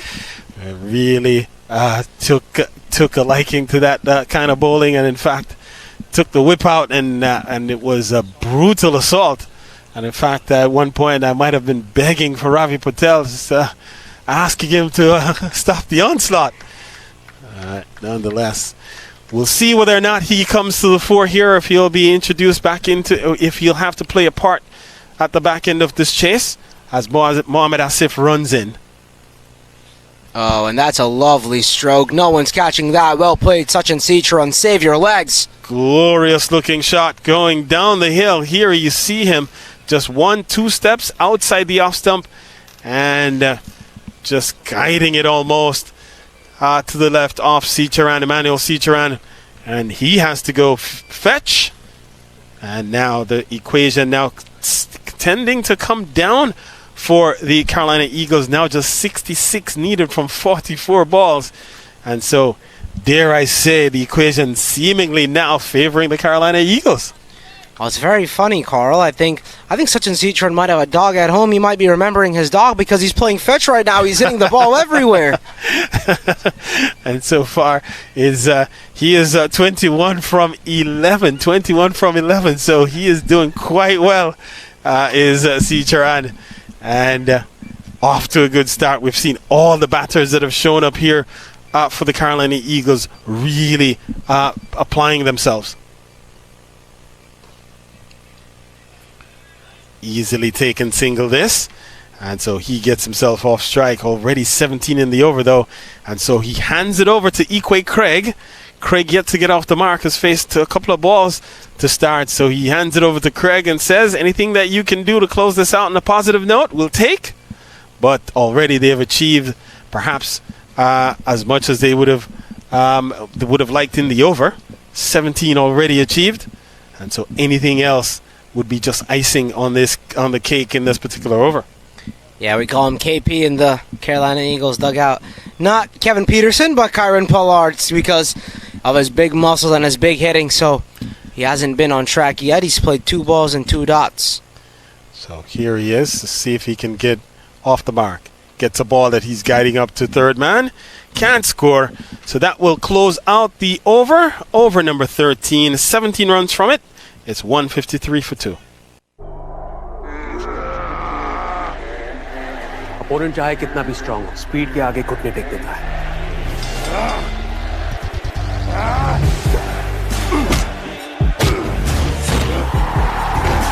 इसलिए अपनी fantasy team बनाने से पहले visit CBTFSpeedNews.com. यहाँ आपको मिले match previews, team updates, stadium stats और बहुत कुछ, ताकि मैच कोई भी जीते, आपका प्रेडिक्शन कभी गलत ना हो. Visit CBTFSpeedNews.com and stay ahead. So 122 off 57 balls. The partnership between McDavid and Rajdeep Darbar set the tone for this chase for the Carolina Eagles. They've found themselves now then at 153 for 2. And Varun Samaru has been reintroduced into the attack. Varun would have bowled his 3 overs so far for 32 runs. And so he comes back to finish up here. And a lot being asked now of the remaining bowlers for the Pennsylvania Cavaliers, Ariane, with 7 overs remaining in the season. Whom will emerge? Ball steered away down to Mario Laban, and now he's going to be dismissed. So off to for a run that may not have been there. You'll see it here. Mario Laban just having to take 1 step to his right. A throw right on top of the stump. Cicharan running back and not getting back in time. Despair here for the Carolina Eagles. They lose their 3rd. Very uncommon from the Carolina Eagles. Very uncommon that is from Equay Craig and Sachin Citron. I didn't think that Equay Craig would have Sachin Citron halfway down and say no. But again, that's poor communication, and you can't have that on this day. So that will result in a wicket. It's 153 for 3. Per the performance of the previous year, we can see that. हाँ baby, कुछ नहीं. सुबह क्या भूल गए? Breakfast भूल गया. कर लूँगा. इतनी बार बोला है, ऐसे मत लेट किया करो. 3 minutes. अभी तुम्हारे पेट में एसिडिटी हो बेबी रही है. रखो. बेबी की चिट चैट 3 minutes में इम्पॉसिबल. मगर MTR का 3 minute upma just add hot water, mix, cover और 3 minutes में ready. MTR 3 minute breakfast.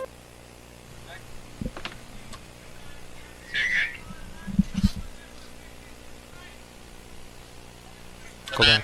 I got it. So, Santi, in fact, Christopher.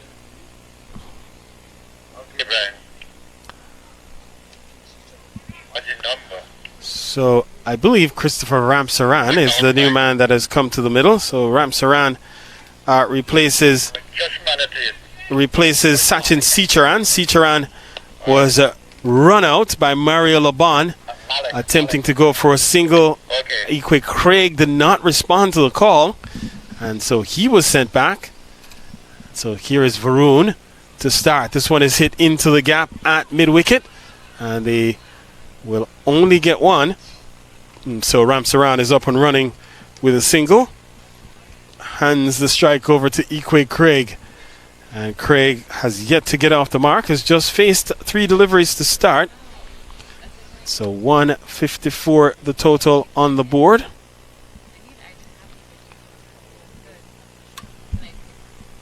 Yeah, so 1 run for Christopher Ramsaran as the run out of Sachin Citron. Very disappointing. And there goes Equay Craig.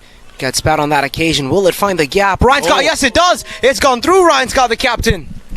And a missed opportunity from Ryan Scott. Ball coming across, and Ryan Scott, a very capable fielder, and somehow we'll see it here going through him, just not getting down low enough, and that's gone away for a boundary. So the equation then reduces to 60 needed from 39 balls. Still just over 9 and over is the ask, and the Carolina Eagles searching for a championship here in phase 2. Yeah, and Equay Craig also off the mark with that shot. So it's been a very entertaining over, you would say, Carl. A wicket, 1, 4, and 2. Oh, doing well here, capitalizing on the lapse in the field. Varun Samaru, the man running back. And so the batters do scamper through for 2. And so now it's a countdown here. Ariane, the Eagles do have their target in sight. They've posted 160 already. And they do have their target in sight with 6 overs remaining after this one. Varun Samaru in his last over. So after this over, he can take no more, he can't impact this game with the ball anymore. And what a delivery. Through the gate it goes. Equay Craig has been knocked over. It's now 160 for 4.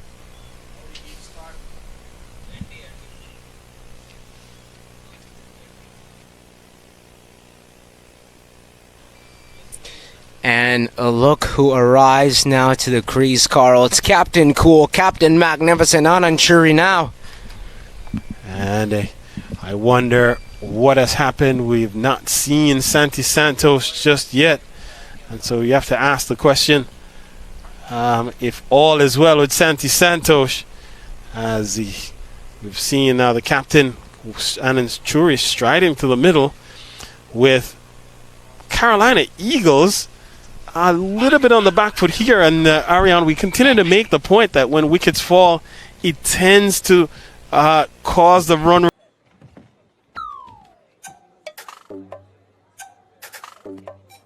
जिंदगी में जीत उसी की होती है जिसके पास speed होती है. इसलिए अपनी फैंटेसी टीम बनाने से पहले visit cbtfspeednews.com.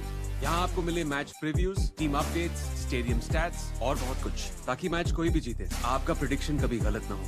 Visit CBTFSpeedNews.com and stay ahead.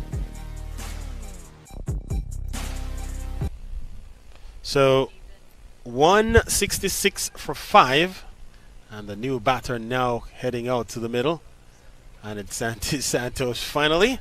He makes an appearance here at SUNY Purchase, and he comes to the party here, Ariane, with 52 runs needed, just 34 balls remaining, and Santi Santos now comes in here at number 7.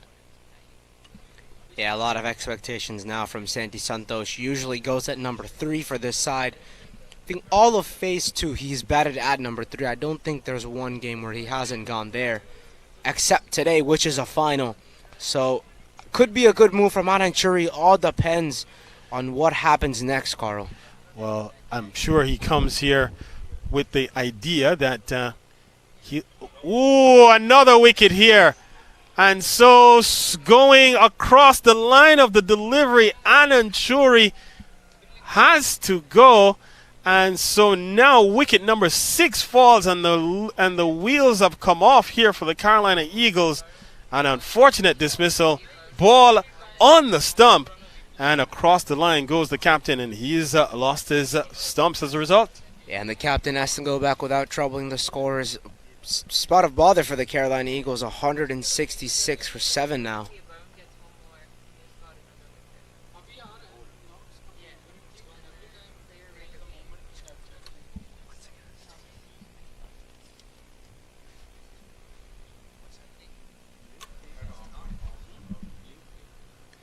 And the vice captain.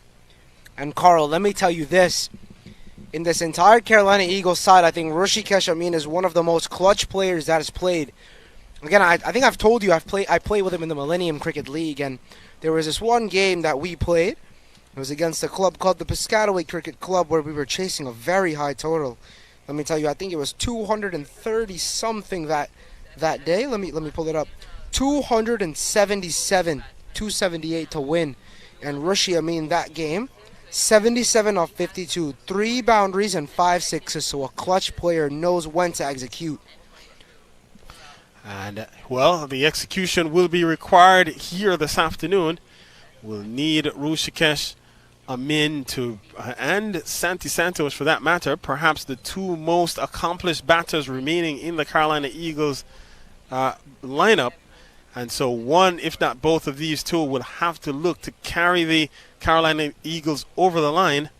Santi himself, having had an ordinary day in the field earlier, did make the point that he is looking to make amends. And does redemption come at nigh here with Santi Santos? He's off strike for the moment, but is this the pair that will get Carolina Eagles to their first championship in the USPL? Carl, also one funny thing, El Hassani's actually on a hat trick. He's got Christopher Robinson caught, the next ball on Anchuri's bowled, so he's on a hat trick. Here's the hat trick ball, and it's averted, defended up into the offside for an easy single. Danish Patel up there at long off. So away goes Rishi Amin. So he's up and running, turns it over to Santosh, and now just 51 needed from 32 balls. Asking rate still just in the range of 10, 9.6. And so only 4 wickets standing here for the Carolina Eagles. Can they push on? And then from a Pennsylvania Cavaliers standpoint, can the Pennsylvania Cavaliers stare down the assault of Rajdeep Darbar and in fact lift the championship trophy, the impressive trophy, for the first time? That's the question to be answered in these next 5.2 overs. Yeah, they're not going to risk any runs now. I mean, they have only 4 wickets in hand. And the ball was outside the off stump with an offer. Santi just looking to punch it through the backward point area. Just found Mario Laban in the way. And this one he's guiding into the fine leg region. This will be runs. This will run away. And so good looking and effective shot from Santi to get off the mark, and you watch him here just turning it delicately and finely, and it goes past Mohamed Asif, posted at fine leg in the ring. That will close out the over. 11 from it. It's plus the 2 wickets. It's 171 for 6 after 15.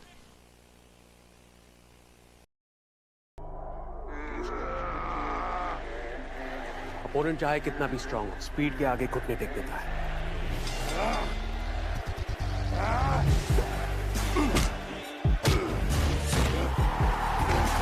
इसलिए अपनी fantasy team बनाने से पहले visit CBTFSpeedNews.com। यहाँ आपको मिले match previews, team updates, stadium stats और बहुत कुछ, ताकि मैच कोई भी जीते, आपका प्रेडिक्शन कभी गलत ना हो। Visit CBTFSpeedNews.com and stay ahead.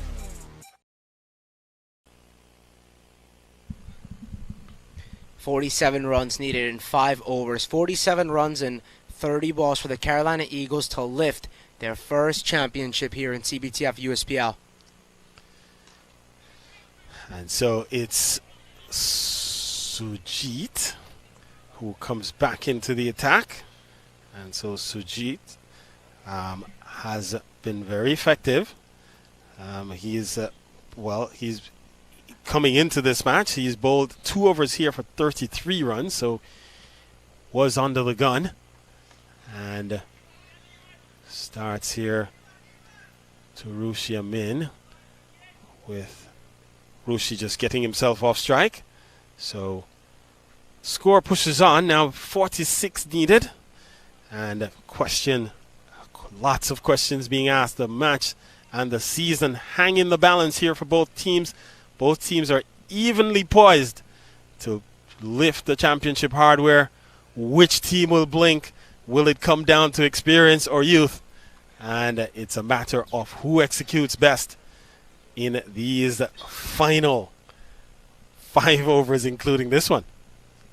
We'll have to see, Carl. I think regardless, action-packed cricket will be here at the SUNY Purchase ground. And it's a no-brainer now that it's going to go down to, I would say, the last couple of balls. And these two batters, Santi Santosh and Rushikesh Amin, the two most recognizable batters remaining. So it may be up to these two, or one or both. If it's going to be the Carolina Eagles, on the other hand, for the Cavaliers, it's going to come down to the execution with the ball, as they'll have to look to continue to take wickets or to build pressure. This one is well hit into the offside, into the gap protection out there. The fielders do well to keep the ball from going into the boundary, but not before the batters are able to cross for a couple. So Santi picks up 2 there, and equation continuing to come down. So now some adjustments being made in the outfield, in the offside, as the backward point goes a little bit further backwards. Swing and a miss. So again, Santi will be looking to be aggressive, will be looking to go over the top. And this is good bowling by Parbatani so far. Already 4 balls in the over, just the 3 runs conceded. And again, just outside the off stump, not allowing the batter to get underneath, to get any elevation, to look to get the ball up and out of the ground. And so, Aryan, this a good over so far from Sujit. Yeah, good over by Sujit, only conceding 4 runs in 5 balls. As he's gearing up now, he's got 1 to go. He was expensive in his second over, I believe, when the opening pair of Rajdeep Darbar and Nathaniel McDavid were out there. But now a completely different pair in Rishikesh Amin and Santi Santosh, as Amin tries to go up and over, and the finger is raised. He's got Rishikesh Amin stumped Sujit. Oh, my word. So, again, Parbatani strikes with the final ball of the 16th over. And Rishikesh Amin, you see it there. The bail's being picked by Stephen Ketwaru. And what a delivery to close out the 16th over. It's now 175 for 7.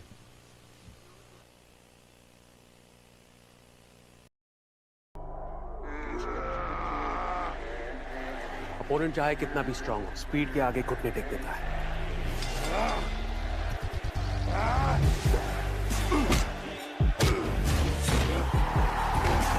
इसलिए अपनी fantasy team बनाने से पहले visit CBTFSpeedNews.com। यहाँ आपको मिले match previews, team updates, stadium stats और बहुत कुछ, ताकि मैच कोई भी जीते आपका प्रेडिक्शन कभी गलत ना हो। Visit CBTFSpeedNews.com and stay ahead.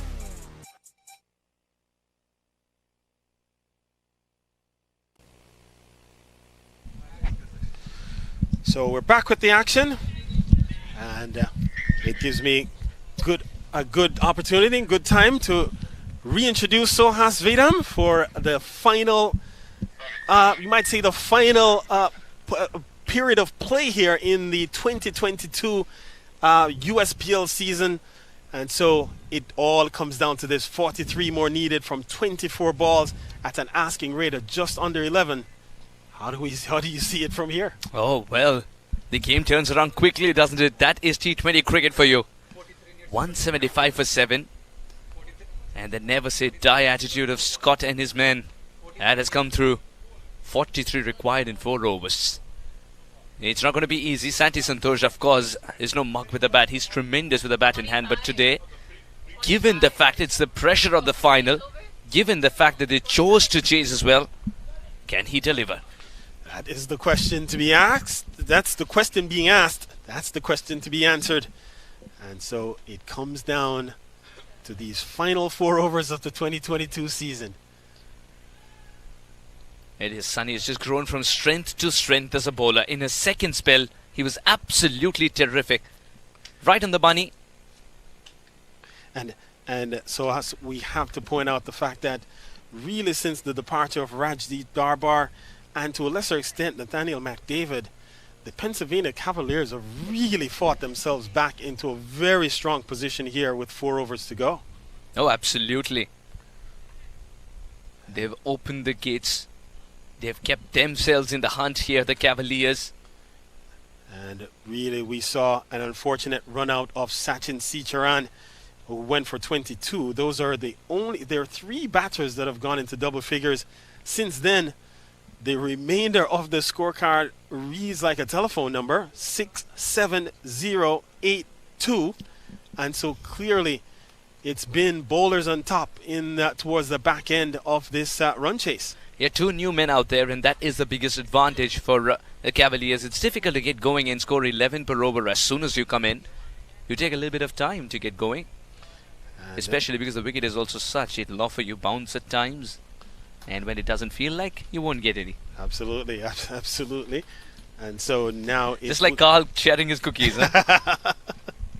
So it all comes down here. The last of the 2022 season. Elias Sunny, what an over he's had. And a nice period of play for him. Another cheekily taken single. They get home easily in the end. And so the batters do cross for 1. So, Sohas, we've seen really an ebb and flow in this match. We've seen at times it looked like the Pennsylvania Cavaliers had put this one beyond reach, and then back comes the Eagles. This could be another. This could be another. It is. Went early through the shot, and Elias Sunny does what he knows the best: pick up wickets at regular intervals. Boy, has Sunny been excellent in overcast conditions. And my word, it's all falling apart here for the Carolina Eagles. The wheels have come off. The 8th wicket falls. And could that be the end? But they still have Santi Santosh out in the middle. But they've seen the rest of the batters fall away. 178 for 8.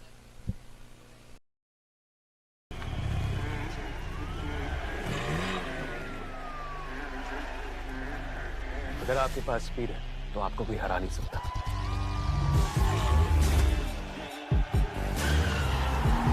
इसलिए अपनी fantasy team बनाने से पहले visit CBTFSpeedNews.com। यहाँ आपको मिले match previews, team updates, stadium stats और बहुत कुछ, ताकि मैच कोई भी जीते आपका प्रेडिक्शन कभी गलत ना हो। Visit CBTFSpeedNews.com and stay ahead. 178 for 8, and the batting collapses at a very, very wrong game as far as the men in black and red are concerned. Carolina Eagles.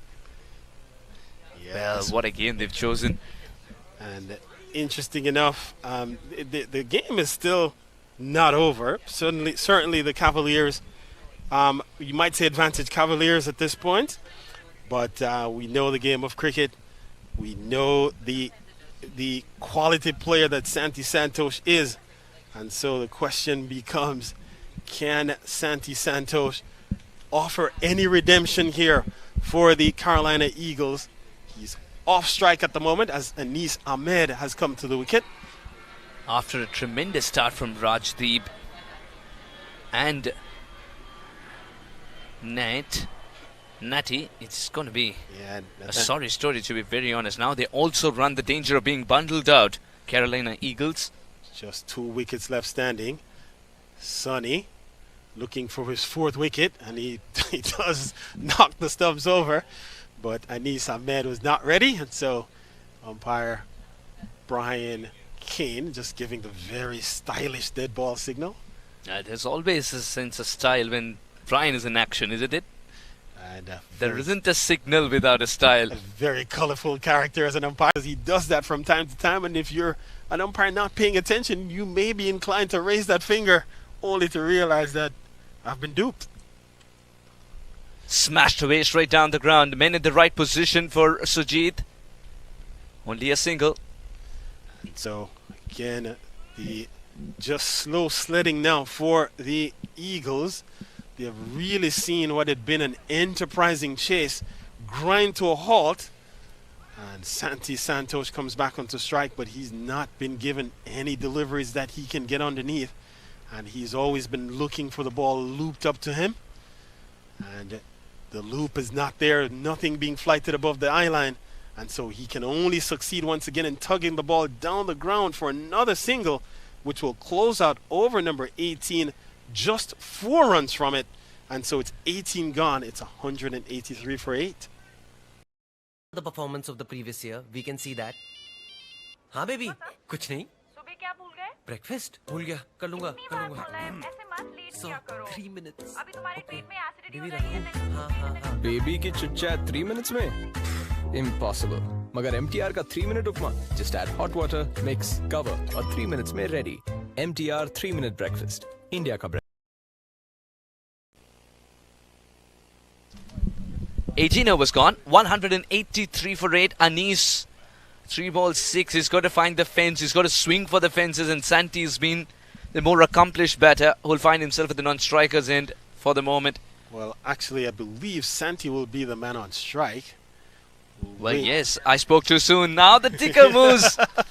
Santi to be the man on strike. That is some respite for the Eagles, and he's going to find a way to send the ball flying like an eagle to all parts. Right, and this could be the over right here. Tohasta, this is the over from a Carolina Eagles standpoint where they'll have to look to go. And now what has Ryan Scott done? He's gone back to Mario Laban, it seems. Mario Laban is experienced. He's gone for 30, Carl, but he's picked up 2 important wickets. All he doesn't need to do is not ball on the leg side and try and curb his bouncer, because his bouncer is an untamed lion. It is that, and we know from time to time, we've seen it, we've said it all day long, that when Mario Laban is under pressure, sometimes he can make mistakes, he can be wayward. And if this is the over where the Carolina Eagles should look to position themselves, this would be the one that where they'll need to look to go at Mario Laban, and he might be the man that they have to target. Laban bowls this, Asif bowls the next. How many will Laban leave for Asif? How much of a cushion would it be? We've seen games turn around in the jiffy. That is the T20 game for you. Santi has a knack of going for the big shots. Will he deliver when it matters the most? This is the championship on the line. And Santi is the man here. If as he goes, so does the fortunes of the Carolina Eagles. He is the man on strike, waiting for the advancing Mario Laban. Laban's team's in. First ball. Oh! Poor ball, and the ball will be dispatched with ease. It's also going to be a no ball. So Mario Laban misses out on the opportunity to bowl a good Yorker. In his defense, would have been a fantastic Yorker for a 35-yard pitch. So adding insult to injury, not only does he miss his length, but he's taken out of the playing area. And this, as we pointed out, this is the over where Carolina Eagles will have to go and Mario Laban will be under the gun. 7 runs gifted to the opposition without a ball being counted, and confidence galore for Santi as he got it from the middle of the bat. So Ken, is this the redemption moment for Santi Santos? He did put down a couple of catches in the field when the Carolina Eagles were bowling earlier today, and he did make the point that he will be back to make amends. Is this the moment? As they say, the come at the moment, come at the man. Is this the Santi Santos moment? He has a chance of emerging hero at the moment. 190 for 8 with 28 to get in 2 overs. Mario Laban under pressure right away. Mentally, he's got to start the over again. Santi Santosh has the upper hand. 28 from 2. Mario Laban, can he deliver the Yorker this time? Low full toss is still good enough. It's difficult to get the elevation with the low full toss. Santi would want to farm the strike. The second run was always on. Gut Farouk teams the ball. And they do cross for a couple in the end. There's always 2 on in Santi Santos' mind. He was always coming back for that second. And here you see, as we watch on screen, he just gets there ahead of the throw. And so a good outcome from an Eagle standpoint. 26 more needed. 26 from 11. He's got to find that boundary early on in the over to dictate terms, and that's exactly what he did. 9 of the first. Poor delivery. The umpire's arms will eventually spread as Brian stands like a scarecrow. Another run added to the tally without a ball being counted. And so Laban has already gone for 10 in this over from just 1 ball. So 1 ball, 10 runs helps the Carolina Eagles all day long. And they'll take that. They'll take that offering every moment of the afternoon. Mario Laban under pressure. But the batter is expecting a pacey delivery. Can he deliver something slow? It's about a mind game over here. He's delivered it with full might. There is protection in the deep. Long off will cut it off as Danish tries to be the second line of defense. And they refuse the run there. So Santi wanting to remain on strike, recognizing that he is the man for the moment. And so it suggests 2 things over here, Carl. That Santi has taken it upon himself to score the remainder of the runs, and a single is going to be a difficult proposition unless it's off the final ball. And that's exactly what the approach appears to be. And also the fact that he's not trusting Anis. He's gone through this one and it flies away. He's keeping them in the hunt. The Eagles are finding new wings to fly. 6 it is. And what a massive strike from Santi Santos. Ball back of a length down the track. He came and he hoisted it. You see it there. And it's gone for a maximum, a CBTF maximum. And that closes the equation down to now 19 needed from 9. What a good strike this is. Gets that much needed gulp of water as well, as the ball will be retrieved, but it's going to take a while. What a good shot. Just going through with the shot and not trying anything fancy, just putting bat to ball and utilizing the power and pace of Mario Laban against him. And Mario Laban, we've said, he bowls sometimes without having good control. And when you don't have good control, a batter of the class of Santi Santos can take advantage. And we saw it there. What does Mario Laban do for the remainder of this over? He's only halfway through. 19 runs have already been conceded, and he's under pressure here. You can't be bowling in the slot. You can't be bowling in the slot, and Santi Santosh, just extension of arms, and boy did the ball fly. He's keeping them in the hunt. 19 of 9. We've seen extremely incredible things happen here at the USPL. Is this another twist in the tail? And Eagles are up and alive. And is this the 28 run over that we saw at the end of the Pennsylvania Cavaliers innings? They posted a 28 run over to close out their innings. Is this the over where the Carolina Eagles reverse their fortune? 17 of it, right? It's going to be vital delivery coming up. It's going to be a delivery which will dictate terms A delivery that'll send a message to the opposition. Santi Santosh refused the single, puts the next ball out of sight. And so still pressure on Laban. Where does he go here? Yorker is the best friend if he can get it right. Tries for the Yorker, but he's misguided that missile. It's misfired. Another wide. A run added to the tally. Santi Santosh will breathe easy. So Laban has lost the plot. That's the second wide in the over. And so the 200 comes up with that delivery, with that wayward delivery. And so now just 18 more needed from 9 balls. And so here it is again that Mario Laban will have to reload. 2 runs per ball is possible. Mind you, 2 wickets left as well. This is Neil biting stuff. He's standing outside the crease because he's expecting another Yorker. Good adjustment from Mario Laban. He's got to go for 2. A single is not on offer here. The second run would be troublesome. They've got to settle for a single. He's trusting Anis to try and get an inside edge at least to get it away for 4. Well, it's over to Anis. And so now Anis, still a capable player, not of the quality of Santi Santos, obviously, but he's no mug with the bat. He's no rabbit. He can handle himself. So the question comes down to, can he help the Santi Santos achieve what remains? 17 more runs needed from 8 balls. The positive side for the Eagles is that he's already faced 6 deliveries. Anis is not the newest man out there. And this is driven well. Up to the long off area, they go for 1. That was crisply struck, but what that single does is allows Santi to take strike with 1 ball left in the over. And 1 ball remaining in the over, and so can Mario Laban get out of this over without sustaining any further material damage? And how much will he leave to defend in the final over? Carl, it's interesting because Scott has decided to keep the same field. He's quite content allowing the single. And Santi Santosh, who's refused a single earlier, will be looking for 1.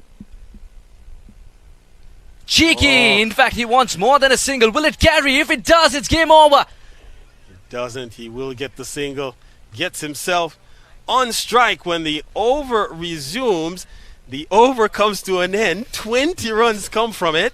And so it's 203 for 8. And so Haas, it comes down now with the last over to go. 15 needed from the final over.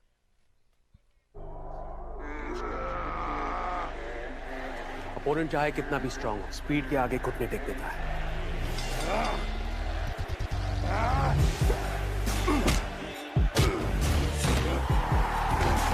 इसलिए अपनी fantasy team बनाने से पहले visit CBTFSpeedNews.com. यहाँ आपको मिले match previews, team updates, stadium stats और बहुत कुछ, ताकि मैच कोई भी जीते, आपका प्रेडिक्शन कभी गलत ना हो. Visit CBTFSpeedNews.com and stay ahead.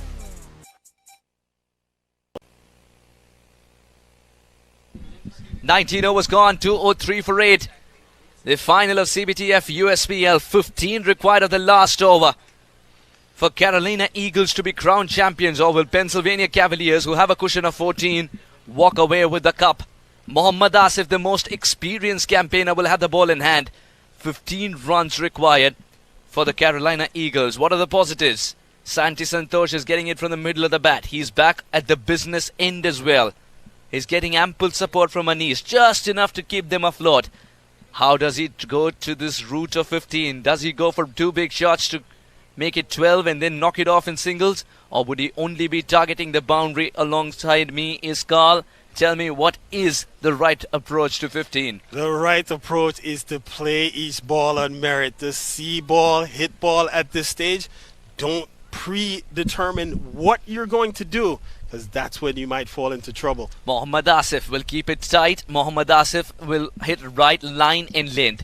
One thing that you can assure, he's not going to make it easy. Santi Santosh has got to play around that area that he bats for the interception point to change. He's got to be deep inside the crease at times and sometimes dance down the track. And to do so, he's got to be one step ahead of the bowler. Which ball does he choose to dance down the track is another question altogether.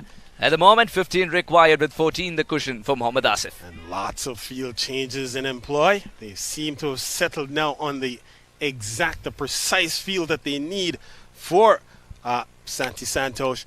And so Mohamed Asif will look to finish things off here for the Pennsylvania Cavaliers. Mohamed Asif would have made a note that Santi Santosh can play the unorthodox shots as well. First ball of the final over. Santi doesn't get it from the middle of the bat, and Santi will refuse a single. He's going to play a game of boundary or nothing. And what a delivery from the experience, the legendary Pakistani quick international experience on display. He goes full and straight, and Santi Santos can do nothing about it. Can't get any elevation, can't get it off the square. The man in his prime gave a run for his money, run for the money for Australians, for the Indians at the international level. And here is Mohamed Asif, yet again a different format, different scenario, but the same intent and same skill, if not better. 15 from 5 is the equation. Here is Asif. Cheeky uses the pace, there is protection in the deep. Asif suggests no drama required, no drama, don't throw. Let it be a dot ball, and the dot ball it is, a priceless dot ball it is. And you wonder here, so Haas, should they have challenged to try to get 2? And at this stage, Santi, a cool customer, deciding, I know I still have a couple of, perhaps a couple of maximums in me. He's going to miss his length at some point, or I'm going to improvise. And can I get some runs here for my team? Rightly said, but if he needs to improvise, then he needs to create some room for himself, is what I feel, because he's watching the batter to the last moment there, Asif. Deep inside the crease, it's a low full toss. Long on and long off, as straight as they get. The third dot ball in the over. It's come down to 15 of 3. Every ball needs to have an appointment with the boundary rope from here on, and a couple of them have to be swung beyond the fences. And so now the experience of Mohamed Asif coming to the fore. He's now explaining to the fielders in the field behind him in the long off, long on area that, guys, this is the equation. 15 are needed, only 3 balls left. We got to keep the ball on the square or in the field of play, and we would have won this match. Mohamed Asif, nerves of steel. 3 dot balls in the final over. He's walking across to disturb the pace, but that is hit straight to Mario Laban, who's been stationed to stop just that ball. Santi Santosh is playing all round the park. Go to his international, his trump card with international experience, and Mohamed Asif has come to the moment. Yeah, just finishing my point.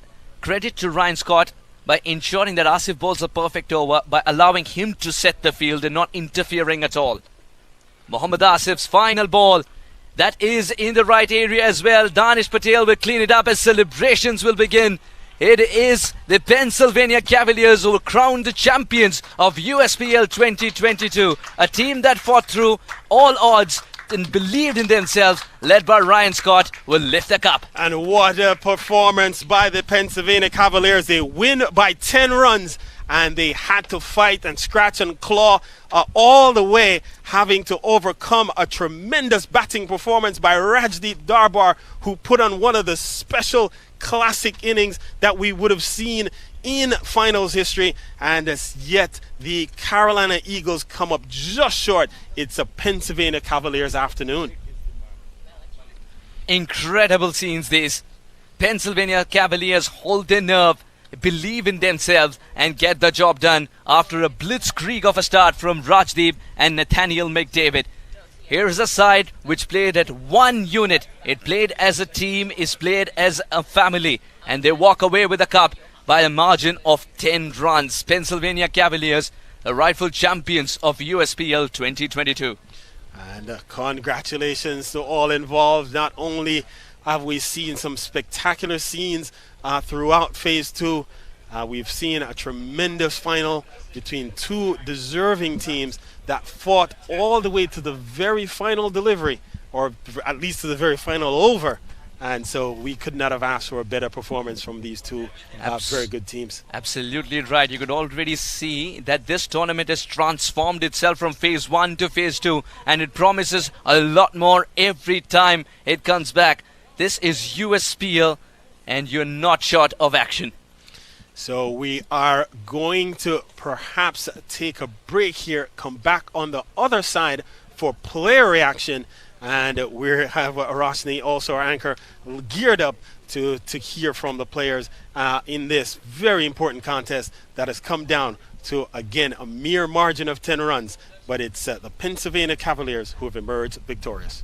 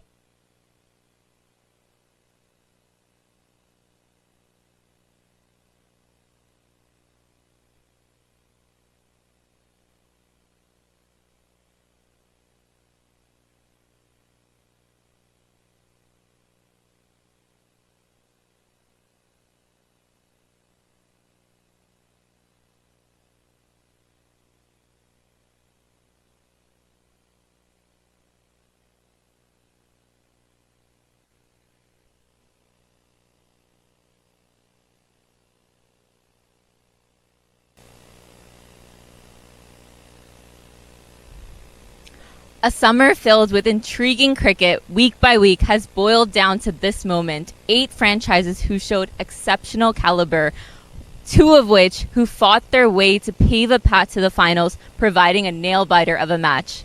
Welcome to the CBTF USPL Phase 2 award ceremony. Thank you to everyone who participated, and thank you to all the viewers who watched all the action. A huge thank you to our sponsors, the principal sponsor, CBTF Speed News, the world's fastest cricket news website and the most reliable gaming platform. Thank you to our associate sponsor, MTR. A huge round of applause for everyone who made this tournament successful. Now, could I please have Mr. Sandeep Singh, the founder of USPL, to shed some light on the tournament? Well, thank you, Roshni, and thanks everybody for being here. I think it has been an awesome event. We couldn't ask for more. Everybody gave their best. I'm so privileged to be part of this whole ecosystem.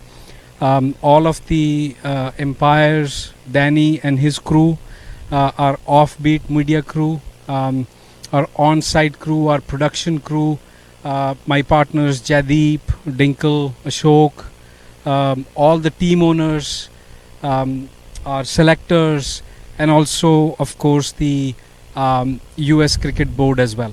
Everybody has done an amazing job. I'm missing the commentators. I just saw all the commentators who were part of it as well, and all the players. Last but not the least, I think it couldn't be possible with the effort of every single player who was here. They put their effort, their energy, their enthusiasm, their spirit, everything into it, right? So we're very privileged that you were all here. I know all the team owners are not here, but many of them are here. And we again will come much more bigger, stronger together in our next season. Last, what I would say is this season itself was very stronger. We were able to put all of the games onto Woot platform in India and in US. It was also broadcasted live as well. That was a great achievement by our Offbeat Media Group. So again, thank you for everything you did. Thanks to everybody who was involved in it. And I'm so humble and privileged to be part of this ecosystem. Thank you, guys. Thank you so much, Sandeep. And thank you so much to the founders and the co-founders of USPL for making this happen. Everything that they've achieved, it's been incredible. I mean, the features that they've made, and especially giving you guys this platform, another huge round of applause. Next, I would like to call Mr. Damian Garcia, who is a legislative director for the New York State Assemblyman Nader Sayegh, who represents the 90th District. He will be presenting a citation to the Offbeat Media Group. So we would like to call Mr. Jaideep Singh. Damien, if you would like to say a few words.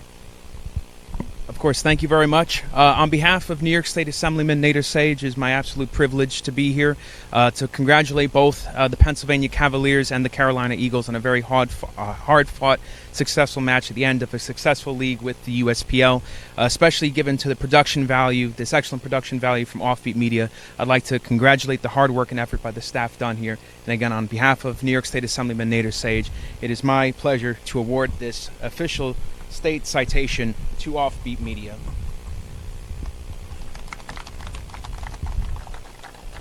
Honoring their creative and productive work for the USPL.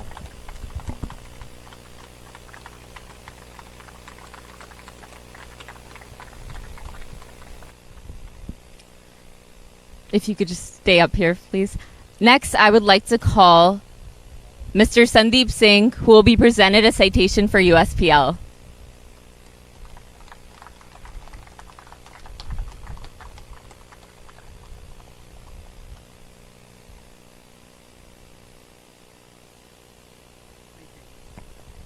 Thank you. Thank you again, Mr. Garcia. Next, could I please have the co-founder of USPL, Mr. Ashok Chopra, to come up to present the Best Batsman Award. The Best Batsman will receive an award and a cash prize of $750, which goes to Stephen Katwaru from Pennsylvania Cavaliers for his 248 runs with an average of 62.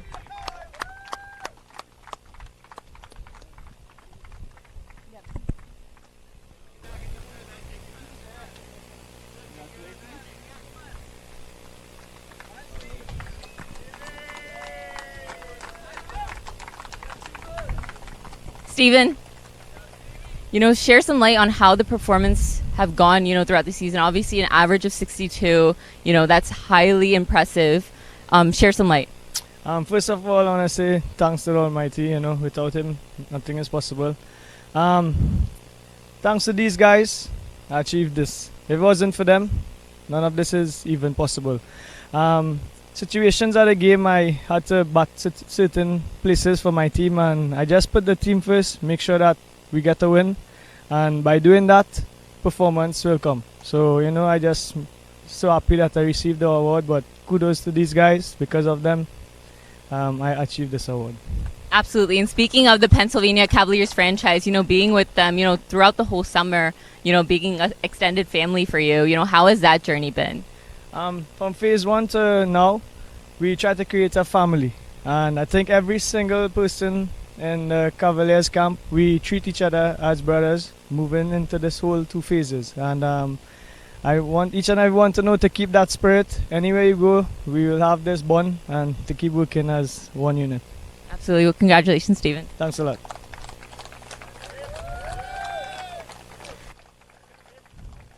Next, could I please have the founder of USPL, Sandeep Singh, to come and present the Most Explosive Batsman Award. The Most Explosive Batsman, who will get an award and a cash prize of $750, goes to Santi Santosh from Carolina Eagles for his 18 sixes and 21 fours.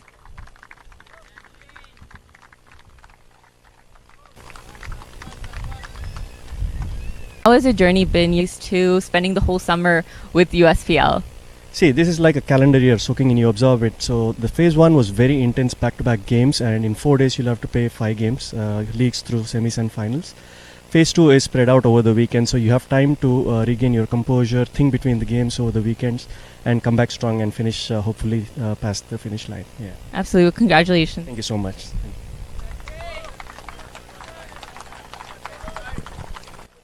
Next, could I please have the co-founder of USPL, Dinkle Patel, to present the Best Bowler Award. The Best Bowler receives an award and a cash prize of $750, which goes to Rushikesh Amin from Carolina Eagles for his 13 wickets and 5-wicket haul.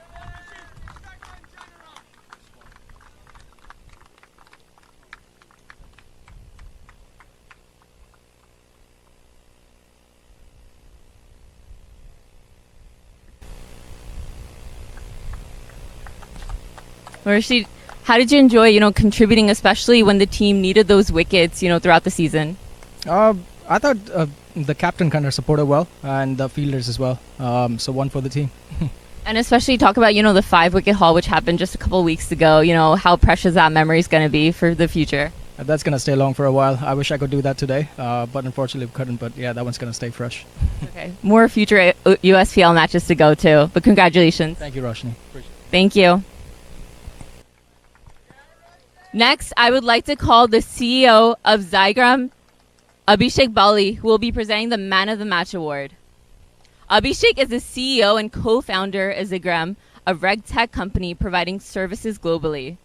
If you would like to share a few words before I call the Man of the Match. Sure, it was a great experience. I think both the teams played very well. This kind of action is very difficult to find, and I'm very, very happy and privileged to be here. I think everybody should just walk off this field being super proud and super happy about what they've come here and what they've achieved. Thank you so much. Thank you. The Man of the Match Award, who gets the cash prize of $1,000, goes to Ahad Malik for his 76 off of 43, 6 sixes, 2 fours, and a stunning catch at the deep.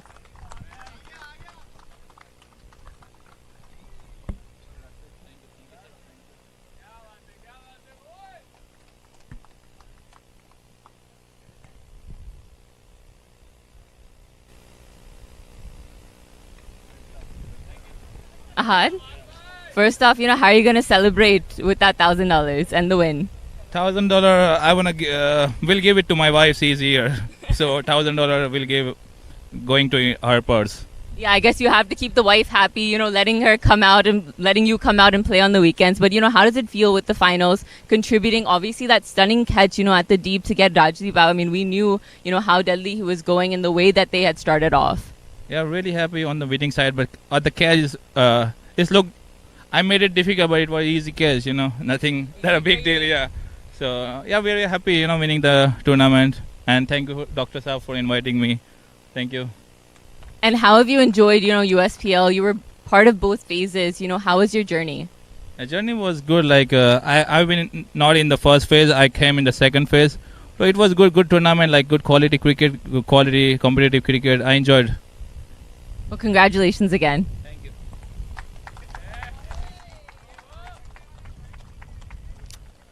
Next, I would like to call the CEO of Offbeat and founder of USPL, Mr. Jaydeep Singh, to present the Man of the Series Award, who will get a cash prize of $3,000.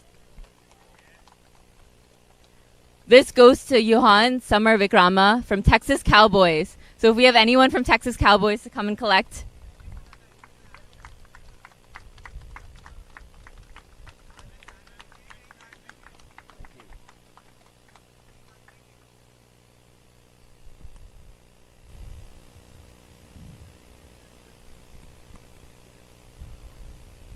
So I know Johan's not here, but how does it feel, with a teammate getting such a prestigious award?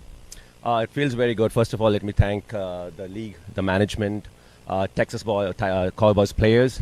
Some of you might know this that Johan is a very hard hitter, a great bowler, which we saw in the semifinals, and a good fielder. But he's a very, very quiet guy because what he does all his talking. The bat does his talking, and the ball does his speaking, and his fielding does both. So I'm very proud to be collecting this award on behalf of him. Johan Samaravikrama, this is for you, man. Congratulations.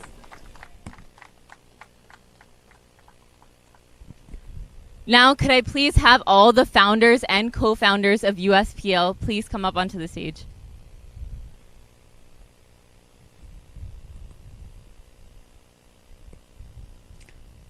I would like to invite Mr. Carl Bennett, who is a USPL commentator and also holds a divisional chief financial officer position in the world's biggest bank, BW Mellon.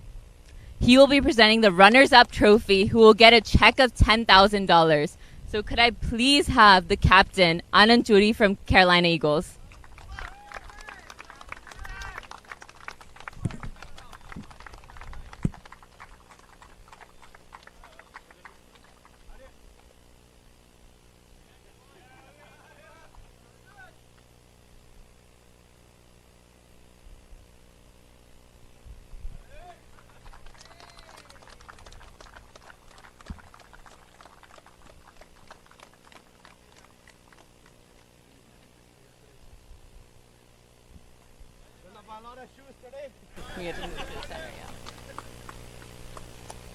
Anand, I mean, not the way you guys would have wanted to finish, especially with the start you guys had. I mean, that partnership between McDavid and Darbar, like over 100 runs, without a loss of a wicket. So how does it feel right now?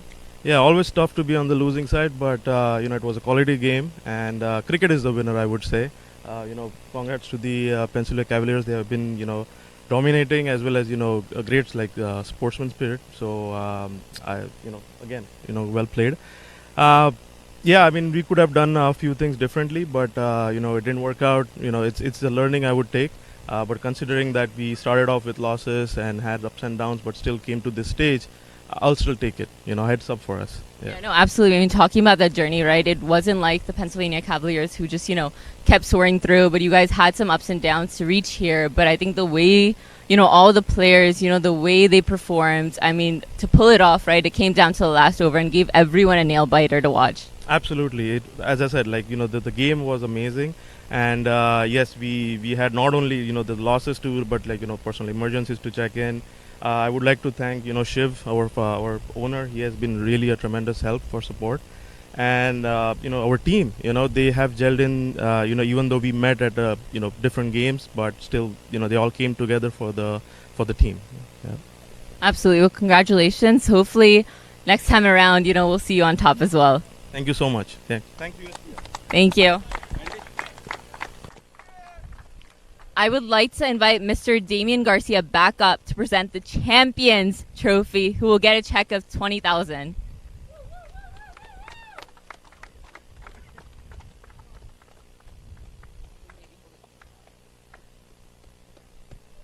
Can I please have the winning captain, Ryan Scott, from the Pennsylvania Cavaliers?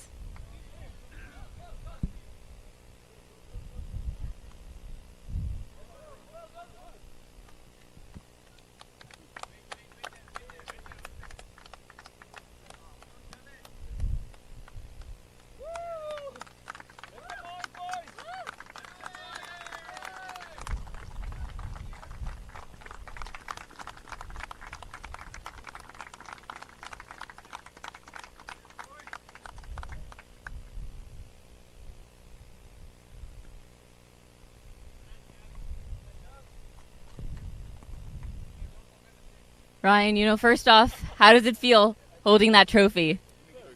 Very good. Let's get the check picture as well.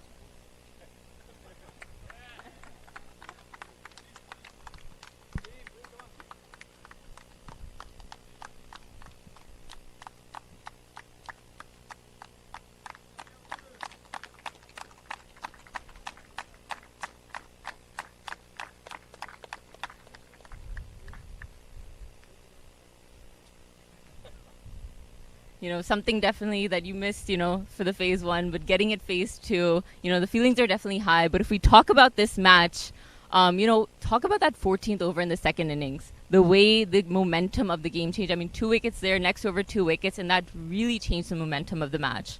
So basically, I pretty much told my bowlers just keep it simple. Bowl wicket to wicket.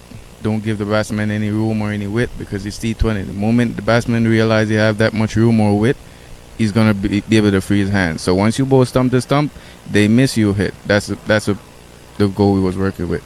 Absolutely, and for Mario's, that breakthrough, especially to get the first wicket, how do you pull back the team, especially when the opposition is going off like that? So from phase one, I've been telling the team every game, T20 in the power play is all about the batsman. So if we do get a wicket or two, we'll be thankful and just keep going. And unfortunately, that didn't happen. But in the end, we still got a wicket before the 10th over that really pushed back the Carolina Eagles. So it really helped us a lot. Absolutely. Well, the journey Pennsylvania Cavaliers have had, remaining table toppers and then winning here at the finals. How has the journey been, especially, with the players that you have on your side? Well, the journey's been amazing, honestly. Coming from phase one, we was literally at the bottom of the table. We played some good cricket, even though we didn't get the results we wanted. But in phase two, we regroup, we come again. As the vice captain told you earlier, we pretty much stay as a team and as a family right through, even when we don't have any games. So that helped us going forward in the phase two as well. And Ryan, with all the experience you have at a personal level playing cricket, how was your experience playing here at the USPL? It's pretty good for me. I mean, once I'm available, I'll always want to play here and I'll always be here once I have any free time. And again, thanks for the USPL managing staff for giving us this opportunity to come and showcase our talents. And thank you to Ashok, our team manager / owner as well, for giving every players in our team a chance to come and be a part of something amazing. And any insights on how the team's going to celebrate? We have some champagne. That's it. Well, that sounds like a good celebration, but congratulations again, Ryan. Thank you.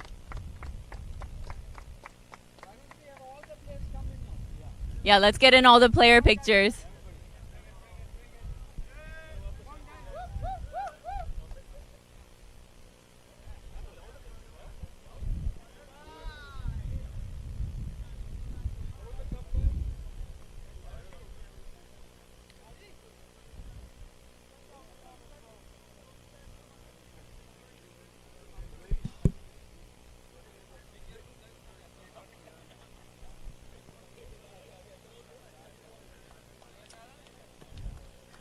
Presenting to you the champions of USPL Phase 2, Pennsylvania Cavaliers.